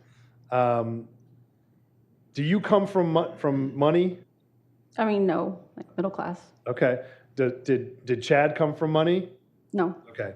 and you guys were making money, right? Yes, Lincoln Navigator, right? yes, You got the house and four-wheelers and vacations and stuff like that, right? yes. Would it be fair to say that maybe you felt a sense of entitlement? You could say that. Would it be fair to say that you and Chad felt a sense of entitlement towards Grace because you were raising her? That's fair. Now, this custody battle got very contentious. Is that fair to say? Yes. Okay. Were there, like, did Chad hire a lawyer? Yes. Did he meet with lawyer or lawyers? Yes. Okay. Were there court hearings? Yes. Were there a lot of filings back and forth? Yes. Okay. Did you meet with the lawyer? Yes. Okay. Did you go to all the court hearings? They wouldn't usually let me in the courtroom. I know in one instance I just had to wait out in the car, Okay. but I would, be there to support. Okay. Because this was Chad and Ashley's kid, right? Right. I know you considered yourself her mother, but biologically, that's who the battle is between at that point, right? Yes. Okay. Was that a stressful time? Yes. Do you know anything about a GPS tracker? Yes. What do you know about that? Chad had Cindy purchase it for him so he could put it on Ashley's car. Okay, so you're saying Chad Cobb had Cindy Cobb purchase it Yes. and to put it on Ashley's car? Correct. Why wouldn't Chad purchase it? He didn't want it to come back on him How could it come back on him? if she found it. If Ashley found it, Correct. do you think that then they could look to see who purchased it? That was his thought, yes. Okay. Was Chad careful with things like that? Usually. Okay. What role did you have in that GPS tracker? None other than I knew about it. You knew about it. Did you tell him don't do that? No. Okay. Was that tracker ultimately discovered? Yes. Okay. Did that then come out into the custody battle in court? I don't think it had. Okay. Why was the GPS tracker purchased? So that Chad could know where Ashley was working. Okay. And why is that important? Because he wants to get her in trouble so that she loses Grace. Okay. We heard testimony about the police being called back and forth. Do you remember that? Yes. Do you remember that happening? Yes. Okay. And what was that about? Beth Judge had. Is that your attorney? That was the attorney. Chad's for attorney? custody, yeah. Excuse me? Go ahead. Had indicated that that was a good idea for well checks, especially in the beginning. For one thing, to make sure that Grace was okay, but also that it would be legally that it was a strategy, I guess. Okay. And would that be in the hopes that there'd be some problem there that the cops would see? Right. Drugs out or something like that? Right. Okay. Did that ever happen? Nothing ever came of those. Okay. On either side? On either side. Okay. But it was a custody strategy. Is that what you're saying? Yes. Okay. Would it be fair to say that Chad, and by extension you, are learning about ways to try to get custody back? Yes. Okay. Is that what led to the drug planting in the car? Yes. You sat here for testimony that there was marijuana planted in Brittany Dunson's vehicle, correct? Yes. And that you made that call to call the cops to search that car, correct? Yes. Did you make that call? Yes. Where did it was a bag of marijuana, correct? Yes. Where did the marijuana come from? I know now that it came from Mike. Okay. You didn't know that at the time? Did Chad put it in the car? I believe so, yes. Okay. Did you put it in the car? No. Okay. But you didn't see him put it in the car, correct? You're just making an assumption, right? Correct. Whose plan was that? Chad's. And did he tell you about it? Yes. And did you tell him that's a bad idea? I suggested that it was a bad idea, but ultimately I let it go. Okay. You let it go to the point where you participated in this plan, right? Yes. Do you realize that what you did there, just your part, is a crime? Yes. You know that now? I do know that. Did the GPS tracker have anything to do with that drug planting scheme? I don't think so. I don't think they had the tracker at that point. Okay, so the drug planting would have predated the GPS, is that correct? Correct. Okay. If you know, had Chad made prior attempts to get drugs into either Brittany or Ashley's car before he ultimately got them in there? Prior to when I called at the school? Yeah. Not that I'm aware of. Okay. Did he know that Brittany Dunson's car didn't lock? I don't know. Okay. And so is it fair to say that your role in that plan was to call the police? Yes. To make the call, right? Yes. And lie to the cops, right? Yes. Okay. What did you say to the cops? That I had seen, I can't remember who was driving, but the driver of the vehicle with a joint in her hand sticking out the window. You said a joint? A joint. Okay. And what happened after that? The police came down to the school.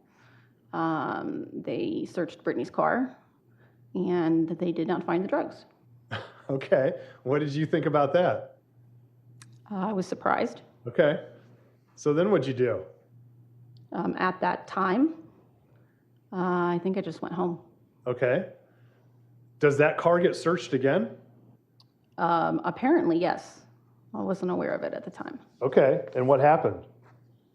I guess they did find the drugs at that point. Okay.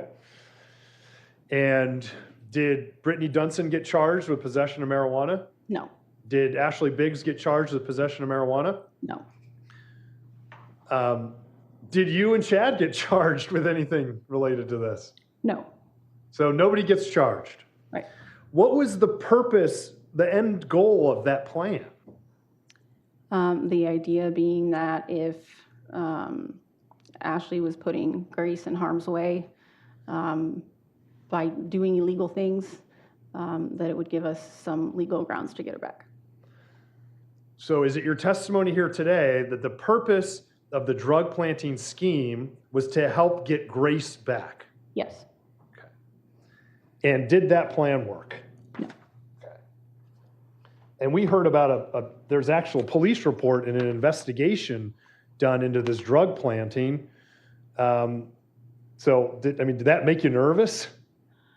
I didn't really know that there had been a police report, but getting involved with the police getting involved with the police like that did make me nervous. Okay.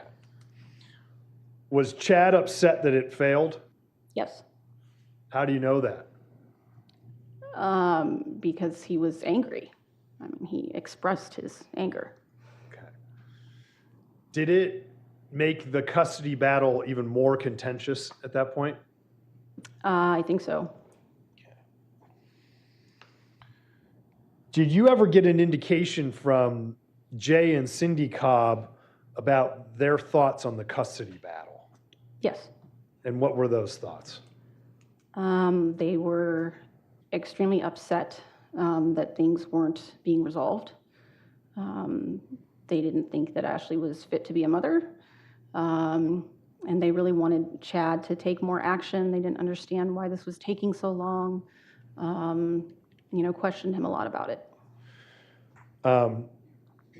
Was there talk of maybe getting a different lawyer? Yeah, we actually went and met with one. Would that be, in your mind or Chad's mind, like a more aggressive lawyer? Yeah, somebody maybe with more experience in that particular area. Were there things that Chad wanted filed that weren't filed?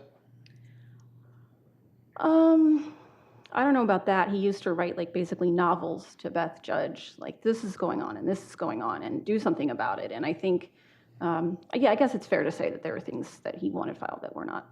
Lawyers love that from their clients. Okay, so is it fair to say that Chad was invested in this case? Very.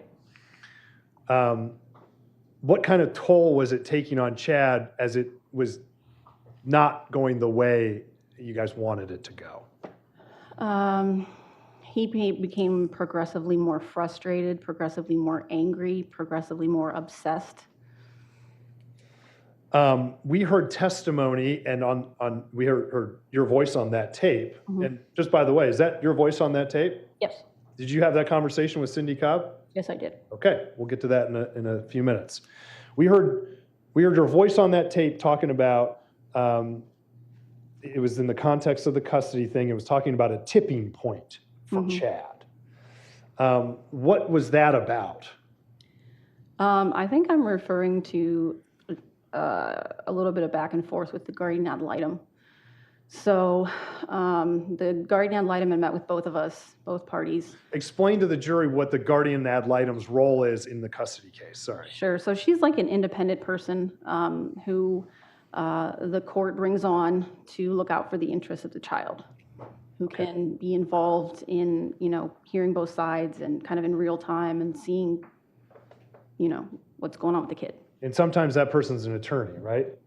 Yes. Was the guardian ad litem in Grace's case an attorney, do you know? I believe so. Okay, that's fine. So you're talking about a tipping point. Go ahead. Mm-hmm. And she said something like she didn't know who to believe. I think she said that to Beth Judge. And Chad's reaction was like cataclysmic. He was like, what am I supposed to do here? We've taken all the legal actions, we've gone all the avenues that we can, and still here we are in this position where, we're no closer to getting Grace back. Do you think, strike that, was the drug planning scheme maybe a reaction to that frustration? I would say so, yes. You said cataclysmic, correct? Mm-hmm. Did he ever have times where he just wanted to give up and to say to hell with it? Yeah, so he would kind of go back and forth sometimes. He would be, really obsessed, writing this big email to Beth Judge about, why don't you address this, this, and this? And then, he'd turn around and be really despondent and be like, well, I guess I can't be Grace's dad. I'll terminate my parental rights, which I guess you can't actually do. But he didn't know that at the time. Okay. So is it fair to say it was taking quite a toll on him? Yes. Okay. But did he give up? No. Okay. He kept going with it? Yes. Okay. At some point, was a plan of a second drug planting discussed? Yes. And what was that? Because the marijuana didn't work, Chad felt that something stronger and potentially some paraphernalia would have a better success, that it would work. So what was Chad's plan? He was going to get a hold of some meth from, I guess, somebody that he went to high school with, sold it. You said meth? Yes. Methamphetamine? Yes. Okay. And that he was going to place that in Ashley's car. And then that we would either call her, the police or somebody in authority to get the police there so they would find the drugs. What would be the purpose of that plan? So that Ashley would be arrested and so that we could go to court and say, look, she's been arrested for drug trafficking. You know, she's not fit to parent. So it would help with the custody case? Yes. Okay. And was part of the plan, an essential part of the plan, that nobody know it was Chad that had done it, correct? Yes. What was your reaction when you heard this plan? Wary. Why? It was highly illegal. It would put heat on us. And it already had not worked once. So you had tried it once and failed, right? Right. So why would you want to do it again? Right. Did you talk him out of it? Ultimately, no. Okay. Did you discuss, I mean, you talked about the legal court plans with the attorney, right? Yes. And now you've discussed an illegal second stronger drug planting plan, correct? Yes.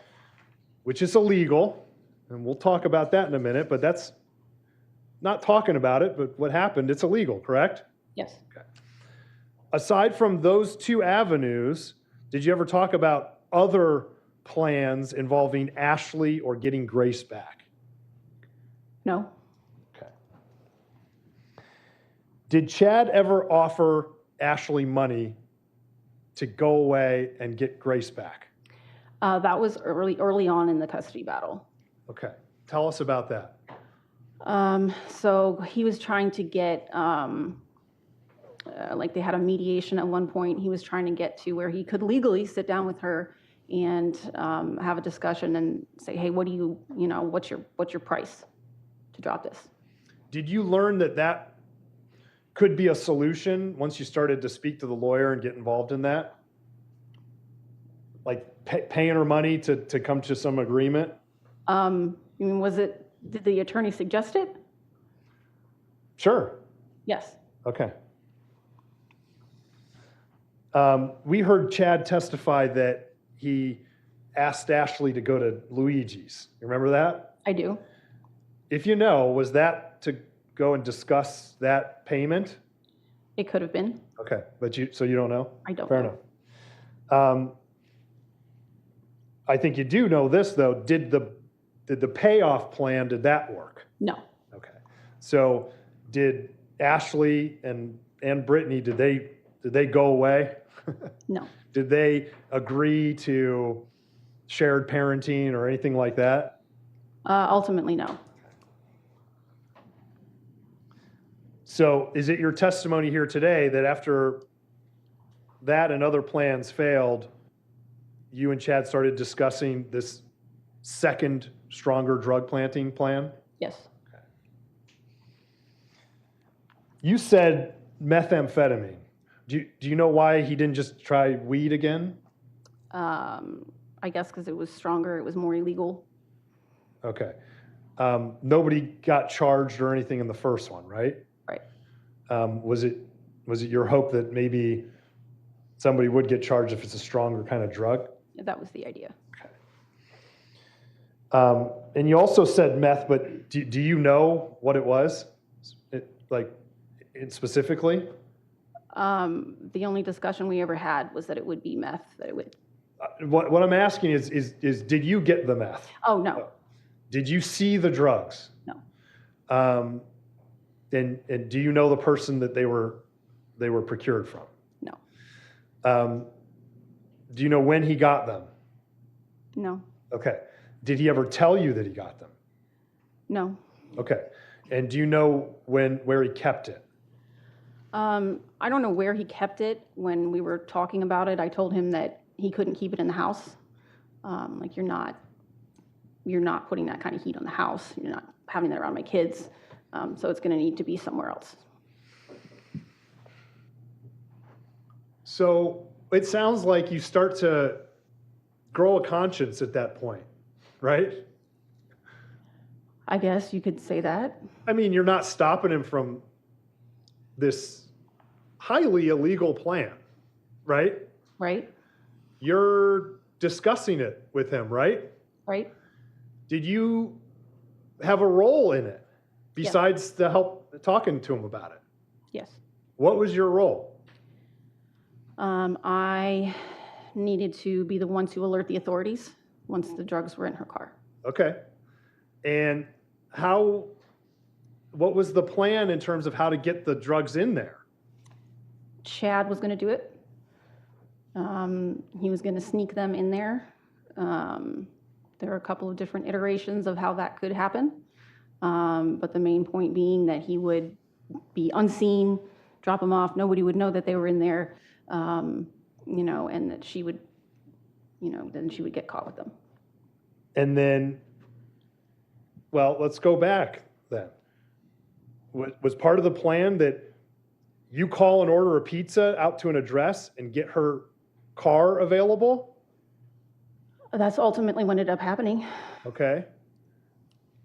So is it fair to say that your part of the plan was to make 2 calls, right? Call the pizza place and then call the police? Yes. And do you realize that by doing those things, you're committing multiple felonies? Yes. Possession of drugs, falsification of a police report, perjury, all manner of crimes, right? Yes. Are you committing aggravated murder or murder by doing that? No. So in the first drug planting plan, your job was to make a call, right? Yes. In the second drug planting plan, your job is to make a call. Yes. You're the caller. Yes.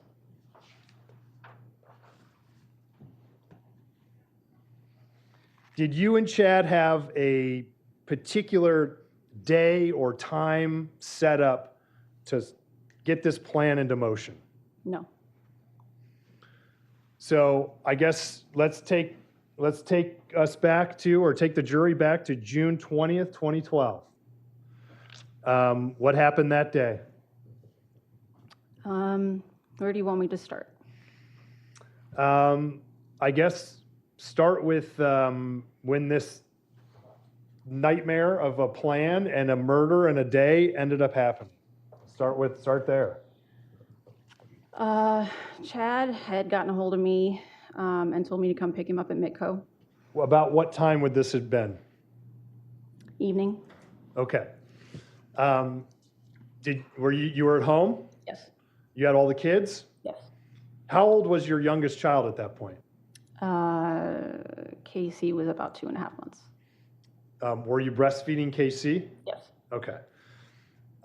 So we're talking car seats, diapers, breastfeeding, I mean, the whole thing, right? Yes. Okay. Had you already fed the kids? Yes.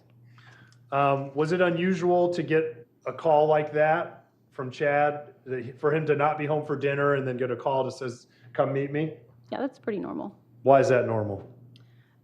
He's always running around doing stuff, working on his truck, what have you. Do you know what he was doing at his dad's company that day? I don't. Okay. Did he call and want you to pick him up to go do this plan, or did you know when you were driving there? He told me once I actually had him in the car. He said, Ashley's about to get arrested. Okay.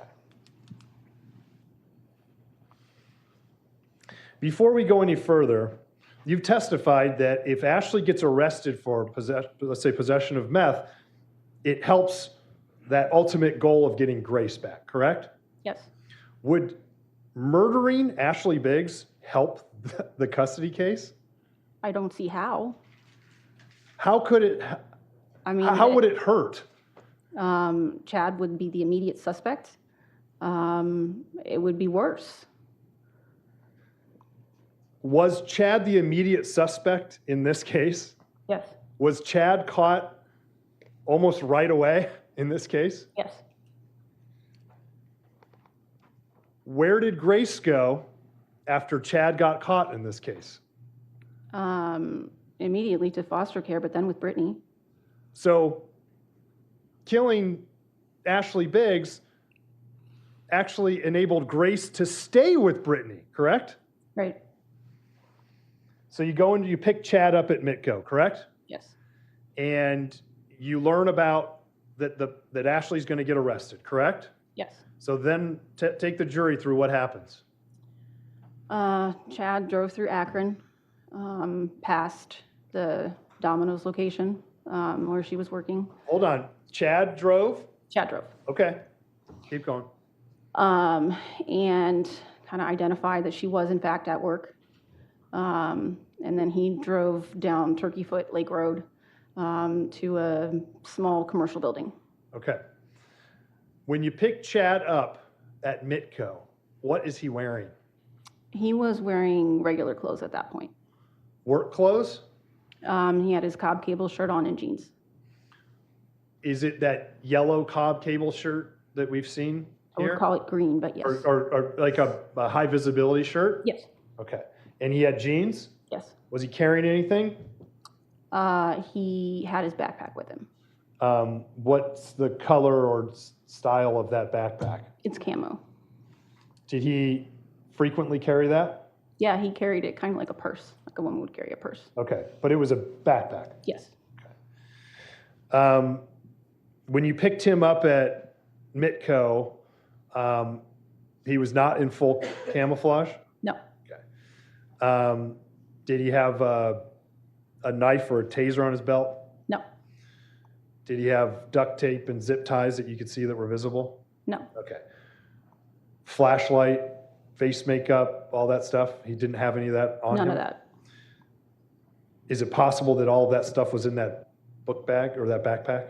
Yes. So you guys drive by Domino's and see her car there, correct? Yes. What is the risk that somebody else shows up and delivers that pizza?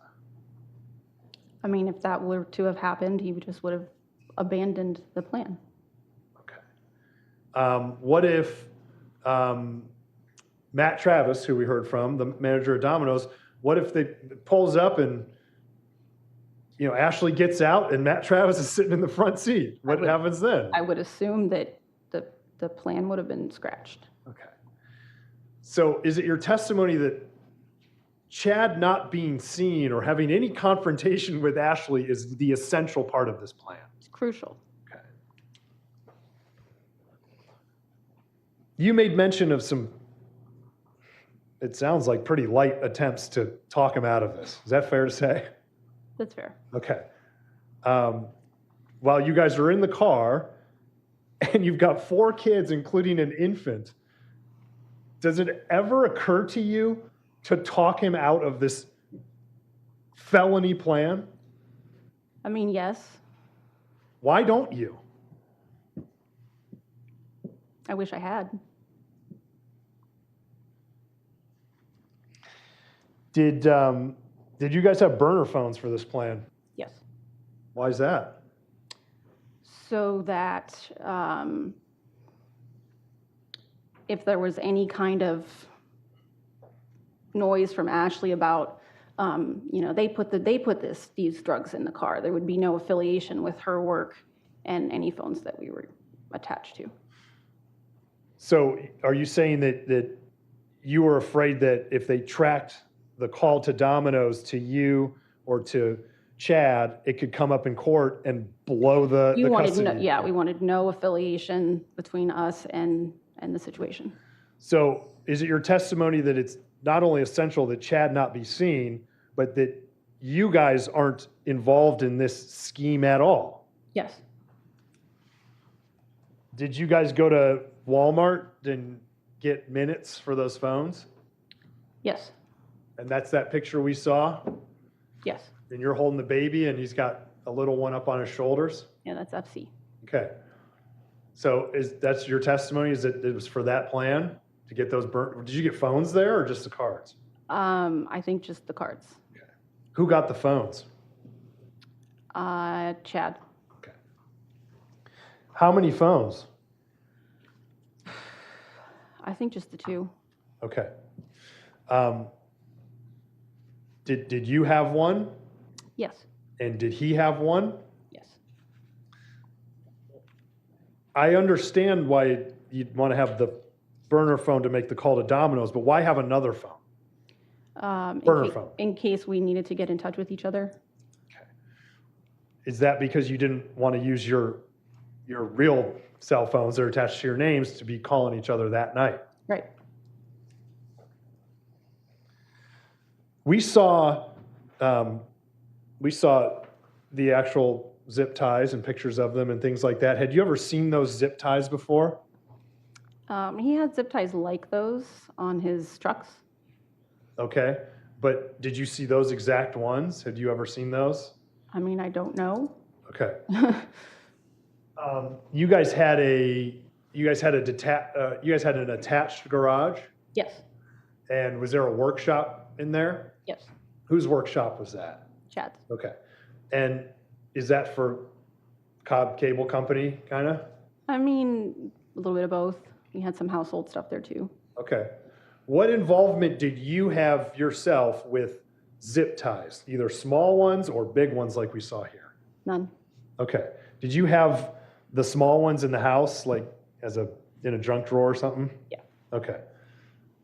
Kind of like you tie a cable up with it, like behind the TV or something like that? Kind of like this over here. Okay. Did you ever deal with the 3 to 4 foot long ones? I did not know. Okay. If you saw them stored, how would they be stored when they weren't in use? Do you mean like where were they stored? No, how were they stored? I mean, they're like wrapped up and then held together with another zip tie, like a small one. Okay. So are you saying that they would be stored like spiraled up? Yes. Okay. So when you saw them, they were never stored kind of lengthwise laid out? Okay. And would that be easier to transport then if they're smaller? Yes. Okay. Could those fit in a backpack? Sure. So I interrupted you, and I apologize, but you go to, Chad is driving and drives past Domino's, okay? Yes. Right? Okay. I just want to pick up where you left off. I apologize. You verify that she's there, correct? Yes. And then what happens? He drives to a location on Turkey Foot Lake Road. Was that 647 West Turkey Foot Lake Road that we've heard about? No. Where is it? I'm assuming it was very close by. Okay. Was it in a business next door or down the street or Yeah, I'm assuming it was right next door. Okay. Could you, from there, could you see that building where Ashley was killed? No. Okay. At that point, you guys are in that parking lot nearby, correct? Yes. Was it walking distance to that parking lot where Ashley got killed? Yes. Okay. And I guess to jump ahead a little bit, the plan was you would drop him off, make the call, and then what was your part after that? I needed to wait for him to call me. Okay. And at that point, then you've testified that you would call the police and say she's swerving or give some reason to get the car pulled over. Yes. Okay. Where were you supposed to be when Chad's planting the drugs? I was supposed to be still at the location where I had dropped him off. Okay. Were you ever supposed to take the Navigator to 647 West Turkey Foot Lake Road? No. And why not? I mean, the whole idea was to be invisible. Is it fair to assume that business could have cameras or something? Sure. And if that car is there, that's not a good thing, right? Right. So would you ever want to be dropping off or picking him up there? No.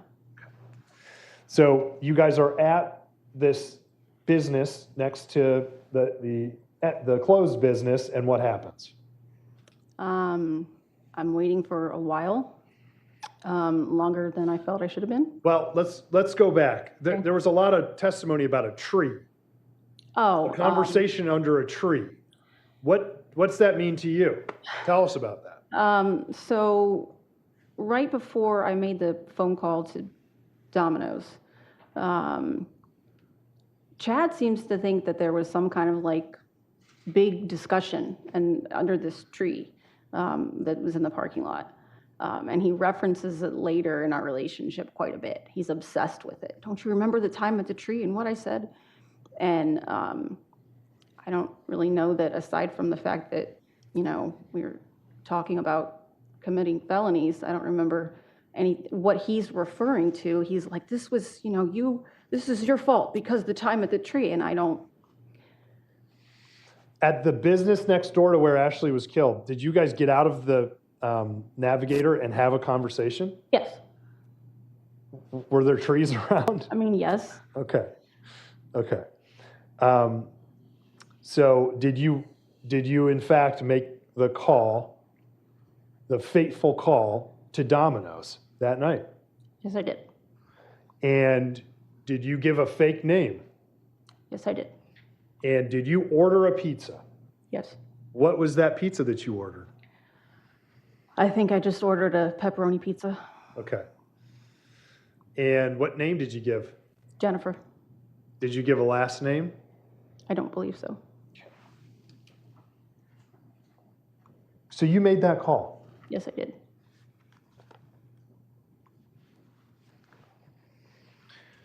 When you make that call, what does Chad do? At that point, that was when he went back into the woods. What woods? Kind of behind the commercial building where we were. If you walk backwards, that whole area he walked off behind. Okay. There's a lake back there, but there's like some wooded areas surrounding that. Is that what you're referring to? Yes. Okay. And did you see him put the camo on and all that stuff? No. Okay. When he left you, what was he wearing? He was still wearing the Cobb Cable shirt, the jeans. Okay.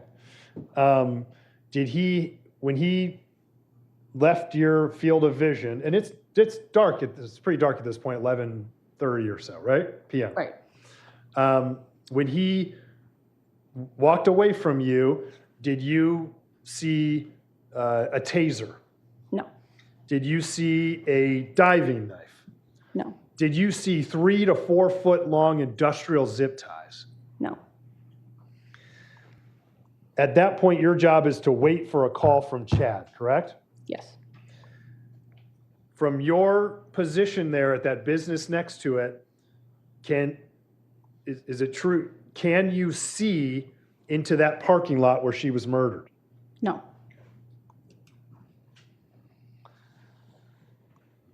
After you make the call and he walks off, what happens after that? So I waited for the call. It seemed like it was getting to be an awfully long time. But then ultimately, I did get a call from him. We heard testimony from Matt Travis that he wants that pizza out the door in 12 minutes or something. Best pizza shop manager I've ever seen. He wants to get that thing out there quickly, right? Yes. When you say it felt like it was taking a long time, you felt like it wasn't going to take that long to get that pizza out there and to be getting a call from Chad saying, hey, come pick me up, correct? Yeah. Where were you going to pick him up? He was just going to return. Okay, at that business Yes. next to it, okay. About how long do you think elapsed before you get that call from Chad? Maybe half an hour. What are the kids doing during all of this? I had a DVD on for him. Okay. You had some sort of flip down situation? Okay. Yes. Was the baby sleeping? He must have been, or would have been noisy. So they were either sleeping or watching Yeah. a movie? Are these the actions of a good mother at this point? No, Are these the actions of a good person? no. So you get the call after about a half an hour. And what happens? He tells me to meet him at his bridge, and he tells me that he has Ashley's car. What is your reaction when you hear that? Why do you have Ashley's car? And he's like, just we'll talk about it. Meet me in my bridge. And he disconnected. Do you know what he means when he says my bridge? Yeah, so it's a location near his parents' house that he's always, it's like his fort, I guess, that he always went to from the time he was a little kid. Did he take you to that bridge ever when you guys were dating? Sure. You guys would go there, make out, whatever? I don't know, make out, but yeah. Okay. You heard testimony that was he and Ashley's bridge. So when he says the bridge, my bridge, you know where he's talking about? Yes. Erica, when you get that call, why don't you drive immediately to the police station? I was scared. I didn't know exactly what was going on. Do you know she's dead? No. Do you have a bad feeling about that, though? I have a bad feeling. Why does he have her car? Is there any reason for him to be in her car? No. Was the plan that he's never in her car and no one knows he's there, correct? Yes. You've got young children in your car. Yes. For their sake, you don't take yourself and them to the police station, correct? Correct. Could that be because you're involved now? I mean, I'm sure that was part of it. Are you thinking to yourself, I made the call? I mean, I wasn't quite freaking out about it yet. More, I was just like, just the fact that he had her vehicle was. Okay. Did you ever see her car drive in? No. Did you see her car drive out? No, but I saw it on the way to the bridge. Okay. So you didn't follow Chad I necessarily? mean, I ended up behind him. It's kind of a series of one lane, the jury and I did it. It's kind of a series of one lane or two lane roads, correct? Yes. So there's kind of one way you'd go, right? Okay. So do you drive to the bridge? Yes. You don't drive to the police station, right? No. Okay. What happens when you get to the bridge? At first, Chad wasn't there. I waited for a while, and then I started to really get panicky because he wasn't there. Did you see any cars around? Would this have been about 1 a.m. at this point? Yeah. Ish? Yeah. So you don't see Chad, you don't see any other cars. What do? After sitting for a while, I looped back around that whole road to see if he's in any other location nearby. And when I don't see him, I park back near the bridge again. Did you see headlights or taillights out in a field anywhere? No. Okay. Is it possible he had the lights off? Sure.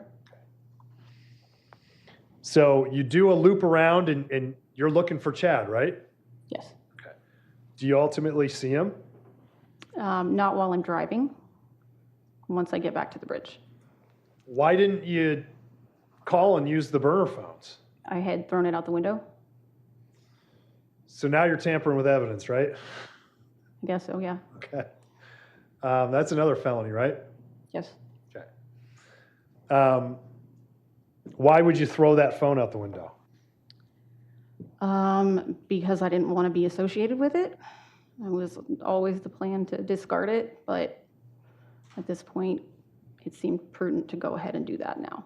Is it fair to say that you're in trouble at this point? Yes, And you don't want to be in trouble? true.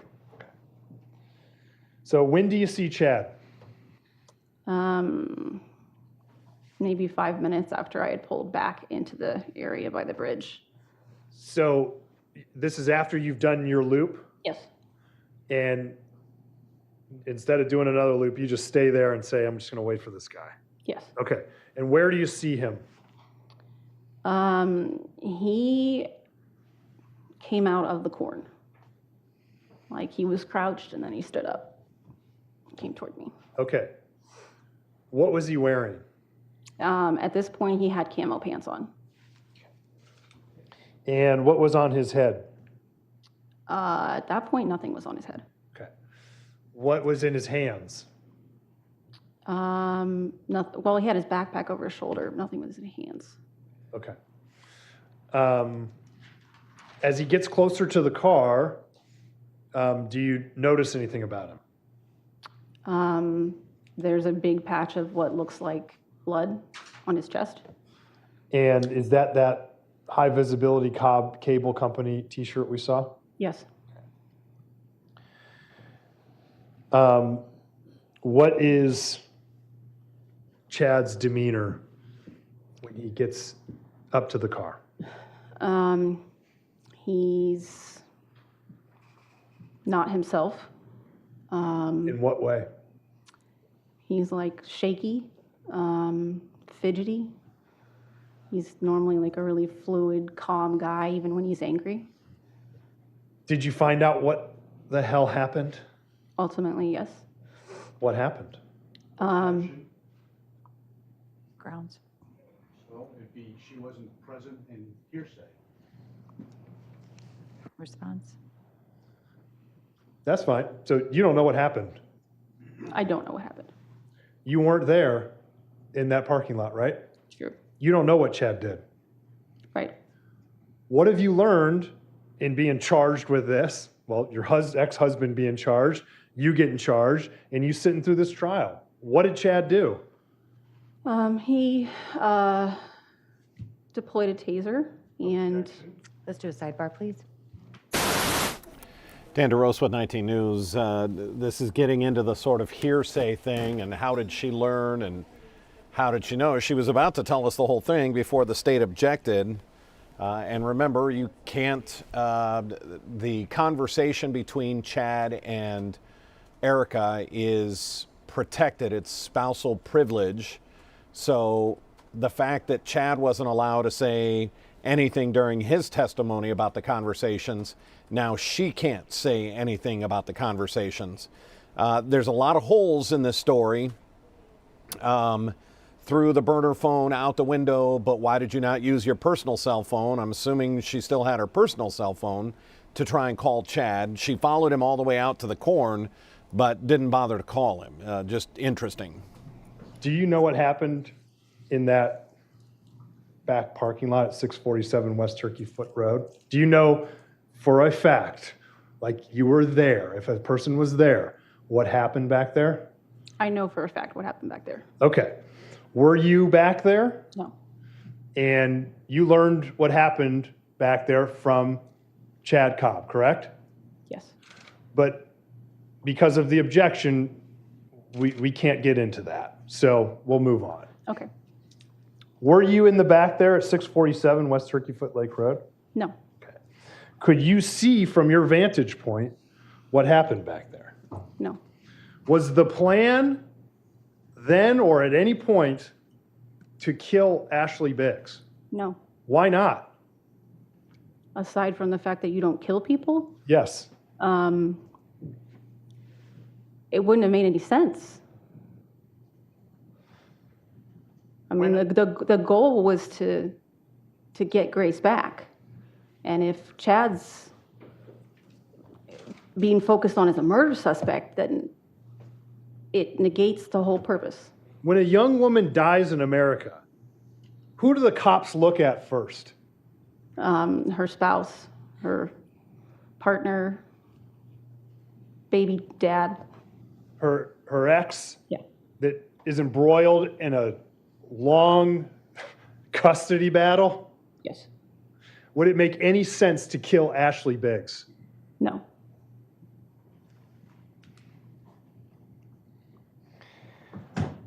Chad comes up to the car and he gets in the passenger seat, is that correct? Yes. And what happens? He tells me to drive him home. Okay. Do you drive home? Yes. What happens when you get home? I get the kids out of the car and try to get them settled. I assume that we're staying home. Chad goes in, gets in the shower, and I follow him in there. Does he go into the house with his clothes that he had on and his bag? Definitely his clothes. Okay. Do you know where the bag is at this point? I don't recall. Okay. Did you ever, before he killed her or after, handle this bag? That day, no. I don't know if I've ever in my life touched it. Okay. Did you pack it for him? No. Okay. Would you? No. You followed him into the bathroom, and did you learn that Ashley was dead? Yes. Okay. And what was your reaction to that? I felt like I had been hit with a ton of bricks. Okay. I felt like I was going to be sick.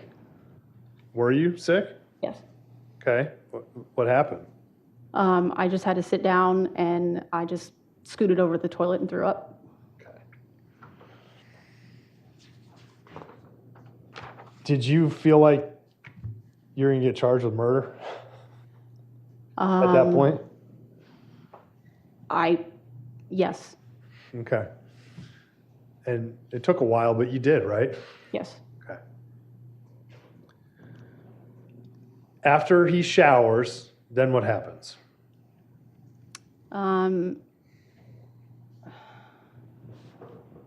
So he left the bathroom while I was being sick. And the next thing I did was get Kai and feed him because he was crying. Okay. Did you guys leave the house at some point? Yes. Why? Chad said that he needed to get Ashley's phone, that he could fix this. Did that make any sense to you whatsoever? None. Why? Because he's told me that she's dead. Her car is in this field, and you want to go and get a phone? Like what do you, it didn't make sense. Did you believe that maybe at that point the cops had been there for an hour? It definitely didn't seem like a safe place to go. Okay. Did you order the pizza to 647 West Turkey Foot Lake Road? Yes. If Ashley is missing, where's the first place the cops are going to go? To her last delivery location. 647 West Turkey Foot Lake Road? Yes. Did you resist going back there? Yes. I tried to stay home with kids. He wasn't having it.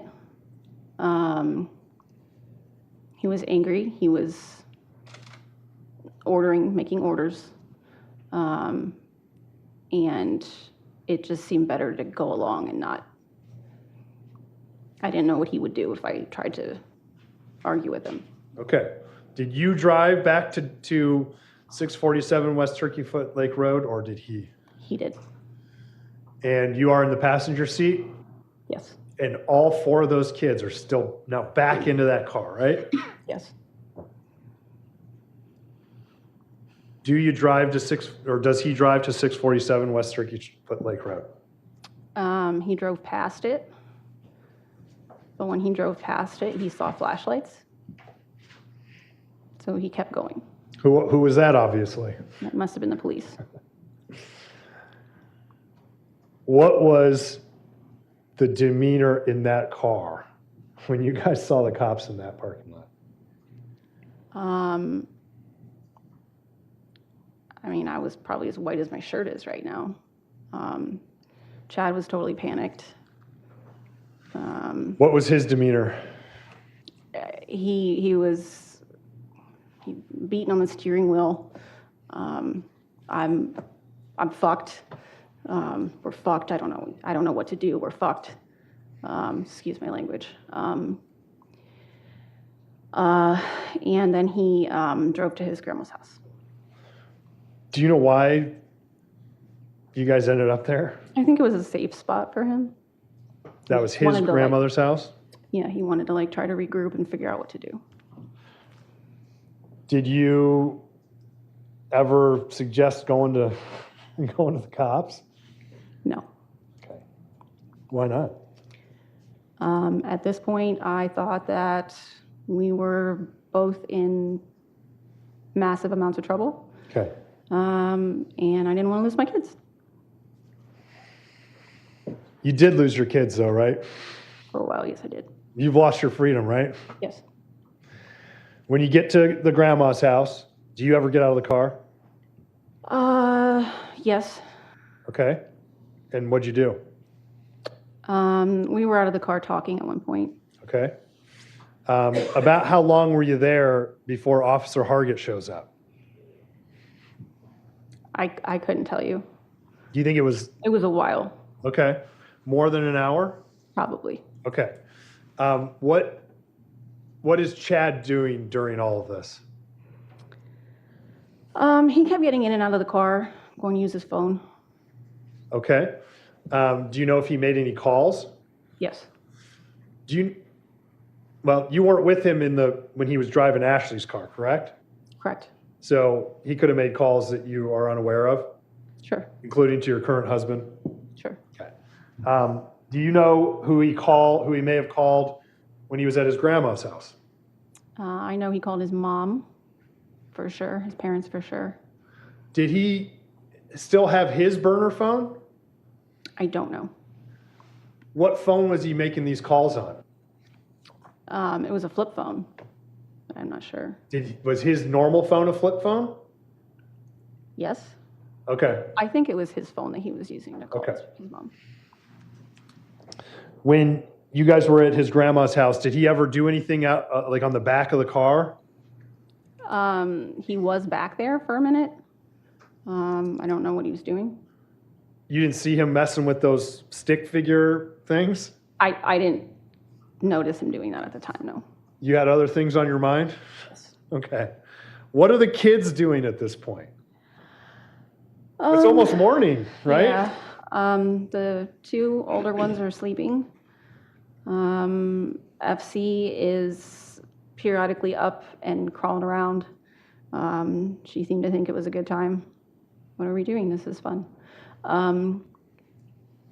Casey woke up and at least once said needed to eat. But Okay. other than that, he was sleeping. Do you remember Officer Hargett, who we heard from? Do you remember him walking up to the car? Yes. Do you remember talking to him?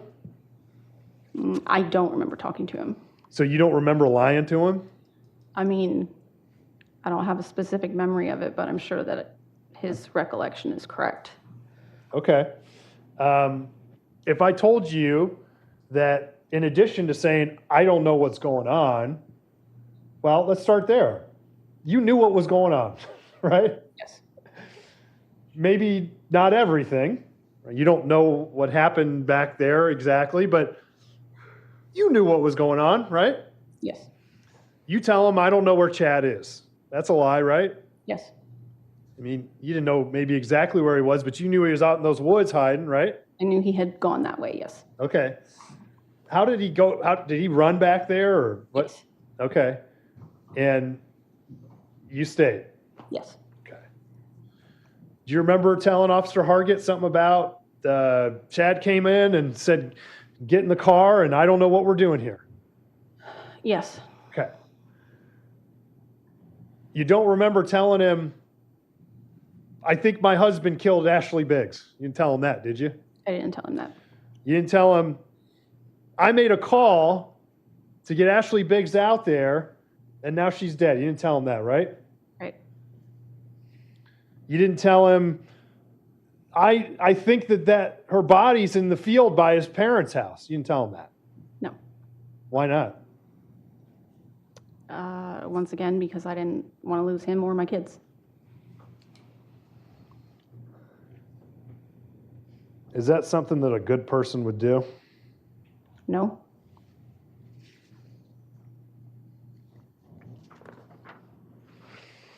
They find Chad in the woods. They take you to New Franklin Police Station, right? Yes. And are you thinking, well, I'm cooked? Yes. Okay. Do you ask for a lawyer? Yes. Did you get arrested that day? No. No, I didn't. Were you surprised? I guess I was kind of surprised. Okay. Well, it sounds like you didn't have the plan to kill her, or even Chad did, but she ended up dead, right? Right. When you were making this plan with Chad and executing the original plan, was there ever a time in your mind that you thought that Ashley Biggs would die? Absolutely not. When you had the first drug planting plan, was there ever a moment during that plan and the execution of it that you thought that Brittany Dunson would die? No. Or Ashley Biggs would die in the first one? No. Do you take seizure medication? Yes, I do. Did you have it with you that night? I don't remember. Probably. Okay.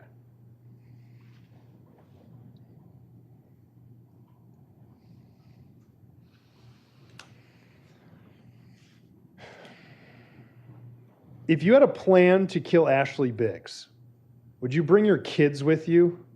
No. Would you participate in that plan in the first place? No.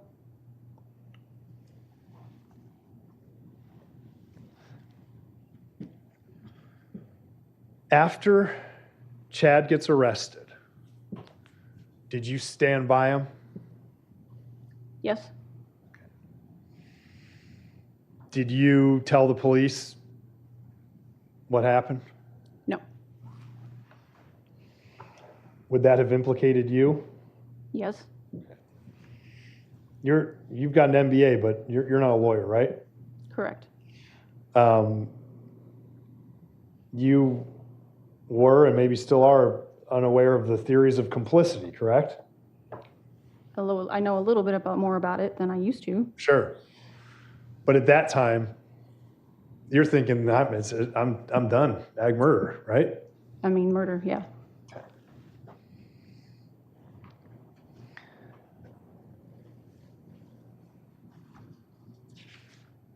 Shortly after, well, at least a few months after this, you get with his best friend, right? Yes. How did you feel about that? I mean, I felt guilty. I was a real hot mess at that point, so. How so? Drunk all the time. Okay. Not making wise decisions about my drinking. I mean, that was really my life at that point. Before I sobered up and started working, I would just drink all day long. And Did going to jail sober you up pretty good? yeah, Did going to jail humble you? yes, Did going to jail expose you to women that had real problems in their lives? yes, At some point, after you guys unsuccessfully tried to keep Cobb Cable Company going, you decided to sell stuff off, correct? yes, Did some of that equipment have like loans on it, or was it all paid off? It was all paid off. Okay. So that stuff had value then, right? Yeah. Okay. And what did you do with the proceeds of those sales? I saved most of it. It got us through like probably about a year. We were heavily in debt on the mortgage. Chad bought the wrong things. We had a nice new truck, but $3,000 behind in the mortgage. So I tried to pay all that stuff off. Just try to get things back to an even keel. And then I just continued to use it, like even after I had gotten a job, just to make ends meet. Did you take any of that money and like give it directly to Mike Stefanko? To Mike, no. Okay. But he benefited from it too, right? Yes. He was living there and got to enjoy all that entails, right? Sure. Okay. So you said you were a mess and that you were drinking a lot.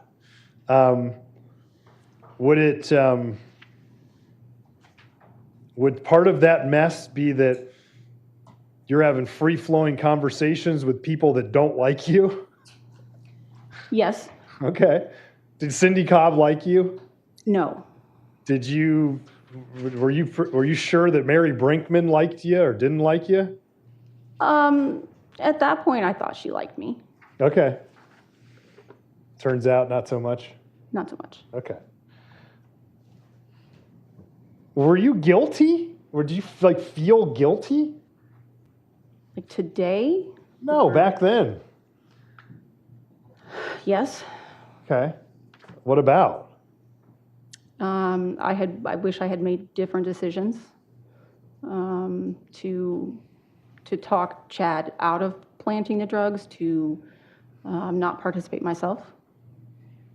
Okay.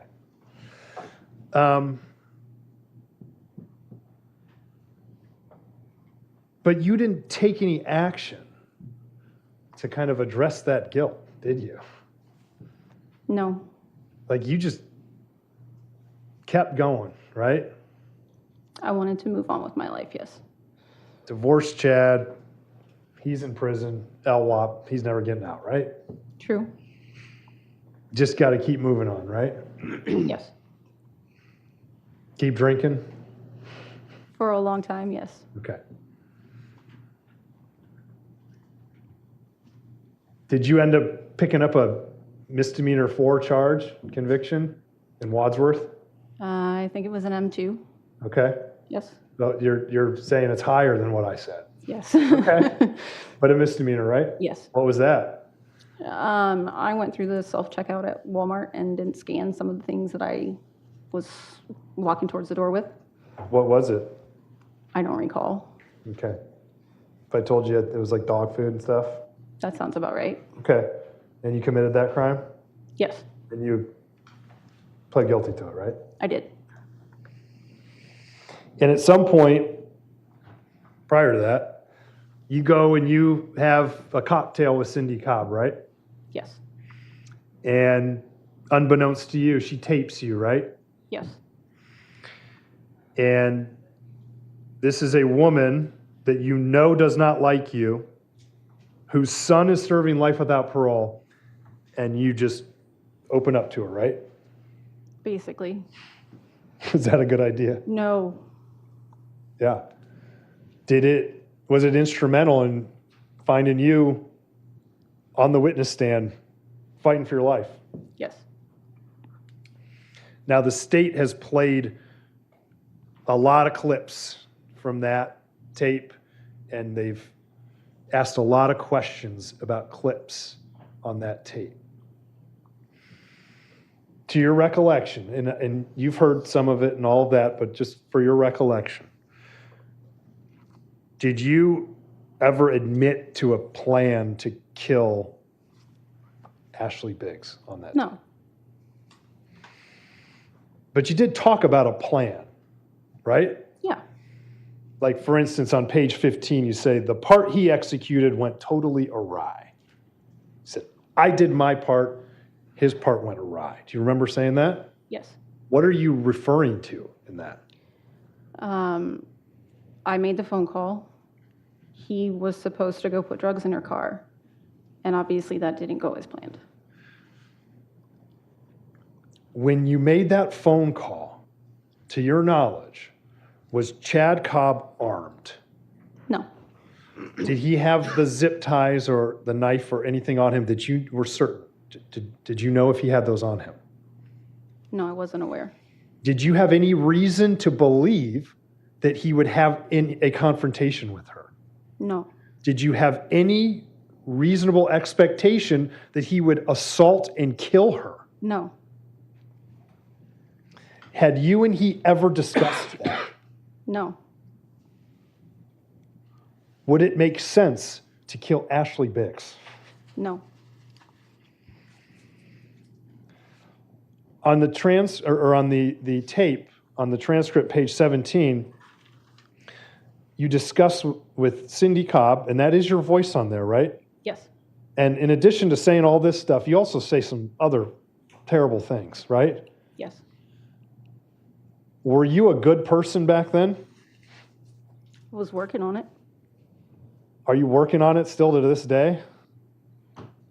I mean, I think I'm a lot closer. Well, let's I'm just there. get right to it. Let's get right to it. You said you're not sad that Ashley's dead. I did say that. Explain to the jury how we can now listen to anything you're saying. I think at the time I really wasn't sad that she was dead. But since then, I've heard from her family. I've heard from people that I've been locked up with who have gone through loss. And I've just had time to really think about, to hold myself accountable. And she lost her life. And if I had taken different actions that night, then at a minimum, I wouldn't be responsible for it. I wouldn't. Mike suffered a lot of loss in his life. Unimaginable loss. Has he helped you become a better person? Yeah. On page 17 of the transcript related to the tape, you discussed Chad, quote, not turning this situation into something it's not. What are you referring to there? I mean, he really wanted to exempt himself from any responsibility. And I didn't think that was fair. Did he want to try to turn the plan for the drug planting into a plan for murder? I don't think so. Okay. Did we hear him up on that witness stand ever say there was a plan for murder? Not that I heard. Did we hear that his plan was to go to Disney World, right? Yes. On page 28 through 29 of the tape, you say, quote, this is what's happened, and you're going to do as I say. That's just his personality. Whose personality? Chad's. You continue on page 29, you say, I had no control. If I step out of line, what's going to happen? What's going to happen? He's going to punish me until I comply. We heard on that tape on pages 54 and 55 that his mom thinks that Chad snapped. You said that you could see him snapping, but that he was generally controlled. Do you remember that? Yes. You also say to her that he talked to you in a different way right after it happened. Did that make you think maybe he did snap?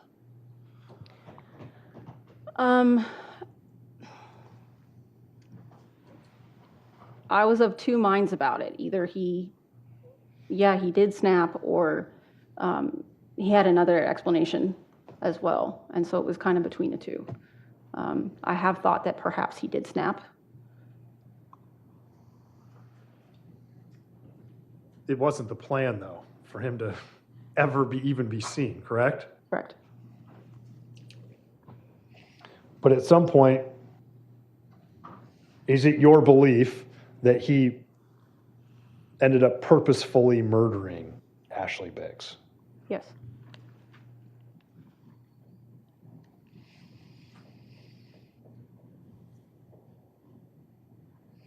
You talked to Cindy about, well, Cindy says, I'm thinking it's an anger lash out thing because he can't control,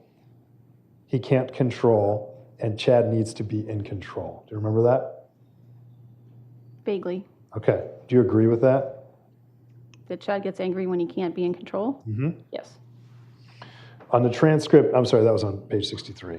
On transcript page 64 of that tape, you say, you're not going to say that I'm responsible for you being in prison, because I'm not.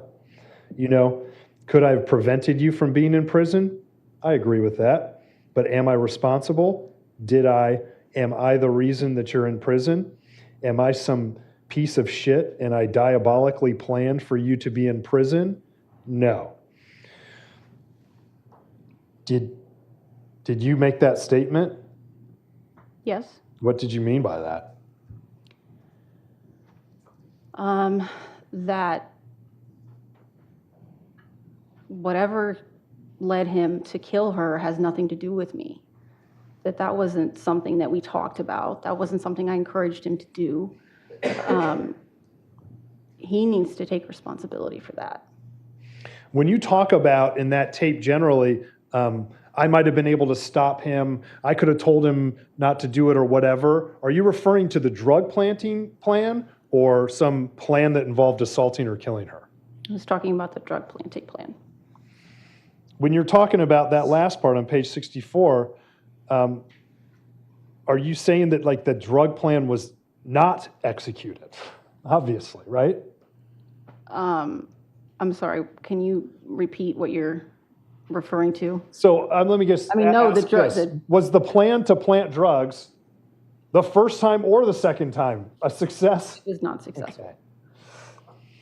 Do you remember on in that tape, and this is on transcript page 126, discussing with Cindy about taking out a life insurance policy on yourself? Yes. Why? What were you talking about there? That if it came down to it and I was going to have to spend a significant amount of time in prison, that I'd rather die. You talk about with Cindy,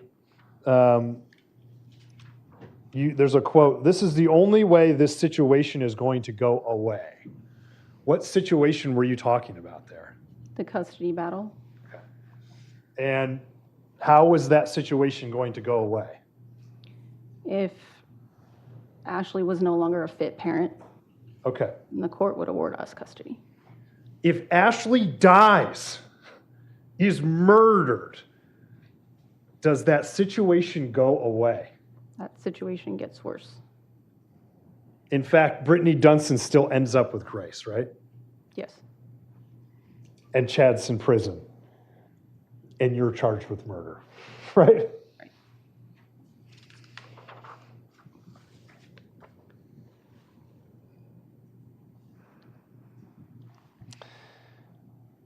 Towards the end of the conversation with her, page 159, you say, if he had got what was supposed to happen that night, yeah, happened, then it was, he had a perfect plan, but it didn't go the way it was supposed to at all. And why that is, I don't know, because he told it to me two different ways. If the plan was to murder her, then that plan went perfectly, right? I mean, that's what happened. If the plan was to plant drugs, that plan failed spectacularly, didn't it? Yes. We heard some talk in there about Chad saying things like, you know, kind of ranting and raving about Ashley. I'm going to keep her skull as a trophy, right? Mm-hmm. What did that mean to you? That he was going to have her literal skull up on a mantle? No. I mean, I thought it was a euphemism. I thought he was being dramatic. Okay. As it relates to the custody case? Yes. Chad didn't like to keep evidence around, right? I mean, no. Okay. Of what? Crimes. I mean, no. Okay. You talk in there with Cindy, if the truth comes out, we'd both be in prison right now. You remember saying that? Yes. Can you go to prison for possessing drugs? I believe so. Can you go to prison for planting drugs on a person to get an advantage in a custody case? Yes. Can you go to prison for making that call to set up, to get the catalyst, to get Ashley out there to get the drugs planted? Yes. Can you go to prison for, after you find out that I've got Ashley's car, that you don't call the cops and you in fact go and pick him up? I think I would. That would be. You're helping him, right? Yeah. Can you go to prison for throwing that phone out the window that you made the call? Probably. Should a person do some time for that stuff? Yes. You talk on that tape about every time I hear a siren, I'm looking over my shoulder. I don't know when that heat's coming down. You remember that? Yes. Why? Why was I always looking over my shoulder? Yeah, was that because you helped plan and commit a murder? No. Is it because you helped plan a drug planting? Yes.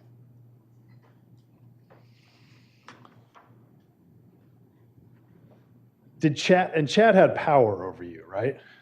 Yes. If he could convince Detective Hitchings that you made that call, that's power, right? Yes.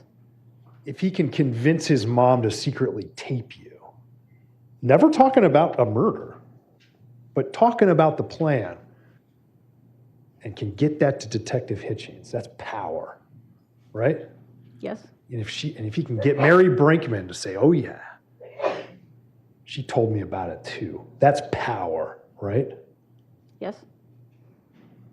Did he use that power? Yes. Did it work? In what way? Are you sitting on Here. trial for aggravated murder? Yes. For making that call? Yes. Just like you made that previous call when you guys planted the pot, right? Yes.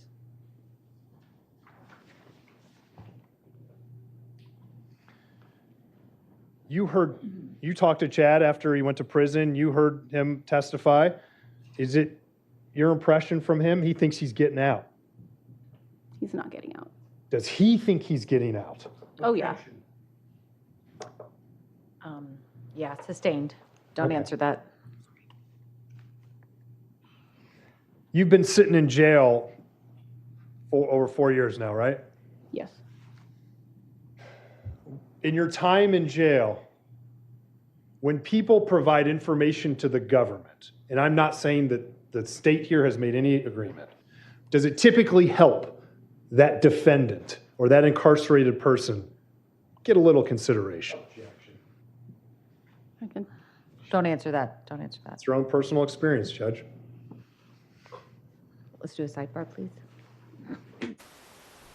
Interesting line of questioning here. He's trying to tiptoe around the fact that does Chad think he's gaining favor by testifying against her? That's hearsay, and it's just 100% not true. And in fact, when Chad was on the stand, they asked him point blank, "Are you doing this because the state has made you some kind of deal to get you a trial?" And the answer was no. He's been promised nothing in this. This has been an interesting line of questioning here. Do you believe her story? Do you believe that she was thinking that this was a second drug planting scenario where Chad was going to leave crystal meth in her car? Now, my question with that is, if she pulls up to the back of a vacant building and it's black, how did Chad think he was going to get her away from the car long enough The door was right there. She pulls in the back parking lot, and the door is right there. How does he think she's going to be away from the car long enough? Unless she's trying to imply that Chad had told her that this was a second drug planning scenario when the whole time he thought it was, or that he knew he was going there to kill her. The problem with this is that it appears Chad discussed the plan of everything, all the different scenarios, the drug planting, the second drug planting. Chad was very good at discussing this with his wife and including her so that she could play a role. So to all of a sudden claim that he didn't tell her about the most serious plan, you'll have to take that with a grain of salt if you sit on that jury. So this has just been an interesting, and then this whole idea that he's following Chad out to his bridge goes the whole way, and at no point does he ever call, does she ever call him to say, why are you in her car? So we've talked about, and you've admitted here, multiple crimes. Are you aware of that? Yes. Okay. And do you feel like you're being punished for those crimes right now? I mean, I've been locked up for 4 years. Okay. It's been pretty awful, so. Do you feel like you've got a lot of atonement to do for things you've done in your life? Yes.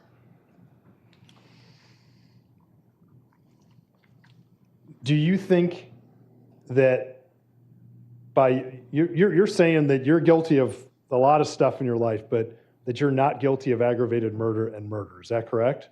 Yes. And that you'll accept responsibility for your part in this, correct?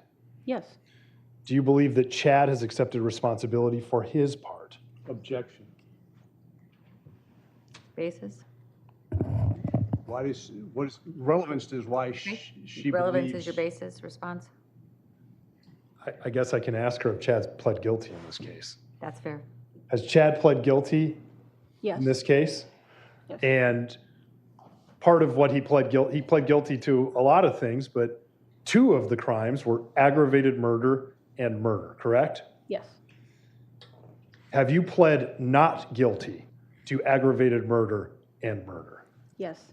Is it your belief that you are not guilty Yes. of those offenses? Yes. Do you feel remorse as we sit here today? Yes. For what? For a lot of things. For my treatment of Grace, for hurting Chad,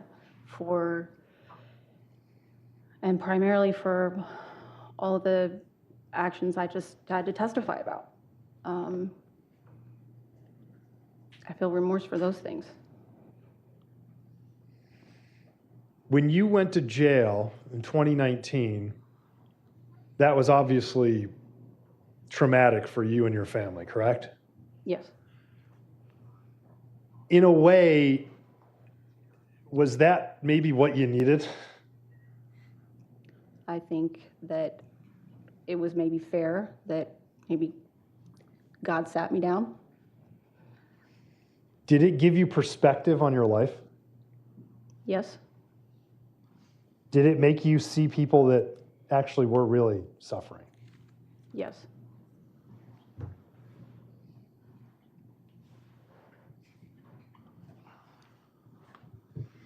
If you were able to get out of jail one day, would it be your intention to try to rebuild your life with Mike? Yes. Judge, what's the relevance?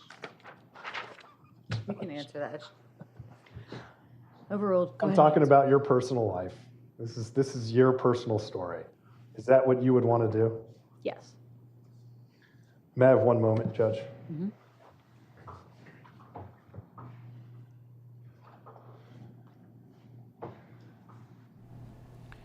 He's checking with his co-counsel here to make sure there's nothing they've forgotten to ask. I have no further questions, Your Honor. Thanks, Erica. So one follow-up to defense counsel's direct examination, at one point he did say to Mrs. Stefanko, "You're fighting for your life. I just wanted to give a curative instruction to the jury. This is not a death penalty case." So while she may be fighting for her liberty, this is not a death penalty case. I just want to make that very clear. It is now 2:33. The state had requested a little bit longer of a break. We're going to break until 3 o'clock. Just a reminder to our jurors to not discuss, not research, and not let anyone talk to you about the case, okay? And I'll get Kelsey in to bring you back to the jury room. Dan DeRose with 19 News here. As you heard the judge, the state has requested, and you get a bit of a sigh there from Erica Stefanko. If she thinks she has felt pressure, she has felt nothing yet. The cross-examination is going to start when we get back from break. This is going to be a half-an-hour break till 3 o'clock. And it will be the state's turn to ask her all those questions about those recordings, where she is now claiming that she was talking when she was talking with his own mother about the plan, and I wish I would have stopped the plan, that this was simply a second attempt at planting drugs on Ashley Biggs so that she would lose custody. You heard her admit that they did plant the marijuana in Brittany's car. Brittany was the girlfriend. Brittany Dunson was the girlfriend of Ashley Biggs. Erica has now admitted that the plan was Chad put weed in Ashley's car. Erica then was supposed to call the police, which she did. The police searched the car and found nothing. So apparently the news story is now, and this is the first time we're hearing this narrative, it was not brought up in the first case that she was found guilty. Now all of a sudden the new scenario is that this was supposed to be a second attempt at now putting crystal meth in Ashley's car, thinking nothing happened with the weed once it was found, we better get something stronger. And that this plan they had been discussing the whole time was to put drugs, to put crystal meth in her car. I, as not even an attorney, I can start to poke holes all along this new narrative. Chad apparently had been very good at sharing with his wife all of the details of these plans, but yet somehow he was only going to share some of the plans, the fact that he had a stun gun, a knife, and zip ties. He wasn't going to share that with his wife on this new trip, even though he'd already, on this new plan, even though he'd already shared all of the other details. There's the part of the story where now she's claiming that she never pulled into that back lot to drop Chad off. They went to a neighboring business. So then my question is here, how did she know? And she admits to making the phone call for the pizza delivery. And I wish we could get Jared Klebanow on, because I'd love to ask whether or not you knew that you were luring her into her death. You lured her there. You broke the law. You made a false call, a false claim. You were aiding your husband in this, whatever you thought was going to happen. Doesn't that still spell culpability? The example Jared Klebanow, our defense analyst, has always given us is that if you robbed a bank, you and your buddy robbed a bank, and you simply drove the car to the bank, he goes in and robs the bank, you can both be charged. Well, the same would be said if he goes into that bank and kills a teller. You can be charged in that. And the only way, Jared said, that you can't be charged is if your friend went rogue. And when he said rogue, which it sounds like Chad did go rogue here, but in the example Jared Klebanow gave us, is if he went completely rogue, you two are in a car, you don't know there's going to be a bank robbery, you're just giving your friend a ride, and all of a sudden, bang, he jumps out of the car, runs in, robs a bank, and comes back, and you didn't know anything about it. That was the only way that it was rogue. So now she's admitting that she knew there was some sort of illegal plan that was about to happen. Doesn't that make her still culpable, because the end result did end up in a murder? So that would be a question for a defense attorney. We might see if we could get Jared back on here. Scott, if you could send Jared a message, see if he could jump on with us. You'll have to create a Zoom, though. All right, thanks. And we're getting in some clips of the testimony that we have just heard to try and so that we can look at some of this, really what I thought were the bullet points, the big parts of her testimony to see, and we're going to get this in real quick. And this is when, and I thought it was really interesting when her attorney said, walk us through the nightmare of this night that was supposed to happen, the night in question. And I think we have that. We're calling that 29 Nightmare. Give me a second here, make sure we have it. We do. Say it again. Okay. So let's listen to this clip. It's about 4 minutes long, and it's the beginning of Erica talking about this scenario. Again, a lot of the details are completely different. And as we heard from Jared Klevenow over the lunch hour, you have to be pretty objective on that jury to say, is this someone saying whatever the heck they want to say or whatever they can say to spare their own life in prison sentence? Is she willing to say anything? The one thing I will give her and give her defense team here that does make a lot of sense. He asked the question, and we'll get to that clip a little later if we have time.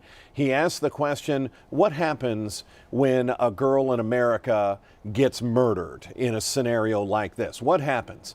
And he was pretty spot on. They look at exes, they look at spouses, they look at anybody that person is feuding with. And so, yes, that would have drawn an arrow right to Chad.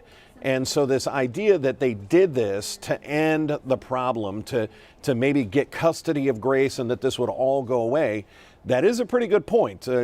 If you play in this murder, this is not going to go away. You are going to have to dodge questioning. You are going to have to dodge arrows that come at you and all kinds of police and speculation. But let's listen to this clip when she was first asked to describe the nightmare. Let's take us back to, or take the jury back to June 20th, 2012. What happened that day? Where do you want me to start? I guess start with when this nightmare of a plan and a murder in a day ended up happening. Start there. Chad had gotten a hold of me and told me to come pick him up at Mitco. Well, about what time would this have been? Evening. Okay. Were you were at home? Yes. You had all the kids? Yes. How old was your youngest child at that point? Casey was about 2.5 months. Were you breastfeeding Casey? Yes. Okay. So we're talking car seats, diapers, breastfeeding, I mean, the whole thing, right? Yes. Okay. Had you already fed the kids? Yes. Was it unusual to get a call like that from Chad, for him to not be home for dinner and then get a call that says, come meet me? Yeah, that's pretty normal. Why is that normal? He's always running around doing stuff, working on his truck, what have you. Do you know what he was doing at his dad's company that day? I don't. Okay. Did he call and want you to pick him up to go do this plan, or did you know when you were driving there? He told me once I actually had him in the car. He said Ashley's about to get arrested. Okay. Before we go any further, you've testified that if Ashley gets arrested for possession of meth, it helps that ultimate goal of getting Grace back, correct? Yes. Would murdering Ashley Biggs help the custody case? I don't see how. How could it? I mean, how would it hurt? Chad would be the immediate suspect. It would be worse. Was Chad the immediate suspect in this case? Yes. Was Chad caught almost right away in this case? Yes. Where did Grace go after Chad got caught in this case? Immediately to foster care, but then with Brittany.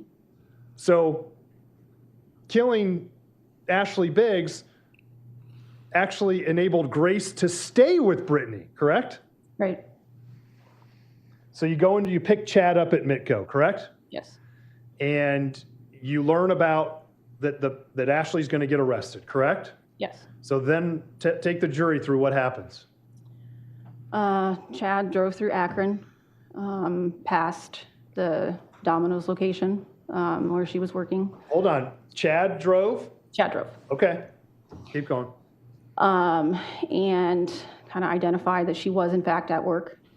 And then he drove down Turkey Foot Lake Road to a small commercial building.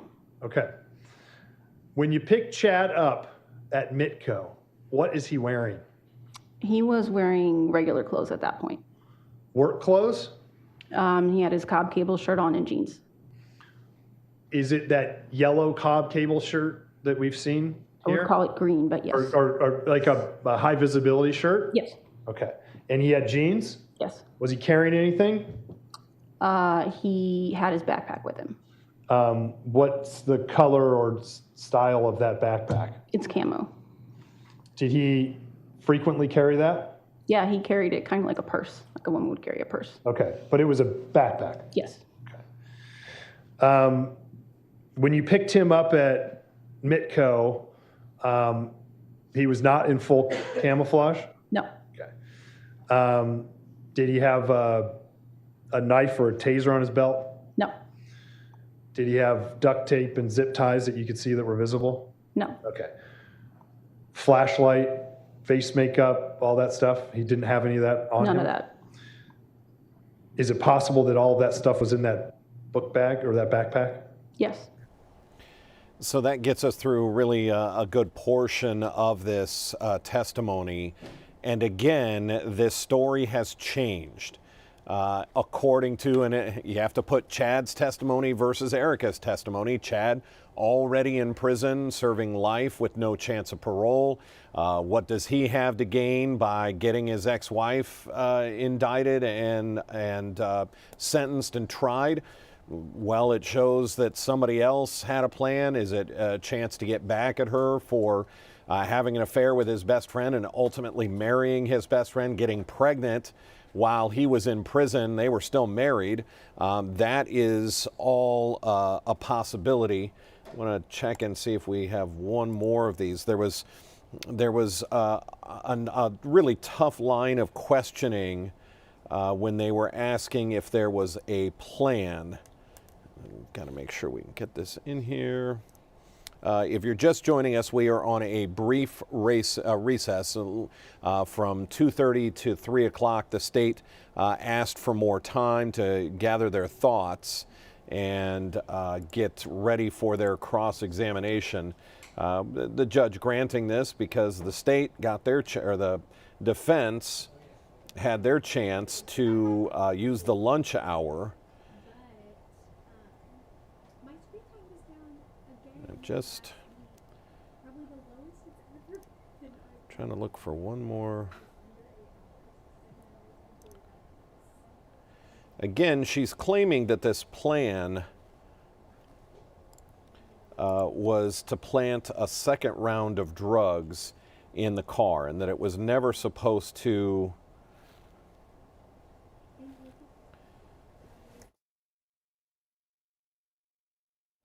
We're going to check, have a little bit of an issue here. You can see we're still on break here in this the trial, day 6 of deadly delivery. We have had Erica on the stand from 12:30 to just about 2:30, so 2 hours. I would expect the cross-examination, just because of who this witness is, I would expect it to probably take a little while longer. And the fact that they're going to be able to pick apart that entire recorded conversation. And it is interesting that in that conversation with the recorded conversation with his mom, if you look at that conversation now with the idea that Erica only thought that this was supposed to be a chance to put crystal meth in her car. Is that a reason to believe that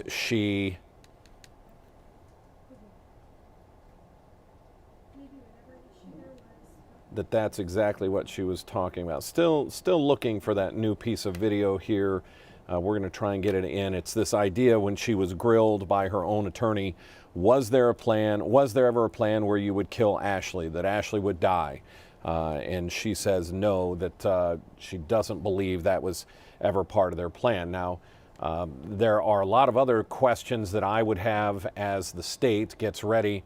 This idea that he calls her, she was told to wait in an adjoining parking lot, and that when he called her to follow her, she claims that he called once on that burner phone and said, "I'm in Ashley's car." And she admitted to being very shocked of why he was in Ashley's car, but that he hung up, and she then proceeded to follow, and she actually was following Ashley's car. My question would be, if your husband just called you and said he's in Ashley's car and doesn't say why, or is he being kidnapped, or is she doing something, that in that drive to another county, remember they had to drive to Huron County, and never got, she never once picked up, now she claims she threw out the burner phone. I'm assuming she still had her phone.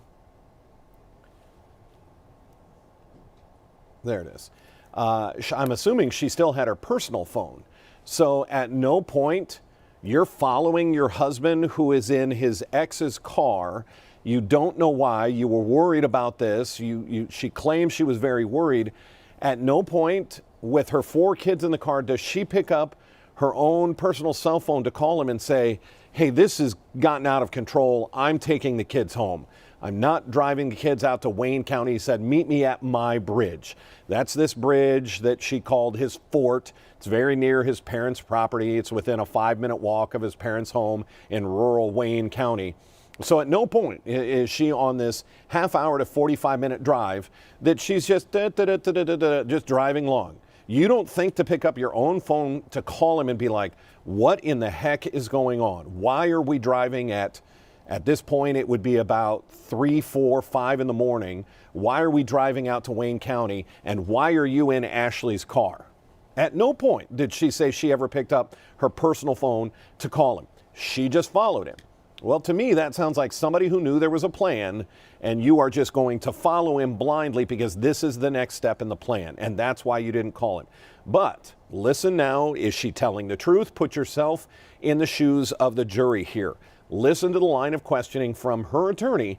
Now, she's going to get grilled on these same questions when the state gets up. Take a listen. Was there ever a time in your mind that you thought that Ashley Biggs would die? Absolutely not. When you had the first drug planting plan, was there ever a moment during that plan and the execution of it that you thought that Brittany Dunson would die? No. Or Ashley Biggs would die in the first one? No. Do you take seizure medication? Yes, I do. Did you have it with you that night? I don't remember. Probably. Okay.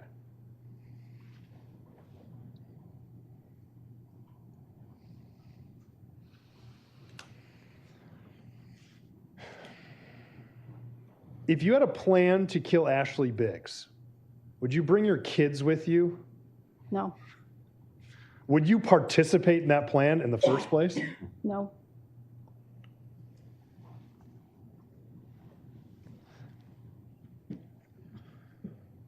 After Chad gets arrested, did you stand by him? Yes.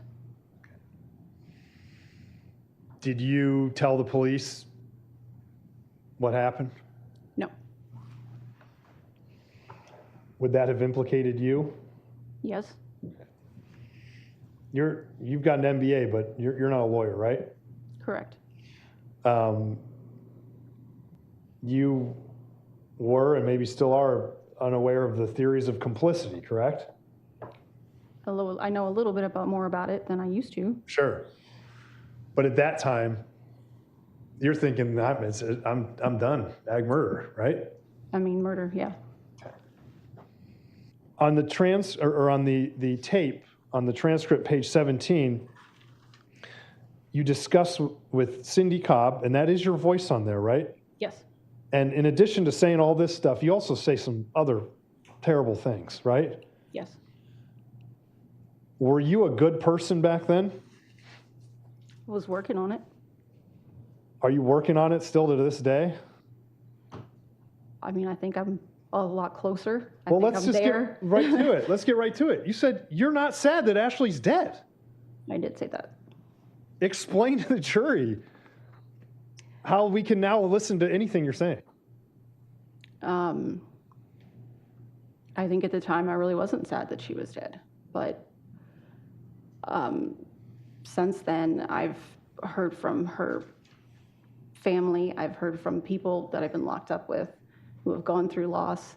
And I've just had time to really think about, to hold myself accountable. And she lost her life. And if I had taken different actions that night, then at a minimum, I wouldn't be responsible for it. I wouldn't. She almost got emotional there talking about that. And that was a brutal part of that recording where she straight up said that she wasn't sad that Ashley Biggs was dead. And she told that to her mother-in-law. And her attorney seems to have these laughing moments. I'm not sure what's so funny to the attorney about her saying that I'm glad she was dead. Why the attorney kind of laughs through this. It's been kind of awkward at times listening to his questioning of his client. But the seriousness is there. And then, and I want you to be assured, we're still on recess. We're not going to miss a single second of this because what is going to be some spicy cross-examination is coming up in a matter of minutes. Right there, we see the woman that just walked out of the picture there. That is Ashley Biggs' mother. As far as we can tell, she has been there for every day of this trial, including the day the autopsy photos were shown.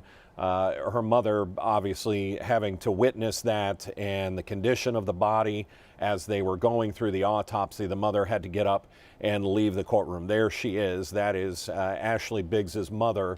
Has been in court with a couple of other family members from time to time. We see the state, the prosecution is there. They are getting ready for their cross-examination of this young woman who has some now real inconsistencies in the story that was told by her ex-husband. Is there an axe to grind there? Obviously. She goes on to leave him and marry his best friend and have a child with his best friend. He is obviously in prison for life with no chance of parole. He is hoping that at some point he can get that plea taken back so that he can have a trial. But you have a lot that's been said by Erica Stefanko, especially in that recording that's about to get shredded through with her testimony that this was not the plan, that killing her was never the plan, even though she talks about several times in that call, I told Chad, you know what you're capable of, you know what you can do and what you can't do, and if you can't do this, but this is the only way to make the problem go away. That sounds like a really dire sort of talking someone through for just a drug planting scenario. You know what you can and can't do. In fact, I want to get that statement back because it is so important when she's talking about you know what you can do and what you can't. We've been over it so many times. This is the only way the problem goes away. Why would you have to talk to someone who's already done this once, has already planted marijuana and it didn't go right, the police found it but nobody got charged, and now the plan, according to Erica, was just that they were going to plant more drugs, but yet you have to talk to your husband about you know what you can do and what you can't do. Basically saying you know how far you can go Why would you have to have that kind of pep talk with your husband if he's already done this, if he's already planted drugs? It just seems like a very odd statement that she's going to have to be questioned on. She's going to get grilled on here in just a couple of minutes as we get back from this extended recess that the state asked for to prepare for this cross-examination. And it is, you had to come up with something. The defense had to come up with something. And I said I give the defense credit for saying, look, wouldn't the police instantly go after your husband if suddenly Ashley Biggs dies? He asked the question, what happens in America when a woman dies? Investigators look at the husband, at the ex, at the boyfriend. It's always that who gets looked at. And she said, yeah, it would just make things worse unless you thought you could get away with it, unless you thought you would come up with the perfect plan and that it was going to perhaps look like maybe a pizza delivery driver who got robbed. Boy, that certainly plays into this scenario, that it doesn't get bad if you suddenly think you have planned the perfect crime. Now, if you're Chad, I don't know that dumping the car within 5 miles of your parents' house out in another county falls into that perfect plan. Doesn't exactly seem like where you would want investigators going to look for a car. So perhaps this was spur of the moment. Perhaps there was no thought put into taking that car out into the middle of nowhere, which when you say middle of nowhere, no, it was actually within 5 minutes, a 5-10 minute walk to his parents' home. So that is going to be the tough decision for the jury, but then it may still come back to culpability. Whether you thought this was for a deal for meth, that you were going to plant meth in her car, or you thought that this was a plan to kill Ashley Biggs, you're still the one who made the call. She admitted it. She admitted to making the call to that Domino's Pizza. Another one of my questions here that I hope we get an answer from the state is, if she's sitting in the parking lot next to where Ashley Biggs would end up being killed, how did she know the address to call into Domino's so that Domino's would go back there? And how would she know to tell Domino's when she called, drive to the back because we're working in the back? Remember, she claims she didn't know that that was the plan because Chad picked her up. She hadn't known anything about it, and that Chad picked her up and Chad drove her to the parking lot adjacent to that building. So how did she know the exact address to send the pizza delivery driver to? Some of those questions are hopefully going to get answered. We are now past 3 o'clock. We should be getting back to the court here as we wait for the cross-examination of Erica Stefanko. What did she know? What does she know? What is she being truthful about? We talked with Jared Klebanow, our defense analyst, earlier about what it means to perjure yourself. Here's a live look back into the courtroom. Ashley being led back in, or I'm sorry, Erica being led back in. You have again, we see the blue jacket draping her handcuffs. She does not have handcuffs on in the courtroom because it would show the jury a bias as if she's guilty. So they need to remove those cuffs and get her back on the stand before the jury comes in. That's also why she's not wearing an orange jumpsuit, even though she does reside currently in the Summit County Jail, and as you heard, has been in custody for the last 4 years.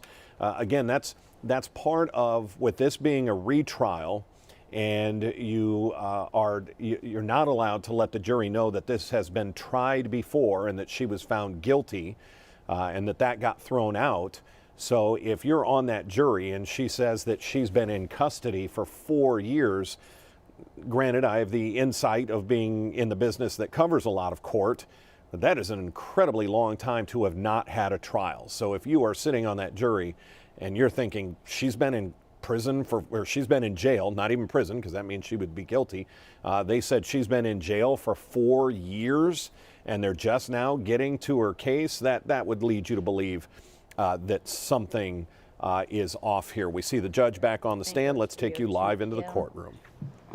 The state, you all may be seated. Thank you.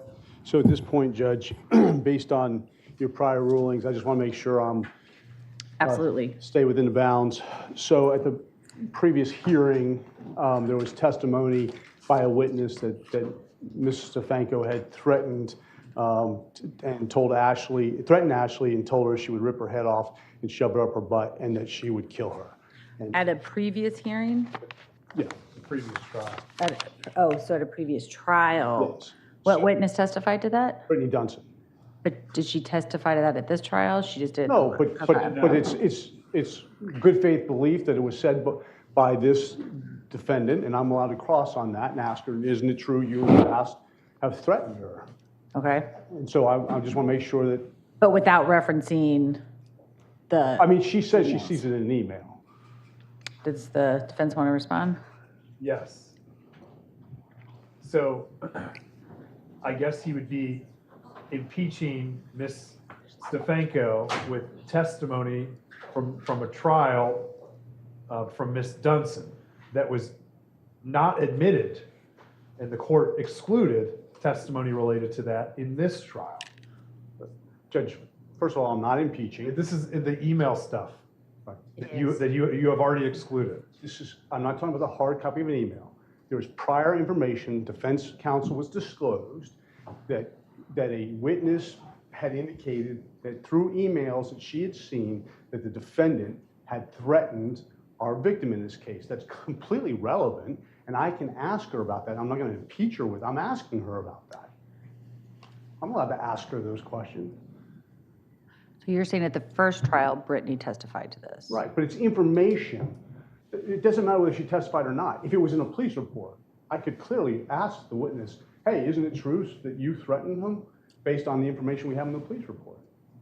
And this isn't a police report, but it's information that was had at a hearing that they were aware of.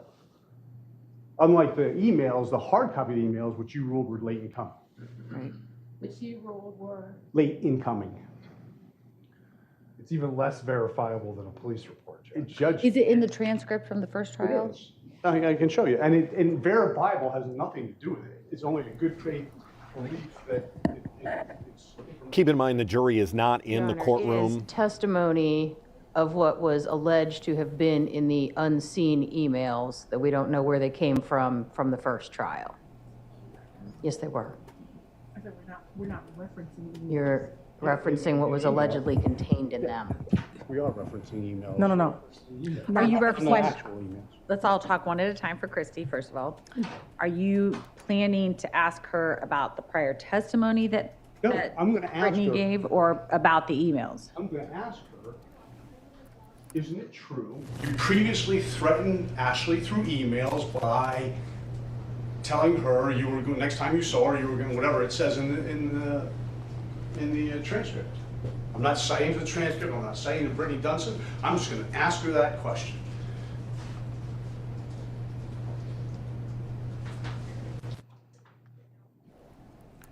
So again, this is not taking place in front of the Does jury. defense want to respond? Yes, Judge, I mean, this is testimony that has not been admissible in this trial about emails that she may have seen that we do not know if they were or were not authored by Ms. Stefanko. And so we would ask the court's previous rulings as it relates to this testimony to continue, and that they not be admitted, to permitted or admitted into asking this line of questioning. I don't believe there were previous rules. We discussed this very issue previously, and you said you were going to wait to rule on it until we came to trial. And that testimony has not been allowed up to this point, and Brittany Dunson did not testify about it in this trial. We did not elicit it, but it's information that we have that's clearly cross-examinable information. So you want to use? Judge, if she had never said that in a prior trial, and I said, I couldn't just ask the defendant, have you ever threatened Ashley Biggs in the past? Of course I could ask that question. But now all of a sudden, because it was in a hearing and a trial, and we actually have the email, now all of a sudden it's taboo. I don't know how that happened. Well, the emails are taboo because they were turned over late. So that's been ruled on. But all I'm saying is that just because we ended up with confirmation of it, now the rest of it's taboo too? That doesn't make any sense. We never showed you that email confirming what the witness had said. I would have been able to ask that no questions. There would be no issue. There was no confirmation whatsoever in the first trial. None. She didn't have printouts of emails. Now, as he's described it, confirmation. They're a million miles away from confirmation. We're still just looking at screenshots and printed out screenshots of things that were turned over a dozen years later. There's no more than that now. The rule doesn't require good confirmation, just good faith belief. I'm sorry. The rule doesn't require confirmation or corroboration. It's a weight of the evidence. I have the right, if I have a good faith belief that it existed, that I can ask about it. She can deny it.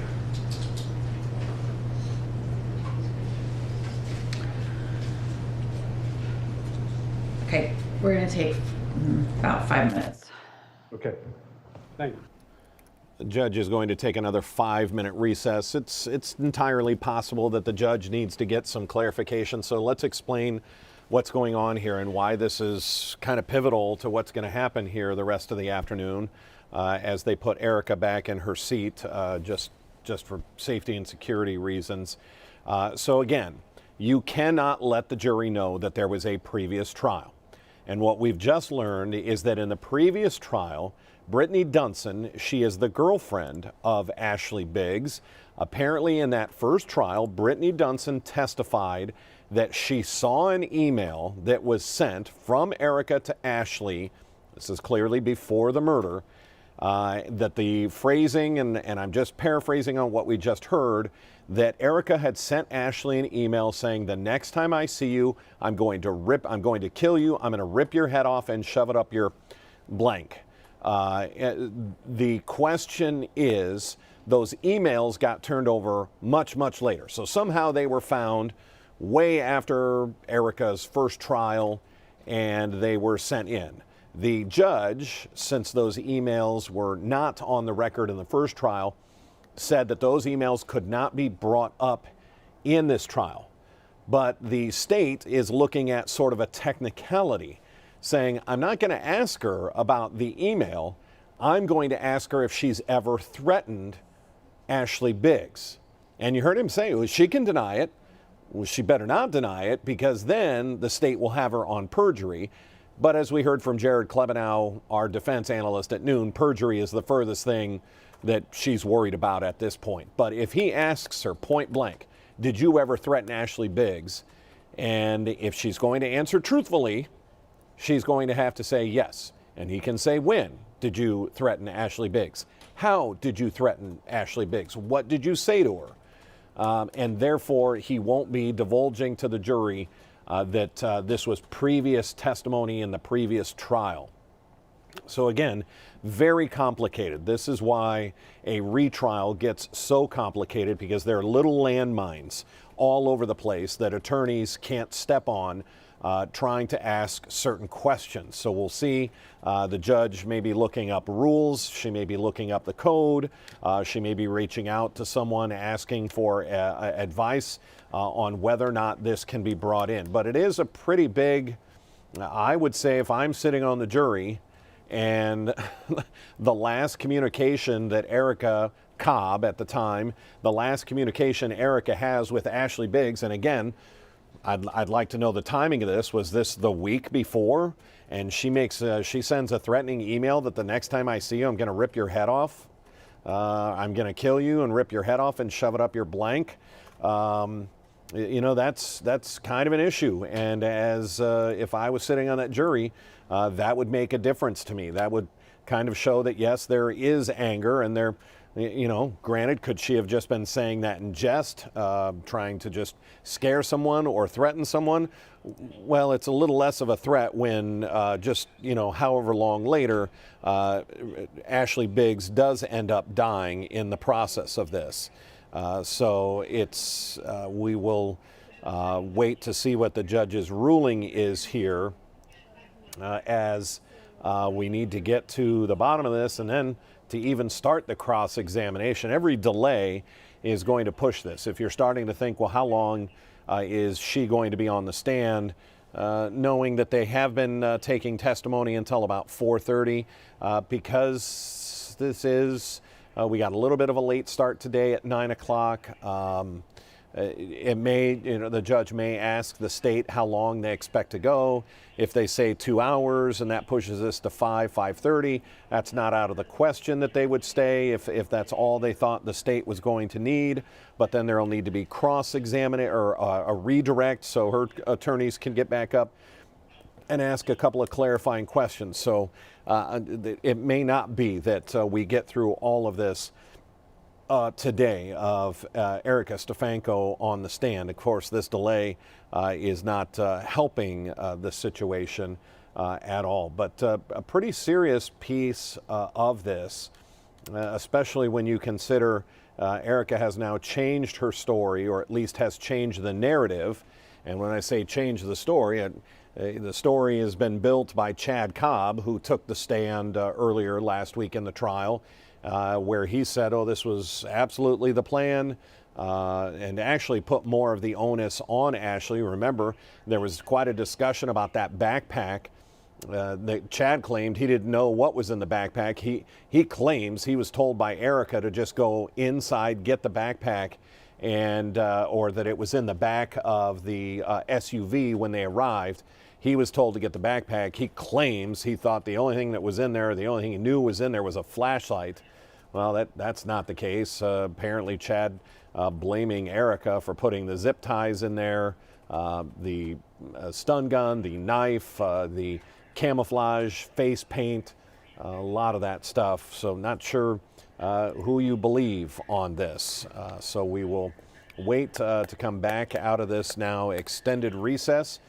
Keep in mind, the jury knows every time they have one of these and it goes longer and longer than normal, they're sitting there in that room saying, I wonder what's going on, because the judge has assured them that on any of these breaks that they're getting and when they're extended, they are working, that they're not just wasting the jury's time. You got to keep in mind, the jury had already been sitting for a week on this because the prosecutor had COVID, so it started a week late and now is approaching the second week of the trial. So they've been in and around this process for about the last 3 to 4 weeks. If you wonder what being on a jury is like, this is obviously a high-profile case, a lot of evidence, a lot of question, a lot of testimony that has to happen, and it is stretching quite a ways. The judge back in the courtroom to see if she has a ruling. Okay, we're going back on the record. It's 3:15 on Monday, January 29th. So my ruling on the emails is that they are inadmissible for any purpose, including impeachment. I've heard the arguments. We've discussed it multiple times. They're not coming in for impeachment. They're not coming in as reference. You can ask the witness whether she has ever threatened Ashley Biggs. That's completely acceptable. But I don't want to hear about the emails I don't want to bring up. That could be grounds for mistrial, so we're going to leave those out. Are we ready to bring the jury in? We are, yes. Okay, we'll bring the jury in, please. Erica Stefanko now heading back to the witness stand for what is really a defining moment in her life. This is cross-examination. This is going to be an onslaught of accusations and clarifications, especially when it comes to that 3-hour recording where she repeats over and over again that there was supposed to be a plan, that the plan went awry. And is she referring to the planting of the drugs went awry and ended up in a murder and that was never supposed to be the plan? Well, the state is going to have to find out in their cross-examination of Erica Stefanko. What is at stake? Life in prison with a guilty verdict. Going to be seated. We are back on the record. Mrs. Stefanko, just a reminder, you are still under oath, and it's now the state's opportunity to cross-examine the defendant. May I proceed? Yes, sir. Thank you, Judge. All right, Mrs. Stefanko. So based on your testimony today, basically sounds like this is all just a big misunderstanding, right? Big misunderstanding? How do you mean? Well, I mean, we're here on an aggravated murder trial, but apparently the 3-hour conversation you had was not about killing Ashley Biggs. It was about planting meth. That's true. All right, so really, had you come to us in 2012 and mentioned that to us, we'd never even be here, right? Not today, no. Right. And a matter of fact, it's been 12 years since she's been killed, and today is the very first time you've ever mentioned meth. That's true. As a matter of fact, your counsel had gone to great lengths to point out in the 3-hour conversations, you never actually said anything about a plan to murder Ashley Biggs, correct? That's true. Likewise, not one time in 3 hours is the word meth or a plan to plant meth ever mentioned. That's true. There was not even a mention of the word plant. I mean, I'll take your word for it. Well, I mean, you've heard the transcript. I mean, you heard the recording, correct? I heard the portions of the reporting that you played, yes. Right. So let's boil this down for this jury. Right now, as we sit here, if this conversation, a 3-hour conversation with Cindy Cobb, is you talking about Ashley Biggs' murder, then clearly you were complicit in planning, in the plan to kill Ashley Biggs. If they believe that it was meth you were talking about, then you're not guilty of aggravated murder. You're guilty of a sundry of other crimes, correct? You're the attorney and they're the jury. You don't disagree with that? I mean, I agree that the crimes that we were discussing in my testimony are punishable. Right. Well, and actually they're not anymore, are they? You're very aware that all the crimes that you've admitted to today are no longer prosecutable against you because of the statute of limitations. You're not charging me with those? Right. You're very well aware that everything you've admitted to today, you cannot be prosecuted and punished for. Is that fair? That's fair. Okay. So all your admissions were without any type of repercussions. You could say that. And that would be your way of buying credibility with this jury by admitting to some bad things you did. So that they'll believe you when you say you didn't do the really bad one, right? I'm just telling the jury what happened. Okay. Now, isn't it also true that since 2019, you and your attorneys have had a copy of the entire state's file? I assume so. All right. Either you or your attorneys. Correct? That's fair. You've had all the pictures, you've had the recordings, you've had all the police reports, you've had everything, correct? That's fair. And again, today is the first time we've ever heard anything about meth. Yes.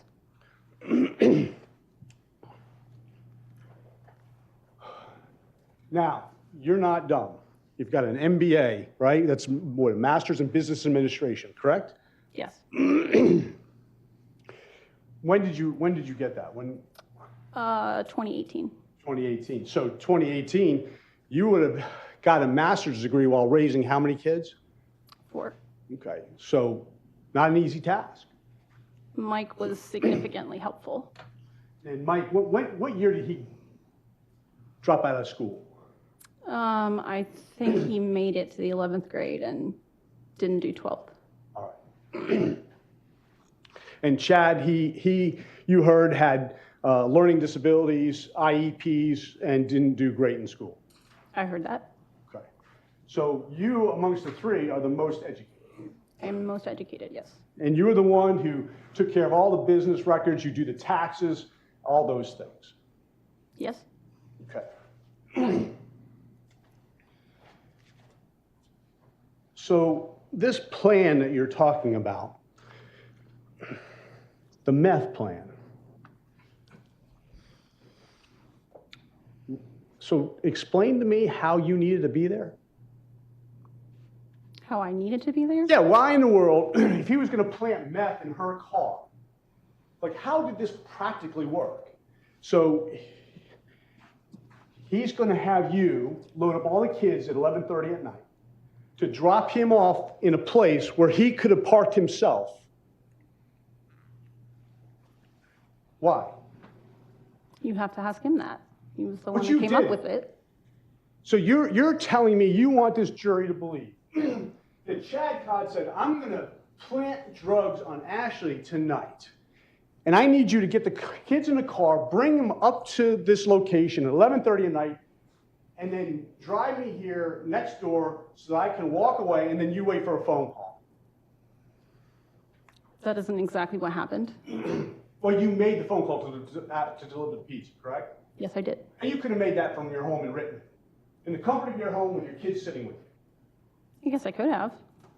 So your MBA, you have a master's in business administration, and you didn't even question that? You didn't say, hey, what in the world are we doing? No.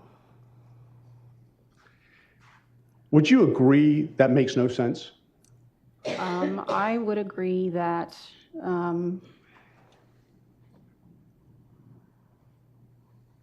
it doesn't make sense. Nothing makes sense. Committing any of those crimes doesn't make sense.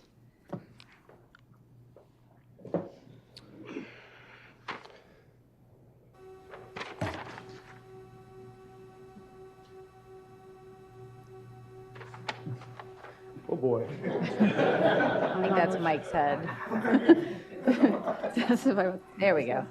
Sorry, Mike. We'll get you some Q-tips later on.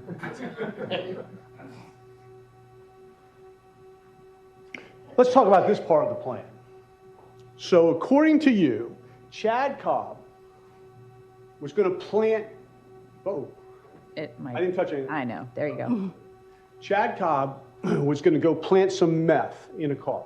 Yes. Now, would you agree this is a pretty elaborate plan to go and call her up, have a pizza delivered to a location, which, by the way, is closed, right? Yes. Okay, so the plan was you were going to make a call next door. She was going to come. He was going to get out of the car in his jeans and his T-shirt, change into this outfit, okay, in the 10 minutes it took to deliver the pizza. And he was going to change and get into this outfit. And then when she drove up and got out of the car and the business is closed, when was he going to sneak the drugs into the car? I assume while she was at the back door. Well, you were at the place, right? You've seen this place, right? I've seen the same thing the jury has seen. You know you could not get into a car by that back door without being seen. You're asking me about things I don't have knowledge of. Which part? I don't have in my mind a picture of exactly, number one, where she actually parked, what that whole area looks like. I'm just confused a little bit by what you're asking me. All right. And if you're going to do this felony as you described it, that would seem pretty risky, to risk having her come to a closed business where she wasn't even going to meet anybody, and then have somebody walk up to her car while she's standing at a door and then plant drugs in it, and nobody's going to see or hear that. It does sound risky. And it doesn't make any sense, does it? You don't seem to think it makes sense. I certainly don't think that it made sense Okay. now, sitting here. Did you ask him what in the world the backpack was for? No. All right. And not only did he get out with the backpack, but he found out with these things. No. Those were not visible to me when he got out of the car. But you know that these are the three of these were ended up on Ashley. Yes. So if he was just going to plant drugs surreptitiously and never be seen, why does he need a knife, taser, and zip ties? You would have to ask him why he brought those things. Again, you would agree this doesn't make any sense whatsoever that he was going there to plant meth. Objection, asked and answered multiple times. Sustained. Don't answer that.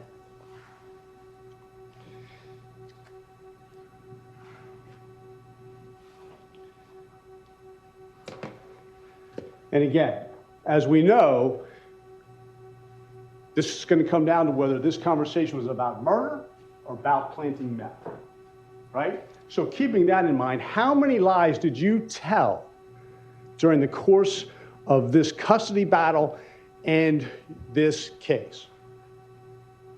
I don't know. Multiple, right? That's fair.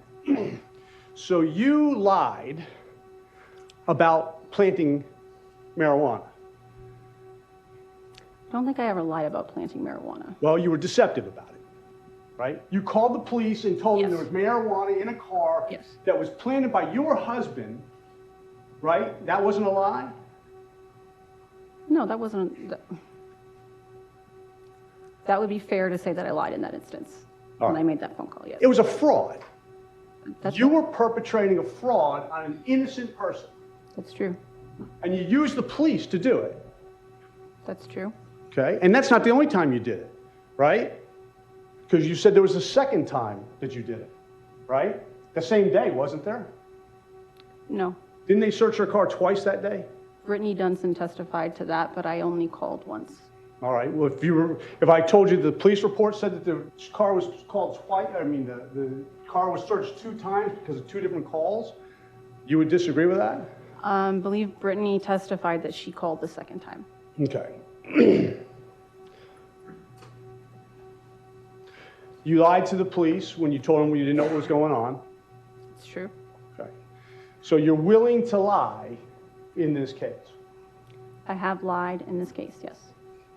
You were willing to lie just to get out of trouble for felonies, lower-level felonies, weren't you? Yes. So would it be fair to suggest that you sitting here facing aggravated murder charges, that you'd be willing to lie for that too? I'm not lying. That's not the question, though. You would be willing to lie for whatever it did to suit you. No. Because that's what you did throughout this whole process, didn't you? There were instances throughout this process where I lied, yes. And you did it easily. I don't say that I did it easily, but I did it. I mean, it's pretty bold to lie to the police, isn't it? It's not something that makes a person feel comfortable.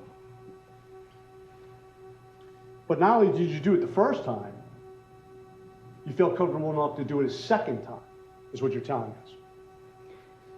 Are you referring to the first time being with the original drug plant and the second time being with when I spoke to the officer when Chad was arrested? Well, let's talk about when you called Domino's.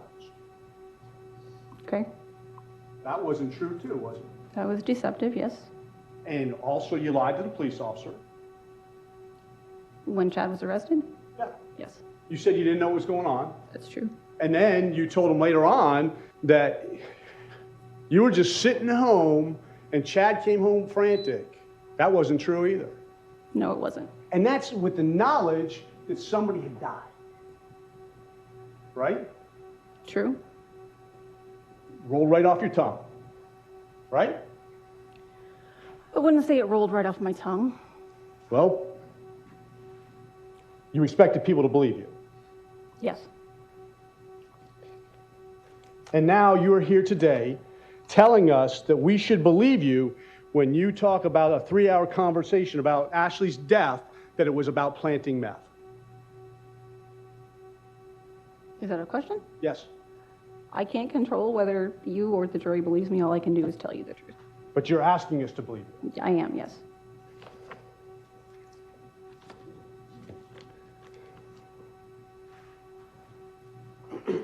All right, let's talk about the conversation that you had with Cindy Cobb, right? Cindy Cobb didn't do anything wrong, did she? In what regard? Well, taping you. There's nothing illegal about that, was it? I don't believe there's anything illegal. You're just mad about it. I don't know to say that I'm mad about it. I don't think that it was a very honest thing for her to do. I think it was kind of sneaky, but I mean, she has a right to do it. Right. I mean, not sneaky like trying to plant drugs in somebody's car so you can get custody of the child. I mean, she participated in that too. She bought that tracker. Okay. And you saw her buy that tracker? I did not see her buy that tracker. All right, so you're just basing that on what somebody else said. True. But in no time did you hear Brittany Dunson ever say that she saw Cindy Cobb following her. The only person she said she saw following her was you. That's true. She never said she saw Chad following her or Chad's mother, only you. True.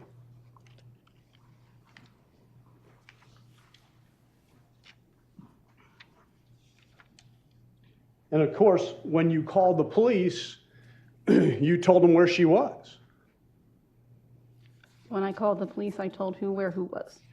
When you called the police to tell them that she was carrying drugs in her car, you told them where she was. Otherwise, how would they have known where she was? Well, yeah, I mean, we were both at the school, so yes. So it wasn't because you knew where she was because you were tracking her. Right. It was drop-off time for the kid, pick-up time for the kids. All right. So the conversation with Cindy was at your request. The meeting was at our request, yes. I mean, my request, yes. All right. So there's a couple things that I want to make sure we're clear on, okay? So the purpose of the meeting was for you to smooth things over so that Chad would stop telling you so that Chad wouldn't, quote, tell more about my involvement with Ashley. Yeah, I wanted him to stop threatening me. And that you just wanted to raise your children and not go to prison. That was the purpose of the meeting. You could sum it up that way, sure. What also became clear in that meeting was that Grace, the only child you weren't raising that wasn't your biological child, took the brunt of your frustration, pent-up frustration with Chad. Yes. Now, you've come up with a version of the poop eating story. That's the first time we've ever heard that it was meatloaf, too, right? I've never spoken about it before. Right. So you heard Grace testify. Clearly, she believes she was eating dog poop. I agree. Today, that's what she believes. So your version of this is that she was eating meatloaf. You gave her and served her meatloaf for dinner. Yes. And she said, it tastes like poop. Yes. And then you This is dog said, poop. well, then eat the poop. Yes, I said And that. from all that, there's this horrible, traumatic thing that you even acknowledged was repulsive and disgusting. Somehow that turned into her eating dog poop. Yes. And so it was, again, just a big misunderstanding that she referred to your meatloaf as dog poop. No, it wasn't a misunderstanding. She said it, and then I, as a horrible parent, reinforced that idea. So you told her, well, yes, it is dog I poop. said, yes, it is dog poop, and you're going to eat it. And you don't think that as a 6 or 7 year old, she didn't know what dog poop was? I mean, she was probably 4 at the time. I'm sure she knew what dog poop was, but she became hysterical over it. She clearly believed it. You also admitted to Cindy Cobb that you did wrong by Grace, correct? Yes. And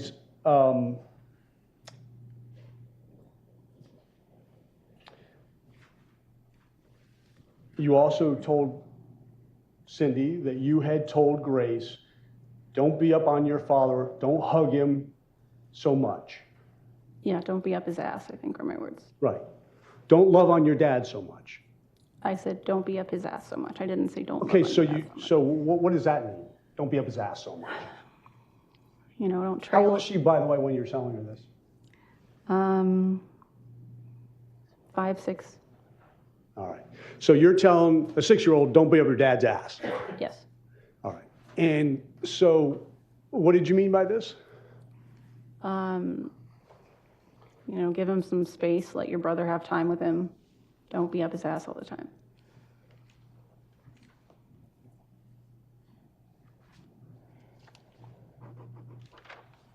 All right. We'll come back to that because I can't locate where that is. I'm going to play that for you. Fair? Let's talk about Ashley for a minute. Also, one of the things that came very clear in here is that you hated Ashley and had a rivalry with her. Yes? Yes. And you have even threatened her in the past, threatened to kill her in the past. No. You never threatened to kill her. No. You never threatened to rip her head off, shove it up her ass, and kill her. I never said that.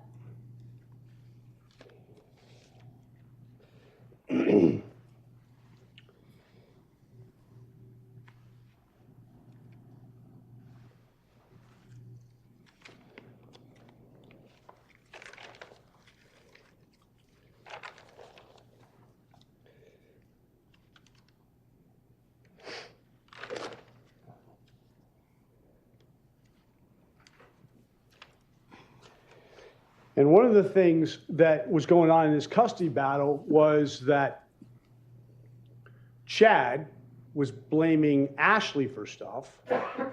Ashley was blaming Chad for stuff. And in this conversation you had with Cindy, it became clear that they should have been worrying about you. I think that Chad was the major problem between all the parties, but I wasn't about to say that to Cindy. But you engaged with Ashley, didn't you? It wasn't just Chad. You engaged with Ashley over this custody battle. Not really. Never. Not that I recall.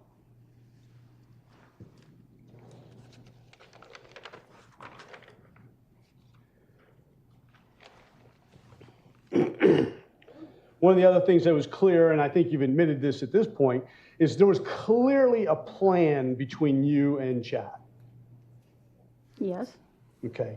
And I guess at this point, the only difference is that you're saying you went there to plant meth, and the state's position is you went there to kill Ashley Biggs. Fair? Fair. All right. So when you discussed with Cindy Cobb this plan, you indicated that it was commented by Chad to you in a conversation you had with Chad. If I do this, this being the plan, right? Yes. There's no turning back. Does that sound like something where you're planting meth, or does it sound like something where you're killing somebody? It sounds like something where you're breaking some laws and you could go to jail. But you had already done that. Wasn't a good idea the first time either. But apparently there was turning back, wasn't there? Because you didn't get caught.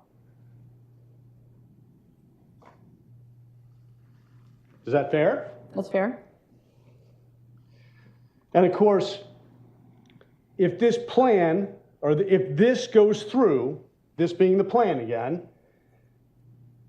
I can do it, this is Chad and you talking, I'll keep her skull.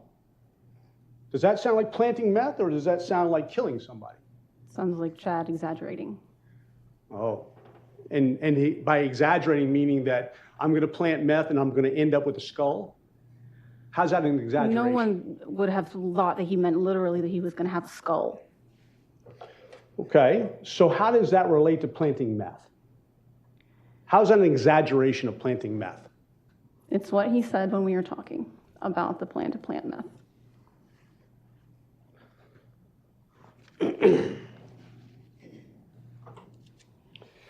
And don't you think it's odd? I don't know if odd's the right word, but Judge, can I? Need the docu-share? Yeah, please. That he's referring to keeping her skull, and just by coincidence, this is the outfit that he used that night.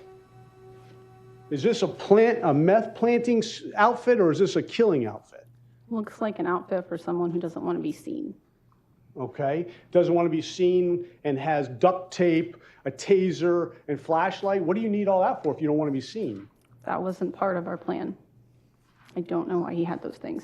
But it does seem awful odd that this looks like something somebody would use to murder somebody, and instead of talking about drugs or meth, we're talking about skulls being kept. I don't think it looks like stuff that someone would use to murder someone. But in fact, it was. Yes? And throughout this whole process, it became very clear that it took two of you to do this. I made the phone call, yes. All right. So if the plan was for the meth, you're guilty of conspiring or being complicit in planting meth. And if it was aggravated murder, then you were guilty of complicity to aggravated murder. If I had planned to commit an aggravated murder, I think that would be complicity, yes. All right. So there's no question there. If you're talking about aggravated murder, if you're talking about the death and killing of Ashley Biggs, then clearly you were involved. I am not talking about. I understand that's your position. But if the jury believes that this conversation is about the killing of Ashley Biggs, clearly by your admissions in this tape, you were complicit. That's fair.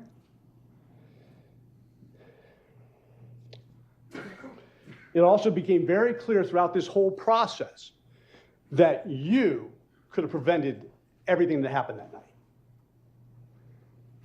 I regret the actions that I took. I wish I had acted differently. Do you remember my question? Your question was if I could have prevented it. And if I had taken different actions, it wouldn't have gone the way that it did. Could I have prevented Chad from ever doing anything? I mean, I think I also say on the tape that Chad does what Chad wants. But that night, I regret what I did. Well, and you told Cindy, could I have prevented him from being in prison? I agree with that. Right? You said that to Cindy Cobb. Sure. If I could change it and go back and change what I said to him, then I would. But it's not fair to put it all on me. So you didn't think it was fair that it was put all on you, but you said something to him that clearly motivated him to go forward, right? Throughout the custody battle, I really pushed him. Cindy really pushed him. We all were really hard on him to try to resolve the custody situation.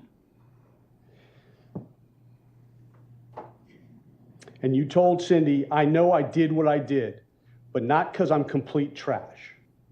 So you knew what you did. I mean, there are a lot of things that I did. With Grace, with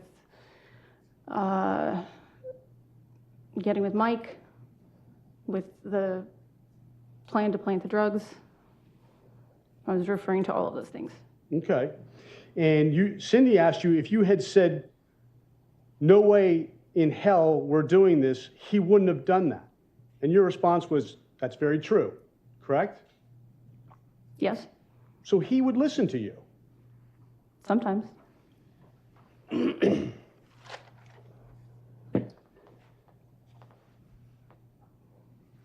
Let's talk about the actual custody battle. It also became very clear during that recording that the court system was not working the way you wanted it to. That's true. And you discussed with Cindy all the things that you went through. You talked to her about the court stuff that you had gone through, and just glancing at it upset you, and all the bullshit and the wall hitting that you went through. Do you remember that? Yes. And that was very frustrating to you, right? Yes. And you told her that's not how it's supposed to go. That's true. You told her that the magistrate who gave Ashley a temporary CPO, she should have never done that. I believe I said that, yes.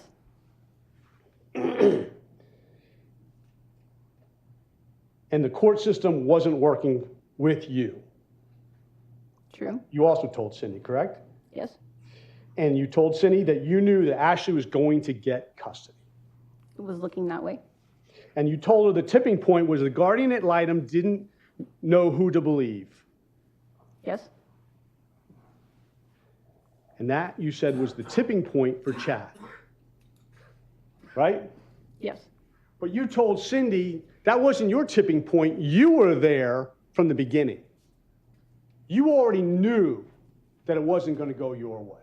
I knew based on the abuse that Chad inflicted on the household that it was about to be a problem for us to try to get Grace back, yes. And you told her you were already there and you were there from the beginning. I knew that from the beginning, yes.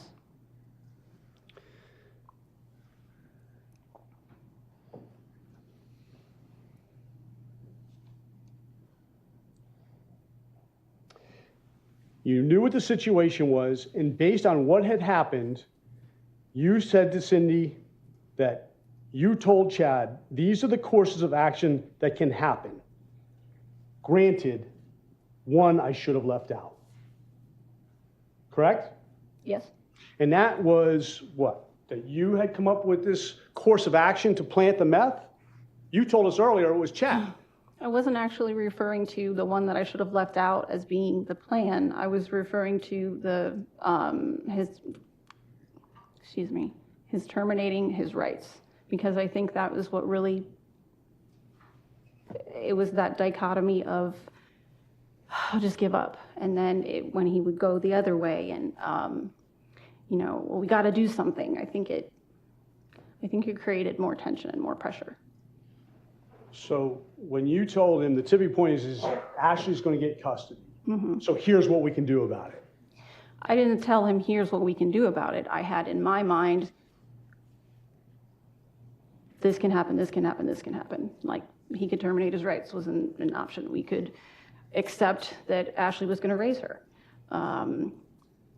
You know, those, ultimately Chad came up with an illegal idea, but those were the things off rip that I knew could happen. So you're saying that the one you should have left out is one that didn't even happen? It sounded like you were talking about regretting not leaving it out because she ended up dead. No.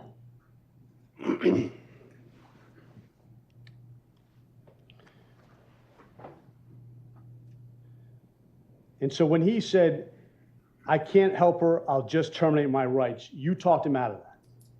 We had some discussions about it, and we both decided that wasn't something that we could live with.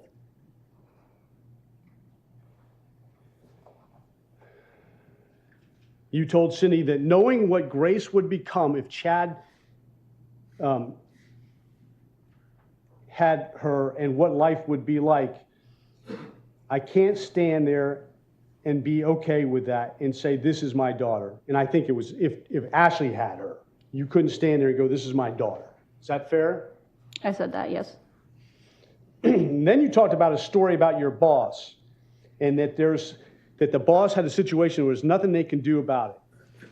And then you said after that story, now this is in 2014 after Ashley Biggs is dead, you said now Grace has a chance at life. Correct? I'm literally quoting Chad when I say that. Well, you don't say you're quoting Chad, do you? No, because Cindy's of the exact same mindset.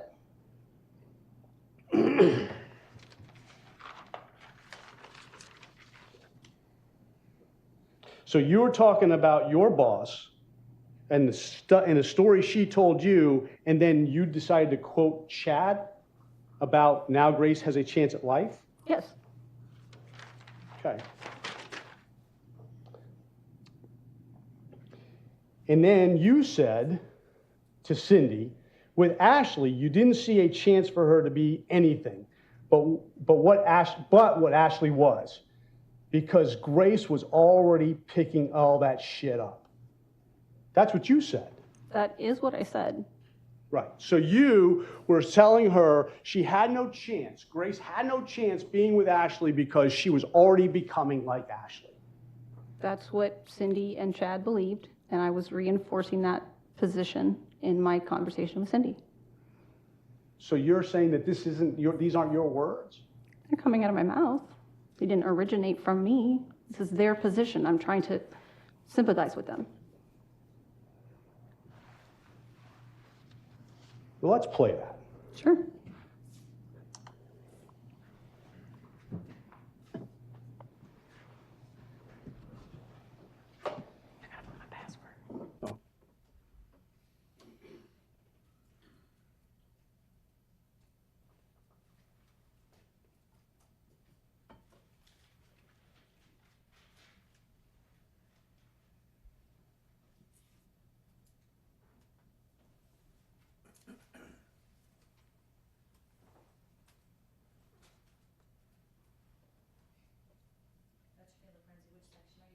Well, I'm going to find it here first, and I'll give you the...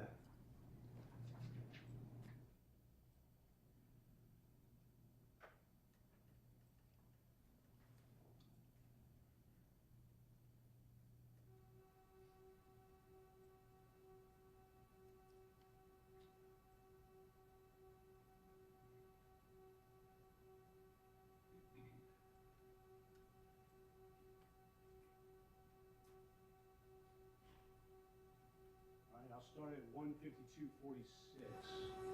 I might got two. I couldn't any more than he could say that was okay. Not because he thinks I had this big thing with Ashley, like it's a big battle between who, you know, and granted we hated each other and there was definitely a rivalry, but it was just knowing what she would become if they had her and what her life would be like. I can't stand there and be okay with it and say, this is my daughter. My boss, her husband has one biological child who the mother has raised because he was in the Navy. And the mother is a piece of crap. She's just an absolute piece. She actually is very much like what Ashley would have been at that age. And now the daughter has picked up, at 15 years old, has picked up on all those habits in the exact same way. And they tried to get custody of her over this past summer, which was a lot of fun for me at work while she was doing nothing but trying to work on that. And then she turned around and just totally backstabbed them because she didn't like the fact that there were rules. And had her mom come up after they had spent all this money and so forth, and she's just like her mom. There's nothing you can do for her at this point. And that would have been Grace. Now Grace has a chance at life. She has a chance at being a person with a life. And with Ashley, she would have, I don't see a chance for her to have been anything like but what Ashley was, because she was already picking up all the shit. Yeah. So you're quoting Chad there? Is that what you're telling this jury? I'm telling you and the jury that I know that Cindy and Chad believe that Ashley was a piece of crap. This has been a long-standing thing, that they believe that Grace had no chance at a life with her and would have grown up to be just like her. These are conversations that we've had lots of times. And so I am just jumping on the bandwagon because I know that's how Cindy feels. So you're lying to her? I mean, I don't say that I'm lying to her. I'm reinforcing how she believes. So you are saying things that you don't believe to get some benefit. I guess it's fair to say that I partially believed it too, because I had heard so much crap about who Ashley was, that I didn't want Grace to grow up and, not be a productive person. But really, I kind of took that tack because I know how much Cindy loves Ashley. So when you said you were not talking about yourself. You were talking about Chad and Cindy, and then you were just saying what you thought they wanted to hear. I was just saying what I knew she would sympathize with, yes. That would be deceptive. Sure. And so now here we are with this jury deciding your fate. And how are we supposed to know that you're not just telling them what you think they ought to hear? I can only tell you. I can't make you believe it. But this is clearly something you've done throughout this case. I have made untrue statements throughout this case. That's true. And so the first time you're going to tell us the entire truth is right there on the stand today for the very first time in 12 years. I've never spoken about what happened the night that Ashley passed away until now. Well, you have. You spoke to Cindy. I've never given a full account.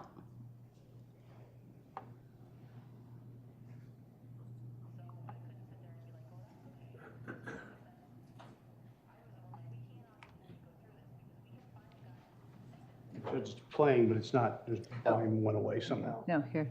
Let me just tell me when you're ready. There you go.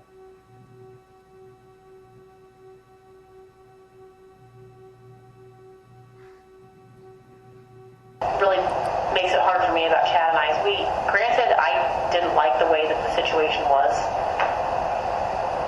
Now that's you saying, granted, I didn't like the way the situation was, right? Between Chad and I, yes. Now, is that being deceptive too, or is that you? No, I really didn't like the situation between Chad and I. So that one there is legitimately you. I mean, all of it is legitimately me speaking. But sometimes you're just saying what you think people want to hear, and sometimes you're saying what you really feel. I think everybody does that. And don't you think that's going to be tough for anybody in this jury to decide what's real and what's not with you? I think the jury has a tough job, yes. And that's because facing the biggest charge you can face, clearly based on your history of lying in this case, they'd be fools to believe you. Objection. Sustained. Don't answer that. It was still hard for me, but at least we got to a point where we could coexist. We had gotten to that point. And then when Ashley came and took Grace, it all fell apart. So again, you're blaming everything on Ashley. It all fell apart. I'm not blaming everything on Ashley. Well, those are your words. It all fell apart. All. Chad and my relationship became very difficult. It had already been difficult, but it became even more difficult after Ashley got custody of Grace. One other thing that you made clear in this conversation was that you believed that this, the plan, was the only way the situation was going to go away. Did you tell Cindy that? Yes, I did. And again, you're either referring to an aggravated murder or you're referring to planting meth. I mean, you're the one who's saying I'm referring to an aggravated murder. I never said that. No, those are our two choices, right? So What's the third choice? they could believe I was talking about something completely that we're not even discussing here. You mean they could just make something up? They could. Okay. But in reality, there's only two choices. Planting meth or plan for aggravated murder. Those are the only two choices that have been discussed, yes. Okay. Well, if they haven't been discussed, it's not evidence, right? Fair. Okay. So, you indicated that you believed that this is the only way the situation was going to go away, right? Yes. You also told Cindy that it became very clear that you had faith that Chad could do it if he said he could do it. Yes. And you're talking about him planting meth. Yes. And you thought, hey, you told me you could plant meth the first time, and that didn't work, right? It was marijuana the first time. Okay. Yeah, I'm sorry, marijuana. So, and that didn't work, right? It didn't have its intended consequence. It didn't work. Yeah, it didn't work. And you go on and spend an awful lot of time talking about your belief in his ability to get away with this, right? I speak about that on the tape, yes. You even indicated that you'd been over it so many times that you would fight about it. You were like, quote, this is the only way the situation will go away. That's what you told Chad. Yes, I said that to him sometimes. You also told Cindy that he felt pressured by you to do it. Correct? I told her that, yes. And you told her you thought he was the only one who could do something about it. Yes. And so now you're talking about you thought that you were incapable of planting the meth, that he was the only one that could possibly plant that meth. I thought he was the only one who come up with a plan to plant drugs on Ashley and get away with it. Yes. And so when he told you that you needed to go make a phone call next door, drop him off, that whole big fiasco of a plan to plant meth, you thought that was a perfect plan? I refer to it as a perfect plan on that tape, yes. I think that's how Chad categorized it, but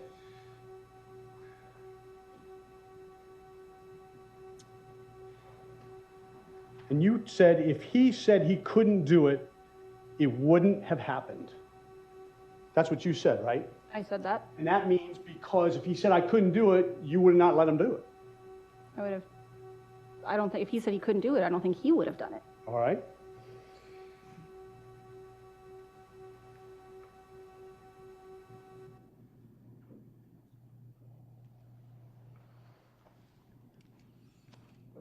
And you said to Cindy, in hindsight, you would have told him it was too risky.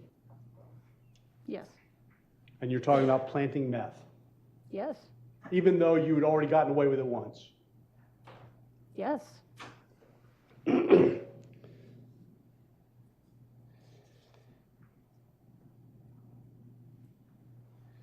You told Cindy Chad had the perfect plan and Chad was doing what I asked him to do. Is that fair? Yes.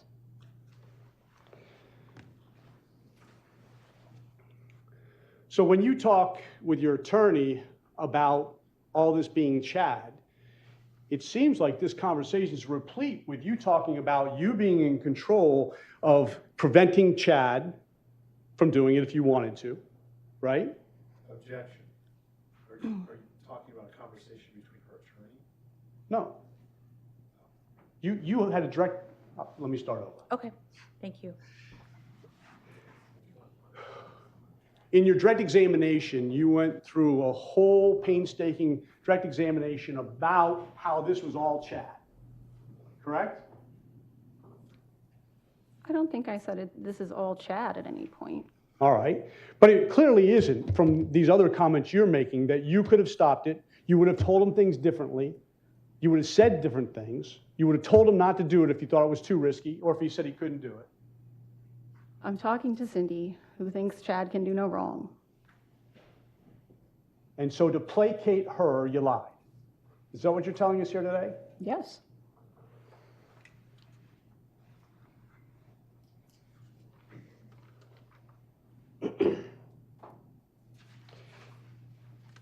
I find it very curious that during this conversation with Cindy, in which you're telling us today that the whole entire plan, you're spending all this time talking about a plan to plant meth. At no time during that 3 hours did you ever talk about the fact that it said, hey, Cindy, look, I don't know what happened. We were just going there to plant some drugs. I wish I would have said that now. And it turned out that he ended up killing her. Never does that come up. You never try and placate her with that. Do you? I don't mention meth on that tape. No, I don't. And you don't explain that that's what you were going to do when he ended up killing her. But she already knows that. We've had previous conversations about this. Well, this is the first we've heard of this, right? That I've spoken to her before about Chad's. You've told her before about the meth? We've had conversations prior to this about the plan. Yes. And this is the first time we're hearing this, correct? You didn't even say that with your attorney on direct examination, did you? He didn't ask. All right. So at no time does that come up at all. Matter of fact, she says, I think he snapped, like any mother would hope, right? Right, like the plan is to plant drugs and he ends up killing her. He must have either snapped or something happened because the plan wasn't to commit murder. Something happened that something went wrong. And you actually told her you didn't think he snapped. No. How come you didn't placate her in that circumstance? You're really good at your job. The conversation that we had is not me, like under oath. It's not, you want to parse it down into little pieces. It's challenging for me to answer you. So you're suggesting that because it wasn't under oath, you were free to lie? Sure. And that the only thing that's keeping you from lying here today is because the judge said to write your right hand and tell the truth, and that's what somehow has made you into a truth teller? I'm just telling you that I'm sitting here telling the truth. Which happens just to be at the most important time in your life. I mean, this is a very significant time in my life, sure. If this conversation was about a plan to kill Ashley Biggs, you wouldn't admit it to us, would you? I'm not sure that I would take the stand.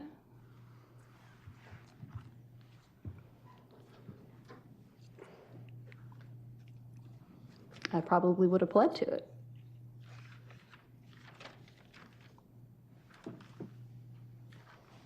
You're saying that if you commit a crime, you would just plead to it? I'm saying that if I had committed aggravated murder, I don't think I would have taken it to trial.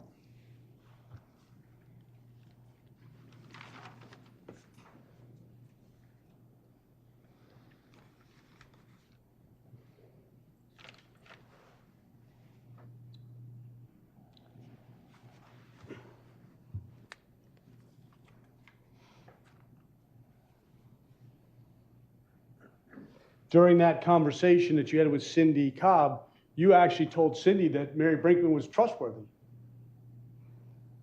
I'll take your word for it. And now that she's come and testified about things that she is claiming you said, now she's no longer trustworthy. Is that fair? Is that your position? No.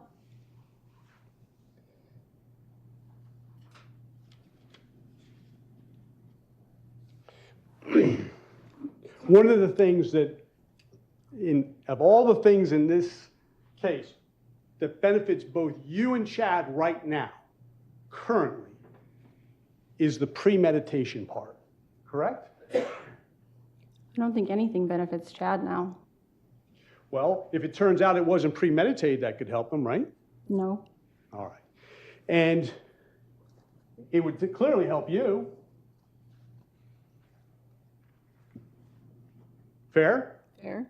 So when you argue and say that Chad never has admitted to a plan to kill Ashley, that's in his benefit, isn't it?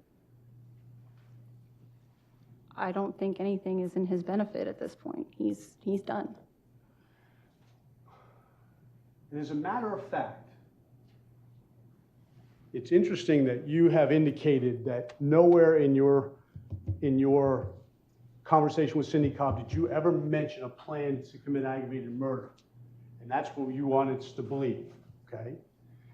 Isn't it also true that not one time has Chad ever admitted to killing Ashley Bigg? Oh, no, he's definitely admitted it. He's never admitted it in any statement whatsoever. He pled to it. No, he pled to a charge indicating that he was involved with the murder of Ashley Biggs, not that he actually did it. Correct? Semantics. Well, this is what it's all about. Complicity, aiding, and abetting, right? Isn't that why we're here? I mean, Chad has told everybody that he did it. Name one. Cindy? Were you there when he admitted to her that he killed? Yes. And so when this conversation happens, it's never said anything about that, is it? No. This is the first time anybody's heard that. Cindy didn't testify about that. This is the first time you mentioned that, right? Yes. Now, the fact is he didn't even have to admit to it for us all to know he did it, correct? True.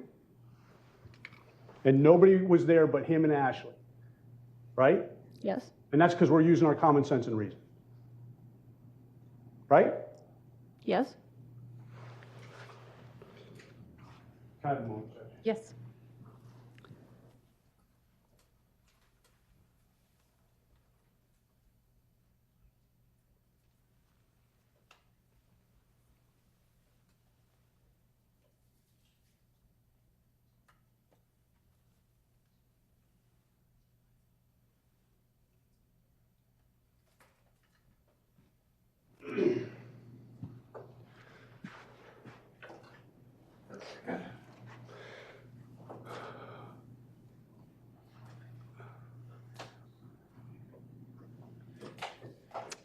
You just told us that Chad Codd admitted to Cindy that he killed Ashley. Yes.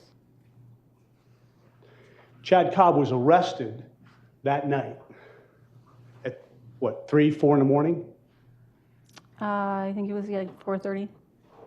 And he's been in jail or prison ever since. Yes.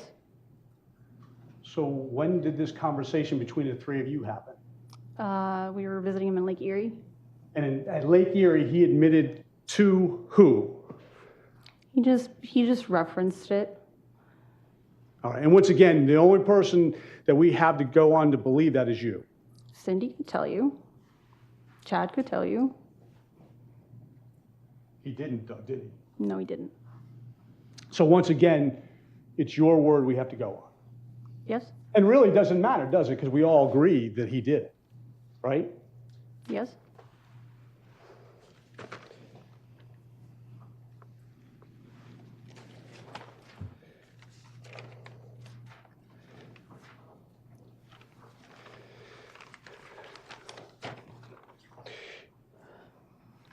In regards to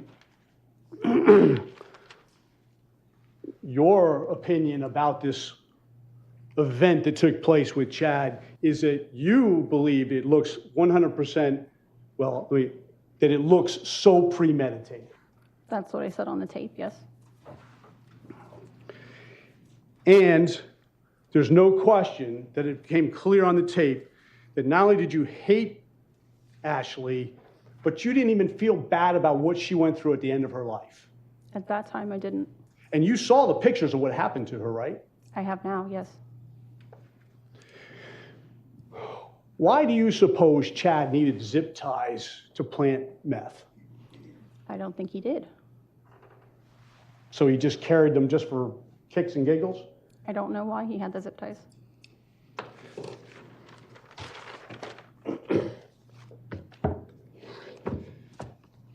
And the fact that your husband, you believe, just committed this horrendous crime, that you didn't tell the police about it is because why? I didn't want to get in trouble myself. I loved him, and I didn't want to lose my kids. So again, here we are today. You withheld information from the police. You lied to the police for the purposes of not getting in trouble and being able to raise your kids. Correct?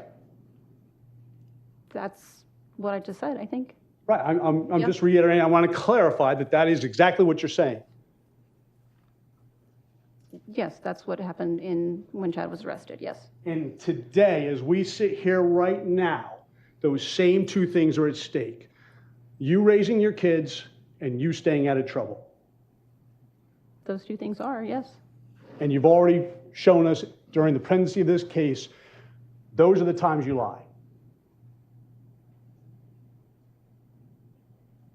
Is that Yes? that's the question? Yes, I wouldn't categorize it that way, no. but you have. I have. And those are the circumstances when you have lied. These are some circumstances in which I have lied, yes. I have nothing further to say. Okay. Redirect.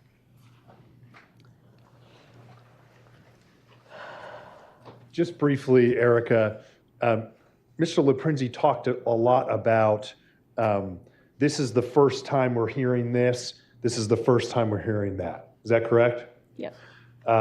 He's talked a lot about, not knowing any of this until this very moment, correct? Yes.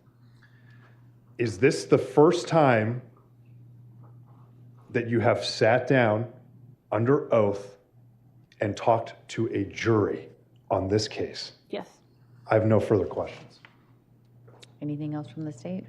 Okay. Thank you for your testimony. You may go ahead and take your seat.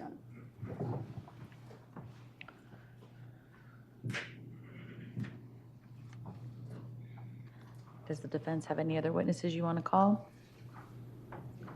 The defense rests, Your Honor, pursuant to admission of our exhibits. Okay. Let's see. Tomorrow morning, we're going to have the jury. First of all, the counsel report at 9 a.m. Sure. And we will go over instructions. And then if the jury could please report at 9:45 tomorrow, this evening. Please don't talk about the case. Please don't research the case. Please don't let anyone talk about it in front of you. We really appreciate all of your attention and your time and your patience. Tomorrow's Tuesday, so we'll have the taco bar again. But if you want to bring in lunch or something to drink, please do. But for now, we can go ahead and let the jury go home. Have a good evening, everyone. Thank you. All rise.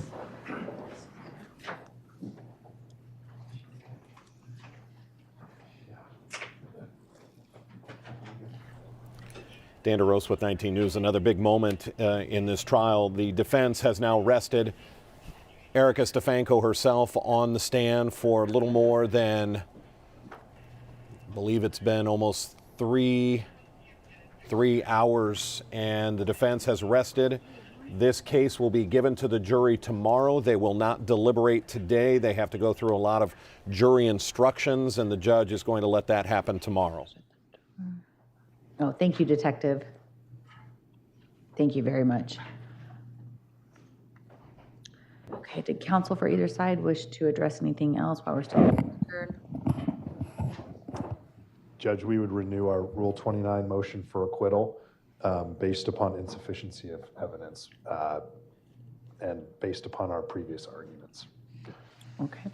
And for the same reasons previously given, that motion is denied. Anything from the state? No. Do you want to do your exhibits now? Yep, we would like to introduce, well, I think that this is a duplicative exhibit.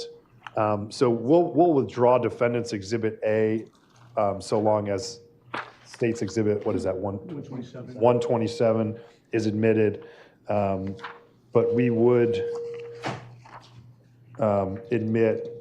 ask to admit Defendant's. Everyone else can be seated, sorry. Defendant's Exhibit Go ahead and be B, seated, ma'am. Thank you. which is the B as in boy, which is the stick figure on the fence post. No objection. Okay. And then Defendant's Exhibit C, which is a picture of all of the remaining stick figures on the back of the Lincoln Navigator. No objection. And Defendant's Exhibit D, which is a picture of Mr. Stefanko and the children. Okay, so for the defense, it's Exhibit B, C, and D. Any objection to D? No objection. Okay. Those exhibits will be admitted. And then we wanted to talk about the stipulated BCI reports. Okay. Did you give those to me? Or do you have them? Okay.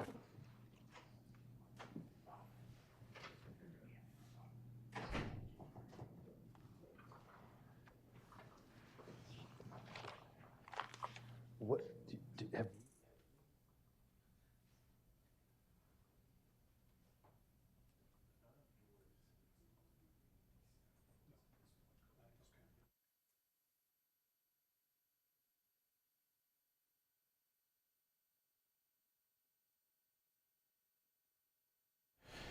Dan DeRose with 19 News here. The rest of what's going to happen here on the record is really kind of semantics, and it's just housekeeping. It's a matter of what items can officially go with the jury when they start deliberating. It's different pictures, it's different tests.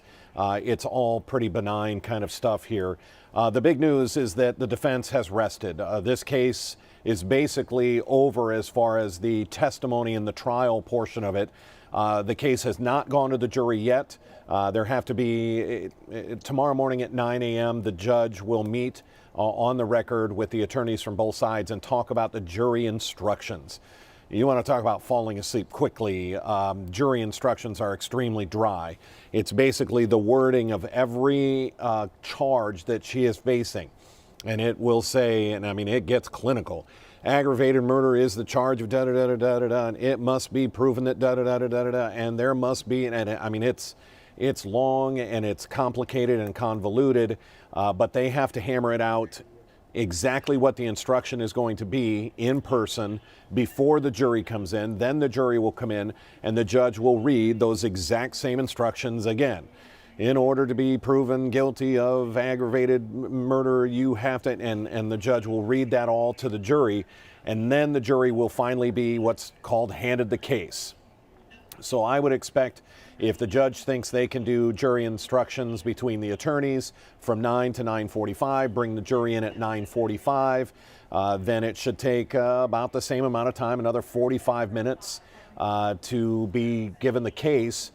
So I would suspect that the jury will have this case by about 10:30, 11 o'clock tomorrow morning. How long will it take to deliberate is anyone's guess, but this is a major point. I just want to listen in here just to make sure that BCI we're... findings from George Staley dated February 19, 2013.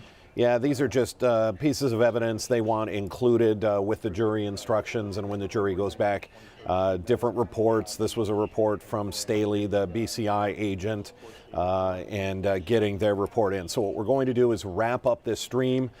It was an eventful day. Please tune in to Cleveland 19. Watch Channel 19. Brittany Weir has been following this case from the beginning. She will have the latest wrap-up of everything that happened today, most notably, obviously, the testimony of Erica Stefanko itself. We are committed to gavel-to-gavel coverage. We have been there from the beginning. We have shown you every second of testimony that has taken place in this trial, and we will continue to stay committed to that. Even during deliberations, we will be waiting right there along with the jury to make sure you don't miss a single second of it. When you get a push alert on your phone, that's when we are live. We'll be live again tomorrow morning at 9 a.m. for the jury instructions.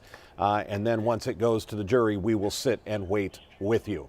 Until then, again, Channel 19, our news is ongoing. It's just into our 4:30 hour. If we have any other breaking news, it'll be here on our digital platforms. I'm Dan DeRose with